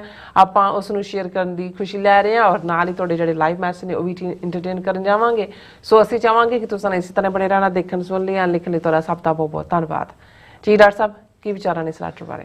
ਦੇਖੋ, ਜਿਵੇਂ ਅੱਜ ਦੇ ਪ੍ਰੋਗਰਾਮ ਨੂੰ ਸਪਾਂਸਰ ਕਰਨ ਵਾਲੇ ਸਾਡੇ ਵੀਰ ਹਰਭਜਨ ਸਿੰਘ ਜੀ ਨੇ ਸੁਝਾਅ ਦਿੱਤਾ ਹੈ ਕਿ ਅਸੀਂ ਫੋਨ ਕਾਲਸ ਲਿਆ ਕਰੀਏ, ਪਰ ਅਸੀਂ ਜਿਵੇਂ ਇਹ ਕਿਹਾ ਵੀ ਅਸੀਂ ਜਿਹੜੇ ਸਾਡੇ ਵਿਊਅਰਸ ਵੱਲੋਂ ਲਿਖੀਆਂ ਚਿੱਠੀਆਂ ਨੇ, ਉਹਨਾਂ ਰਾਹੀਂ ਆਏ ਸਵਾਲ ਨੇ, ਜਾਂ ਕਈ ਵਾਰ ਜਿਹੜੇ ਕੁਝ ਕਾਮੈਂਟ ਵੀ ਹੁੰਦੇ ਨੇ, ਅਸੀਂ ਉਹਨਾਂ ਨੂੰ ਪੜ੍ਹਦੇ ਹਾਂ। ਉਹਨਾਂ ਦੇ ਮੁਤਾਬਕ ਕੋਈ ਨਾ ਕੋਈ ਜਿਹੜਾ ਉਹ ਸਾਡਾ ਸੈਗਮੈਂਟ ਉਹਨਾਂ ਨੂੰ ਸਮਰਪਿਤ ਹੁੰਦਾ ਹੈ। ਅੱਜ ਅਸੀਂ ਇੱਕ ਬੜਾ ਹੀ ਲਵ ਫਿਲਡ ਲੈਟਰ, ਪਹਿਲਾਂ ਤਾਂ ਮੈਂ ਇਹਨੂੰ ਲਵ ਲੈਟਰ ਕਹਿਣ ਲੱਗਾ, ਹੈ ਹੀ ਪਿਆਰ ਨਾਲ ਭੇਜਿਆ ਹੋਇਆ ਹੈ। ਮੁਹੰਮਦ ਕੇ ਜਿਹੜੇ ਹੁਣ ਅੱਜ ਕੱਲ੍ਹ ਦੁਬਈ ਬੇਸਡ ਨੇ ਲੇਕਿਨ ਇਹ ਲਾਹੌਰ ਨਾਲ ਸੰਬੰਧਿਤ ਨੇ, ਉਹਨਾਂ ਨੇ ਲਿਖਿਆ ਔਰ ਮੈਂ ਬਿਨਾਂ ਆਪਣੀ ਕੋਈ ਕਾਮੈਂਟਰੀ ਕੀਤੇ, ਉਹਨਾਂ ਦੇ ਆਪਣੇ ਲਫ਼ਜ਼ਾਂ 'ਚ ਹੀ ਇੰਨਾ ਕੁ ਵਜ਼ਨ ਹੈ ਕਿ ਕਿਸੇ ਐਕਸਟਰਾ ਕਾਮੈਂਟ ਦੀ ਲੋੜ ਨਹੀਂ ਹੋਏਗੀ। ਉਹਨਾਂ ਨੇ ਕਿਹਾ, प्यारे डॉक्टर साहब और बहन जी, आज बड़े अरसे बाद आपसे बात कर रहा हूँ। मैं आपका पिछले 10 साल से लिसनर हूँ। आपकी बातों से तो पंजाब की मिट्टी की खुशबू आती है। ऐसे लगता है जैसे 80 साल पहले का पंजाब लौट आया हो। मेरे और आपके बुजुर्ग सर पर दस्तार सजाया करते थे, पंजाब के कल्चर की गल, वो कितने अमन और शांति से रह रहे थे। काश 47 में मास्टर तारा सिंह नेहरू की साजिश का शिकार ना होता तो आज एक आज़ाद खालिस्तान होता। मैं भी लाहौर से चलता और अमृतसर की उन गलियों, बाजारों, खेतों को देख सकता। जहाँ कभी 80 साल पहले मेरे दादा, मेरे बुजुर्ग अपने सरदार दोस्तों के साथ दुख और सुख सुनाते थे। बिल्कुल। मैं आज भी जब दुबई में किसी सरदार जी को मिलता हूँ तो अदब से मेरी आंखें झुक जाती हैं। काश मेरा पंजाब खालिस्तान होता तो आज महाराजा रंजीत सिंह का वो दौर, वो हुकूमत कायम ज़रूर होती। बिल्कुल। जहाँ पे अमन था, खुशहाली और इंसाफ था। मैंने राजा रंजीत सिंह का दौर पढ़ा है। हिंदुस्तान की हिस्ट्री का सुनहरी दौर था। नाइस। आज मैं सोशल मीडिया पे कुछ सरदार भाइयों को देखता हूँ जो तो दुख होता है, जो मोदी की एजेंटी करके खालिस्तान के कॉज को बुरी तरह डैमेज कर रहे हैं। डॉक्टर साहब, इन ज़मीर फरोशों को राजा रंजीत सिंह का दौर पढ़ाओ। बिल्कुल। टीवी 84 वो प्लेटफॉर्म है जिसने सिख कौम को जगाने में बहुत मेहनत से दिन रात किरदार अदा किया है। हम जानते हैं आज़ादी आसानी से नहीं मिलती, लेकिन डॉक्टर साहब एक बात मैं पूरे यकीन से कह सकता हूँ, जब भी खालिस्तान आज़ाद होगा तो इसके माथे पे इसके माथे पे आज़ादी के मतवालों में आपका नाम सबसे ऊंचा होगा, क्योंकि पिछले 10 साल में देख रहा हूं कि आपने स्टैंस में 1 इंच भी लचक नहीं आई। बिल्कुल। आपको खरीदने की कोशिश की गई होगी, लेकिन आप आज भी ऐसे जज्बे से लड़ रहे हैं जिस जज्बे पे मैंने आपको 10 साल पहले देखा था। No doubt. बेशक इस अंधेरी रात में आप सिख कौम के लिए एक चिराग की तरह हैं जो सिख कौम को हक का रास्ता दिखा रहे हैं। और सच्ची बात तो ये है, आप सिर्फ सिख कौम के लिए ही नहीं, हम भी आपसे बहुत कुछ सीखते हैं। रब से दुआ है कि आपका साया हमेशा हम सब पर कायम रहे और आप हमेशा हक और सच की राह पे चलते रहें। मेरी दुआ, मेरा प्यार हमेशा आपके साथ है। रब आपको आज़ाद खालिस्तान की फ़िज़ाओं में हमेशा कायम रखे, आबाद रखे। आपका अपना मुहम्मद के। Very beautiful. ਹੁਣ ਇਸ ਦੇ ਵਿੱਚ ਅਸੀਂ ਕੀ ਐਡ ਕਰ ਸਕਦੇ ਹਾਂ? So nice. ਵੈਸੇ ਮੁਹੰਮਦ ਸਾਹਿਬ ਤੁਸੀਂ ਸਾਡੀ ਸਿਫਤ ਦੇ ਵਿੱਚ ਜ਼ਰਾ ਜ਼ਿਆਦਾ ਹੀ ਤੜਕਾ ਲਾ ਦਿੱਤਾ ਹੈ। Really good. ਬਹੁਤ ਸਾਰੇ ਨੇ, ਦੇਖੋ 1.5 ਲੱਖ ਤੋਂ ਜ਼ਿਆਦਾ ਉਹ ਪਰਵਾਨੇ ਜਿਨ੍ਹਾਂ ਨੇ ਆਪਣੇ ਸਰੀਰਾਂ ਦੇ ਠੀਕਰੇ ਦਿੱਲੀ ਸਾਮਰਾਜ ਦੇ ਸਿਰ ਤੇ ਭੰਨੇ ਤਾਂ ਕਿ ਕੌਮ ਦਾ ਆਉਣ ਵਾਲਾ ਕੱਲ ਸ਼ਾਨ ਮੱਤਾ ਹੋਏ, ਮਾਣ ਮੱਤਾ ਹੋਏ। ਸੈਂਕੜਿਆਂ ਉਹ ਜਿਹੜੇ ਜੇਲ੍ਹਾਂ ਦੇ ਵਿੱਚ ਅੱਜ ਵੀ ਬੰਦ ਨੇ, 35-35 ਸਾਲ, 30-30 ਸਾਲ, ਤਾਂ ਕਿ ਕੌਮ ਦਾ ਘਰ ਖਾਲਿਸਤਾਨ ਹੋਏ। ਕਿੰਨੀਆਂ ਹੋਰ ਜਥੇਬੰਦੀਆਂ, ਆਰਗੇਨਾਈਜੇਸ਼ਨ ਜਿਹੜੀਆਂ ਦੁਨੀਆ ਭਰ ਦੇ ਵਿੱਚ ਲੱਗੀਆਂ ਹੋਈਆਂ ਨੇ। ਸਿੱਖਸ ਫਾਰ ਜਸਟਿਸ ਜਿਹਨੇ 2-2.5 ਸਾਲ 'ਚ ਖਾਲਿਸਤਾਨ ਰੈਫਰੈਂਡਮ ਦੀ ਮੁਹਿੰਮ ਦੇ ਨਾਲ ਇਸ ਨੂੰ ਇੱਕ ਇੰਨਾ ਵੱਡਾ ਠੁਮਕਾ ਦਿੱਤਾ ਹੈ। ਸੋ ਉਹਨਾਂ ਸਾਰੀਆਂ ਆਵਾਜ਼ਾਂ ਦੇ ਵਿੱਚ ਇੱਕ ਆਵਾਜ਼ ਸਾਡੀ ਵੀ ਹੈ, ਕਿਉਂਕਿ ਅਸੀਂ 12-13 ਸਾਲ ਪਹਿਲਾਂ ਇਹ ਜਦੋਂ TV 84 ਦੀ ਸ਼ੁਰੂਆਤ ਹੋਈ ਤਾਂ ਅਸੀਂ ਇਹ ਦੇਖਿਆ ਵੀ ਲੜਾਈ ਅੱਜ ਨੈਰੇਟਿਵ ਦੀ ਲੜਾਈ ਹੈ। ਜੰਗ ਦੇ ਮੈਦਾਨ 'ਚ ਫਾਈਨਲ ਬੈਟਲ ਤਾਂ ਉੱਥੇ ਹੀ ਹੁੰਦੀ ਹੈ, ਲੇਕਿਨ ਬਹੁਤ ਵਾਰ ਨੈਰੇਟਿਵ ਬਿਰਤਾਂਤ ਹੀ ਜਿੱਤ ਔਰ ਹਾਰ ਦਾ ਫੈਸਲਾ ਕਰਦਾ ਹੈ। ਪਰ ਮੁਹੰਮਦ ਸਾਹਿਬ ਤੁਹਾਡੇ ਵਰਗੇ ਜਦੋਂ ਵੀਰ ਸਾਡੇ ਨਾਲ ਖਲੋਂਦੇ ਨੇ, ਹਾਂ ਇਹ ਗੱਲ ਅਸੀਂ ਜ਼ਰੂਰ ਬਾਕੀਆਂ ਦੇ ਕੰਪੈਰੀਟਿਵਲੀ ਇਸ ਨੂੰ ਜਿਹੜਾ ਆਪਣੀ ਪਿੱਠ ਤੇ ਥਾਪੀ ਦੇ ਸਕਦੇ ਹਾਂ ਕਿ ਸਾਡੀ ਇਹ ਕੋਸ਼ਿਸ਼ ਸੀ ਕਿ ਜਿਹੜਾ ਸਾਡੇ ਦੁਸ਼ਮਣ ਨੇ 47 ਦੇ ਦੌਰ 'ਚ ਮਾਹੌਲ ਕ੍ਰੀਏਟ ਕੀਤਾ, ਦੋਵੇਂ ਕੌਮਾਂ ਸਿੱਖ ਔਰ ਮੁਸਲਮਾਨ ਜਜ਼ਬਾਤੀ ਕੌਮਾਂ, ਅਸੀਂ ਇੱਕ ਦੂਸਰੇ ਨਾਲ ਭਿੜੇ, ਇੱਕ ਦੂਸਰੇ ਦਾ ਖੂਨ ਡੋਲਿਆ ਔਰ ਉਸ ਸਾਰੇ 'ਚੋਂ ਇੱਕ ਬਿਟਰਨੈਸ ਹੋਈ ਜਿਹੜੀ ਕਿ ਬਿਲਟ ਇਨ ਨਹੀਂ ਸੀ। ਬਿਲਟ ਇਨ ਤਾਂ ਤੌਹੀਦ ਔਰ ਸਾਂਝਾਂ ਦੀ ਗੱਲ ਔਰ ਸਾਈਂ ਮੀਆਂ ਮੀਰ, ਭਾਈ ਮਰਦਾਨਾ, ਨਬੀ ਖਾਨ, ਗਨੀ ਖਾਨ। ਸੋ ਇਹਨੂੰ ਅਸੀਂ ਜ਼ਰੂਰ ਸਮਝਿਆ ਸੀ ਪਹਿਲੇ ਦਿਨ ਤੋਂ। ਇਸ ਲਈ ਜਦੋਂ ਅਸੀਂ TV 84 ਨੂੰ ਵੌਇਸ ਆਫ ਪੰਜਾਬ ਕਹਿੰਦੇ ਹਾਂ, ਗਲੋਬਲ ਵੌਇਸ ਆਫ ਪੰਜਾਬ, ਉਸ 'ਚ ਅਸੀਂ ਕਾਫੀ ਹੱਦ ਤੱਕ ਕਾਮਯਾਬ ਹੋਏ ਹਾਂ ਕਿ ਦੋਨੋਂ ਪਾਸਿਓਂ ਸਾਡੇ ਵੀਰ ਜਿਹੜੇ ਨੇ ਉਹ ਬੀਤੇ ਨੂੰ ਸਮਝਣ ਦੀ ਕੋਸ਼ਿਸ਼ ਕਰਦੇ ਨੇ। ਕੁਝ ਹਿੱਸਾ ਹਿਸਟਰੀ ਦਾ ਉਹਨੂੰ ਤਾਂ ਅਸੀਂ ਨਹੀਂ ਬਦਲ ਸਕਦੇ, ਲੇਕਿਨ ਘੱਟੋ ਘੱਟ ਉਸ ਹਿਸਟਰੀ ਦੀ ਰੌਂ 'ਚੋਂ ਸੱਚ ਦੀ ਭਾਲ 'ਚ ਅੱਗੇ ਨਿਕਲ ਕੇ ਦੋਨਾਂ ਮੁਲਕਾਂ ਦੀ ਸਲਾਮਤੀ, ਪਾਕਿਸਤਾਨ ਖੈਰ ਆਬਾਦ ਹੋਏ, ਖੁਸ਼ਹਾਲ ਹੋਏ, ਸਟੇਬਲ ਹੋਏ ਤੇ ਭਵਿੱਖ ਦਾ ਖਾਲਿਸਤਾਨ ਜਿਹੜਾ ਕਿ ਜਿਹੜਾ ਹਮਸਾਇਆ ਮੁਲਕ ਹੋਏਗਾ ਪਾਕਿਸਤਾਨ ਦਾ, ਸਾਡੇ ਸਬੰਧ ਅਮਰੀਕਾ ਕੈਨੇਡਾ ਵਾਂਗ ਹੋਣ। ਤੁਸੀਂ ਖੁੱਲ੍ਹ ਕੇ ਅੰਮ੍ਰਿਤਸਰ ਦੀ ਫਿਜ਼ਾ ਦੇ ਵਿੱਚ ਸਾਹ ਲੈ ਸਕੋ, ਅਸੀਂ ਖੁੱਲ੍ਹ ਕੇ ਬਾਰਡਰ ਪਾਰ ਆ ਸਕੀਏ ਔਰ ਇਹ ਜਿਹੜੀਆਂ ਕੰਧਾਂ ਨੇ ਜਿਹੜੀਆਂ ਖੜੀਆਂ ਕੀਤੀਆਂ ਗਏ, ਮੁਲਕ ਰਹਿਣਗੇ। ਪਾਕਿਸਤਾਨ ਜਿਹੜਾ ਉਹ ਖੁਸ਼ਹਾਲ ਹੋਏ, ਆਬਾਦ ਹੋਏ, ਅੱਜ ਦੇ ਮੌਜੂਦਾ ਖਤਰਿਆਂ 'ਚੋਂ ਰੱਬ ਉਹਨੂੰ ਮਹਿਫੂਜ਼ ਰੱਖੇ ਔਰ ਖਾਲਿਸਤਾਨ ਭਵਿੱਖ ਦਾ ਮੁਲਕ। ਅਸੀਂ ਦੋ ਭਰਾਵਾਂ ਵਾਂਗ ਦੋ ਮੁਲਕ ਹੋਵਾਂਗੇ ਔਰ ਦੁਨੀਆ ਦੇਖੇਗੀ ਕਿ ਇਹ ਸਬੰਧ ਕਿਹੋ ਜਿਹੇ ਨੇ। ਬਿਲਕੁਲ ਰਾਸਾ, ਤੁਹਾਡਾ ਬਹੁਤ ਬਹੁਤ ਸ਼ੁਕਰੀਆ। ਹੁਣ ਆਪਾਂ ਆਪਣੇ ਜਿਹੜੇ ਵਿਊਅਰਸ ਮੈਸੇਜ ਨੇ ਉਹ ਲੈਣ ਜਾ ਰਹੇ ਹਾਂ। ਮਿਸਟਰ ਲੱਕੀ ਜੀ ਪਹਿਲੇ ਸਾਡੇ ਵਿਊਅਰ ਨੇ, ਪਾਕਿਸਤਾਨ ਤੋਂ ਨੇ, ਮੇਰੇ ਖਿਆਲ ਮੁਸਲਿਮ ਭਾਈ ਨੇ ਸਾਡੇ, ਔਰ ਸੋਇਨ ਮਾਇਲ ਜੀ ਵੀ, ਫਿਰ ਇਸੇ ਤਰ੍ਹਾਂ ਮੁਹੰਮਦ फारूक जी भी, धर्म सिंह जी भी, फिर निहंग सिंह जी भी, और सफीना फजल जी भी, और फैजल, और इसी तरह परमिंदर जी, फिर मोहम्मद याकूब जी अज खुल के मैसेज कर रहे हैं। सानू बहुत बहुत शुक्रिया, इंजॉय भी किए। मैं सारे मैसेज वैसे पढ़े ने और कहते हैं जी डॉक्टर साहब आज खबर सुनी है कि खालिस्तान फ्रीडम फाइटर ने अमृतसर में इंडियन आर्मी बेस पर हमला कर दिया है, ये खबर सच है? ਮੁਹੰਮਦ ਯਾਕੂਬ ਜੀ, ਮੈਂ ਲੇਟੈਸਟ ਤਾਂ ਜਿਹੜੀਆਂ ਦੇਖੀਆਂ ਨੇ ਖਬਰਾਂ ਮੇਰੇ ਨੋਟਿਸ ਨਹੀਂ ਆਇਆ।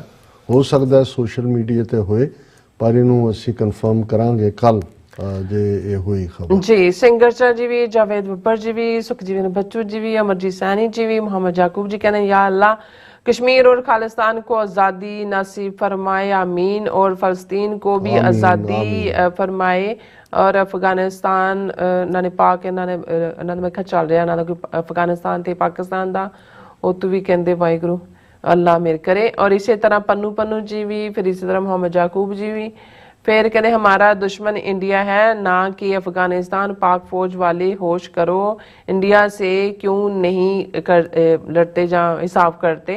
फिर शाबले जी भी कहते एक टैररिस्ट स्टेट अपने आप नू ग्रेट डेमोक्रेसी कह रही है जी। और इसी तरह मंजूर कोहिनूर जी भी, जरनैल सिंह जी भी, और मोहम्मद याकूब जी कहते आज का मुद्दा ये है कि पाक फौज इंडिया से लड़े ना कि अफगानिस्तान से लड़े, और पाकिस्तान अफगानिस्तान दोनों तारीफ पठान भाई हैं, पागल मत बनो। फिर इन्होंने फिर किया कि ये तो इंडिया चाहता है कि पाकिस्तान और अफगानिस्तान और पाकिस्तान के ईरान की जंग लग जाए, फिर इंडिया कश्मीर में दाखिल होएगा और कश्मीर पाकिस्तान के पास है। और राजनप्रीत सिंह जी भी, कौर जी भी, और इसी तरह मनजीत सिंह जी भी, यूनिवर्सल रिस्पेक्ट जी भी, फिर इसी तरह हाँ जी सतनाम औजला जी भी, और फिर इसी तरह जसकीरत सिंह जी भी, जसबीर सिंह जी भी, और फिर इसी तरह कहते जसबीर सिंह जी कहते हैं कि भगवंत मान इज़ क्रेजी, और जयदेश सिंह जी भी, और फिर जतिंदर सिंह जी भी, मोहम्मद याकूब जी भी कहते लगता है कि इंडिया के बहुत ज़्यादा फिल्म देखो पता नहीं की अच्छा ਤੁਹਾਡਾ ਮੈਂ ਕਿ ਤੁਸੀਂ ਬੋਲਿਆ ਨਾ ਜਿਹੜਾ ਆਈ ਥਿੰਕ ਉਹਨਾਂ ਦਾ ਜੀ ਤੇ ਉਹਦਾ ਗੱਲ ਕਰ ਰਹੇ ਜਿਹੜੀ ਤੁਸੀਂ ਪੋਇਮ ਬੋਲਦੇ ਪਏ ਸੀ। ਮੁਹੰਮਦ ਯੂਨਸ ਜੀ ਵੀ, ਔਰ ਫਿਰ ਇਸ ਤਰ੍ਹਾਂ ਕਹਿੰਦੇ ਨੇ ਕਿ ਖਾਲਿਸਤਾਨ ਜ਼ਿੰਦਾਬਾਦ, आबाद खालिस्तान ज़रूर बनेगा इंशाअल्लाह। और गुरप्रीत सिंह जी भी, फिर इस तरह जसबीर सिंह जी भी ग्रेट कहते ने, और फिर इस तरह अमन सिंह जी खालसा, और गुरनाम सिंह जी भी, एच बल सिंह जी भी, फिर नुपा जी भी, मोहम्मद यूनस जी भी, और फिर इसी तरह मोहम्मद याकूब जी भी, और फिर इस तरह लाडी सिंह जी भी, बिलाल अहमद जी भी सानू जुम्मा मुबारक कहते हैं, हलो कहते हैं सानू दोनों दोनों भी थर्ड है मेरे ख्याल ना। फिर इसी तरह उस्ताद जी भी कहते सिखां दा वाह बहुत ही कमीने, हाँ जी साडे थर्सडे हाँ जुमेरात है। उस्ताद जी कहते हैं कि सिखां दा वाह बहुत ही कमीनी दुश्मन नाल पिया, पर गुरु साहब ने मुकाबला करन लई गुरपतवंत सिंह पन्नू सिखां नू दे दिता है, सो भारत माता दा बेड़ा गर्क होण ही वाला। और इंद्रजीत सिंह संधू जी भी, फिर इस तरह बलजीत वड़ाज जी भी, जगतार सिंह जी कहते हैं कि डॉक्टर साहब जी ये काम बादलों किता हुंदा जाना तां पंथक बन के बादल खिलाफ भुगतना सी, पर हुण रब ही राखा डॉक्टर साहब, बादल मरे ना भंड सारा काम दिल्ली दा। देखो अपने जगतार सिंह जी ये तो सूबेदार ने जी, ਹੁਕਮ ਦਿੱਲੀ ਦਾ, ਏਜੰਸੀਆਂ ਪੰਜਾਬ ਨੂੰ ਰਨ ਕਰ ਰਹੀਆਂ ਨੇ। ਉਹ ਕੈਪਟਨ ਅਮਰਿੰਦਰ ਚੰਨੀ ਔਰ ਬੁੱਚੜ ਬੇਅੰਤਾ ਤਾਂ ਸਿੱਧੇ ਤੌਰ ਦੇ ਉੱਤੇ ਹੀ ਹੁਣ ਵੀ ਜਿਹੜੀ ਸਾਰੀ ਖੇਡ ਹੈ ਪੰਜਾਬ ਦੇ 22-23 ਜ਼ਿਲ੍ਹਿਆਂ 'ਚ ਡਿਸਟ੍ਰਿਕਟ ਹੈੱਡਕੁਆਰਟਰ 'ਚ NIA ਦੇ ਦਫ਼ਤਰ ਬਣੇ ਹੋਏ ਨੇ। ਹਾਲਾਂਕਿ law and order state the subject ਹੈ ਕਾਨਸਟੀਟਿਊਸ਼ਨ, ਪਰ ਪੰਜਾਬ ਨੂੰ ਜਿਹੜਾ ਹੈ ਉਹ ਰਨ ਦਿੱਲੀ ਦੀਆਂ ਏਜੰਸੀਆਂ ਹੀ ਕਰਦੀਆਂ ਨੇ। ਔਰ ਪੰਜਾਬ ਦੇ ਚੀਫ ਮਿਨਿਸਟਰ ਦਾ ਰੁਤਬਾ ਉਹੀ ਹੈ ਜਿਹੜਾ ਕਿਸੇ ਜ਼ਮਾਨੇ 'ਚ ਦਿੱਲੀ ਤੋਂ ਥਾਪੇ ਗਏ ਸੂਬੇਦਾਰ ਦਾ ਲਾਹੌਰ ਜਾਂ ਸਰਹੰਦ ਪ੍ਰੋਵਿੰਸ ਦੇ ਉੱਤੇ ਹੁੰਦਾ ਸੀ। बिल्कुल जी, जसवीर सिंह बराज जी भी, फिर इसी तरह हाँ जी मोहम्मद याकूब जी कहते डॉक्टर साहब महाराजा रंजीत सिंह की हुकूमत कब से कब तक थी, ਇਹਦੇ ਬਾਰੇ ਮੇਰੇ ਖਿਆਲ ਦੇਖੋ 1799 ਚ ਮਹਾਰਾਜਾ ਰਣਜੀਤ ਸਿੰਘ ਨੇ ਲਾਹੌਰ ਫਤਹ ਕੀਤਾ ਸੀ। ਉਸ ਤੋਂ ਪਹਿਲਾਂ ਸ਼ੁਕਰ ਚੱਕੀਆ ਮਿਸਲ ਜਿਹਦੇ ਵਿੱਚ ਪ੍ਰੈਜ਼ੈਂਟ ਗੁਜਰਾਂਵਾਲਾ ਹੈੱਡਕੁਆਰਟਰ ਸੀ, ਤੇ 1839 ਚ ਮਹਾਰਾਜਾ ਰਣਜੀਤ ਸਿੰਘ ਦੀ ਡੈਥ ਹੋਈ। ਸੋ 40 ਸਾਲ ਮਹਾਰਾਜਾ ਰਣਜੀਤ ਸਿੰਘ ਨੇ ਰੂਲ ਕੀਤਾ, ਔਰ ਅਗਲੇ 10 ਸਾਲ 1849 ਦੇ ਵਿੱਚ ਅੰਗਰੇਜ਼ਾਂ ਨੇ ਪੰਜਾਬ ਨੂੰ ਆਪਣਾ ਹਿੱਸਾ ਬਣਾਇਆ। ਫਿਰ ਮਹਾਰਾਜਾ ਰਣਜੀਤ ਸਿੰਘ ਦੇ ਪੁੱਤਰ ਔਰ ਦੂਜੇ ਜਿਨ੍ਹਾਂ 'ਚ ਘਰੇਲੂ ਖਾਨਾ ਜੰਗੀ ਵੀ ਚੱਲ ਰਹੀ ਸੀ, ਲੇਕਿਨ 10 ਸਾਲ ਰੁੜਦੇ ਖਿੜਦੇ। ਸੋ ਕੁੱਲ ਮਿਲਾ ਕੇ ਜਿਹੜਾ ਸਰਕਾਰੇ ਖਾਲਸਾ ਦਾ ਪੀਰੀਅਡ ਹੈ ਉਹਨੂੰ ਤੁਸੀਂ 50 ਸਾਲ ਕਹਿ ਸਕਦੇ ਹੋ। ਹਾਂਜੀ, ਓਂਕਾਰ ਸਿੰਘ ਜੀ ਵੀ, ਫਿਰ ਇਸੇ ਤਰ੍ਹਾਂ ਹਰਵਿੰਦਰ ਸਿੰਘ ਜੀ ਵੀ, ਫਿਰ ਬਲਾਲ ਅਹਿਮਦ ਜੀ ਕਹਿੰਦੇ ਜਿਹੜਾ ਲੈਟਰ ਕਹਿੰਦੇ ਮੇਰੇ ਭਾਈ ਨੇ ਲਿਖਾ ਹੈ, ਇਸਕੇ ਜਿਹੜੇ ਜਜ਼ਬਾਤ ਨੇ ਮੇਰੇ ਦਿਲ ਵਿੱਚ ਵੀ ਨੇ ਜੋ ਖਤ ਵਿੱਚ ਲਿਖਿਆ ਹੈ। ਹਾਂਜੀ, फिर इसी तरह मोहम्मद याकूब जी भी और मुख्तियार अली पट्टी पाकिस्तान तो मेरे ख्याल देखते भी नहीं सानू, कुलविंदर सिंह जी साहब का बहुत बहुत शुक्रिया। सो इस तरह अपने व्यूज़ करने इजाजत। व्यूअर्स साडे प्रोग्राम का समा इत्थे मुकदा है। तुसीं अपनी राय ते सुझाव सानू भेजना भुलना साडे इस पते ते SOS@tvdefo.tv ते असीं अपना प्रोग्राम लैके फिर दोबारा तुहाडे सामने होवांगे। तद तक लई मैनू ते अपना रस नू आग्या दो। देखते रहो TV 84। बुला दिओ फतेह। वाहिगुरू जी का खालसा वाहिगुरू जी की फतेह। रब राखा।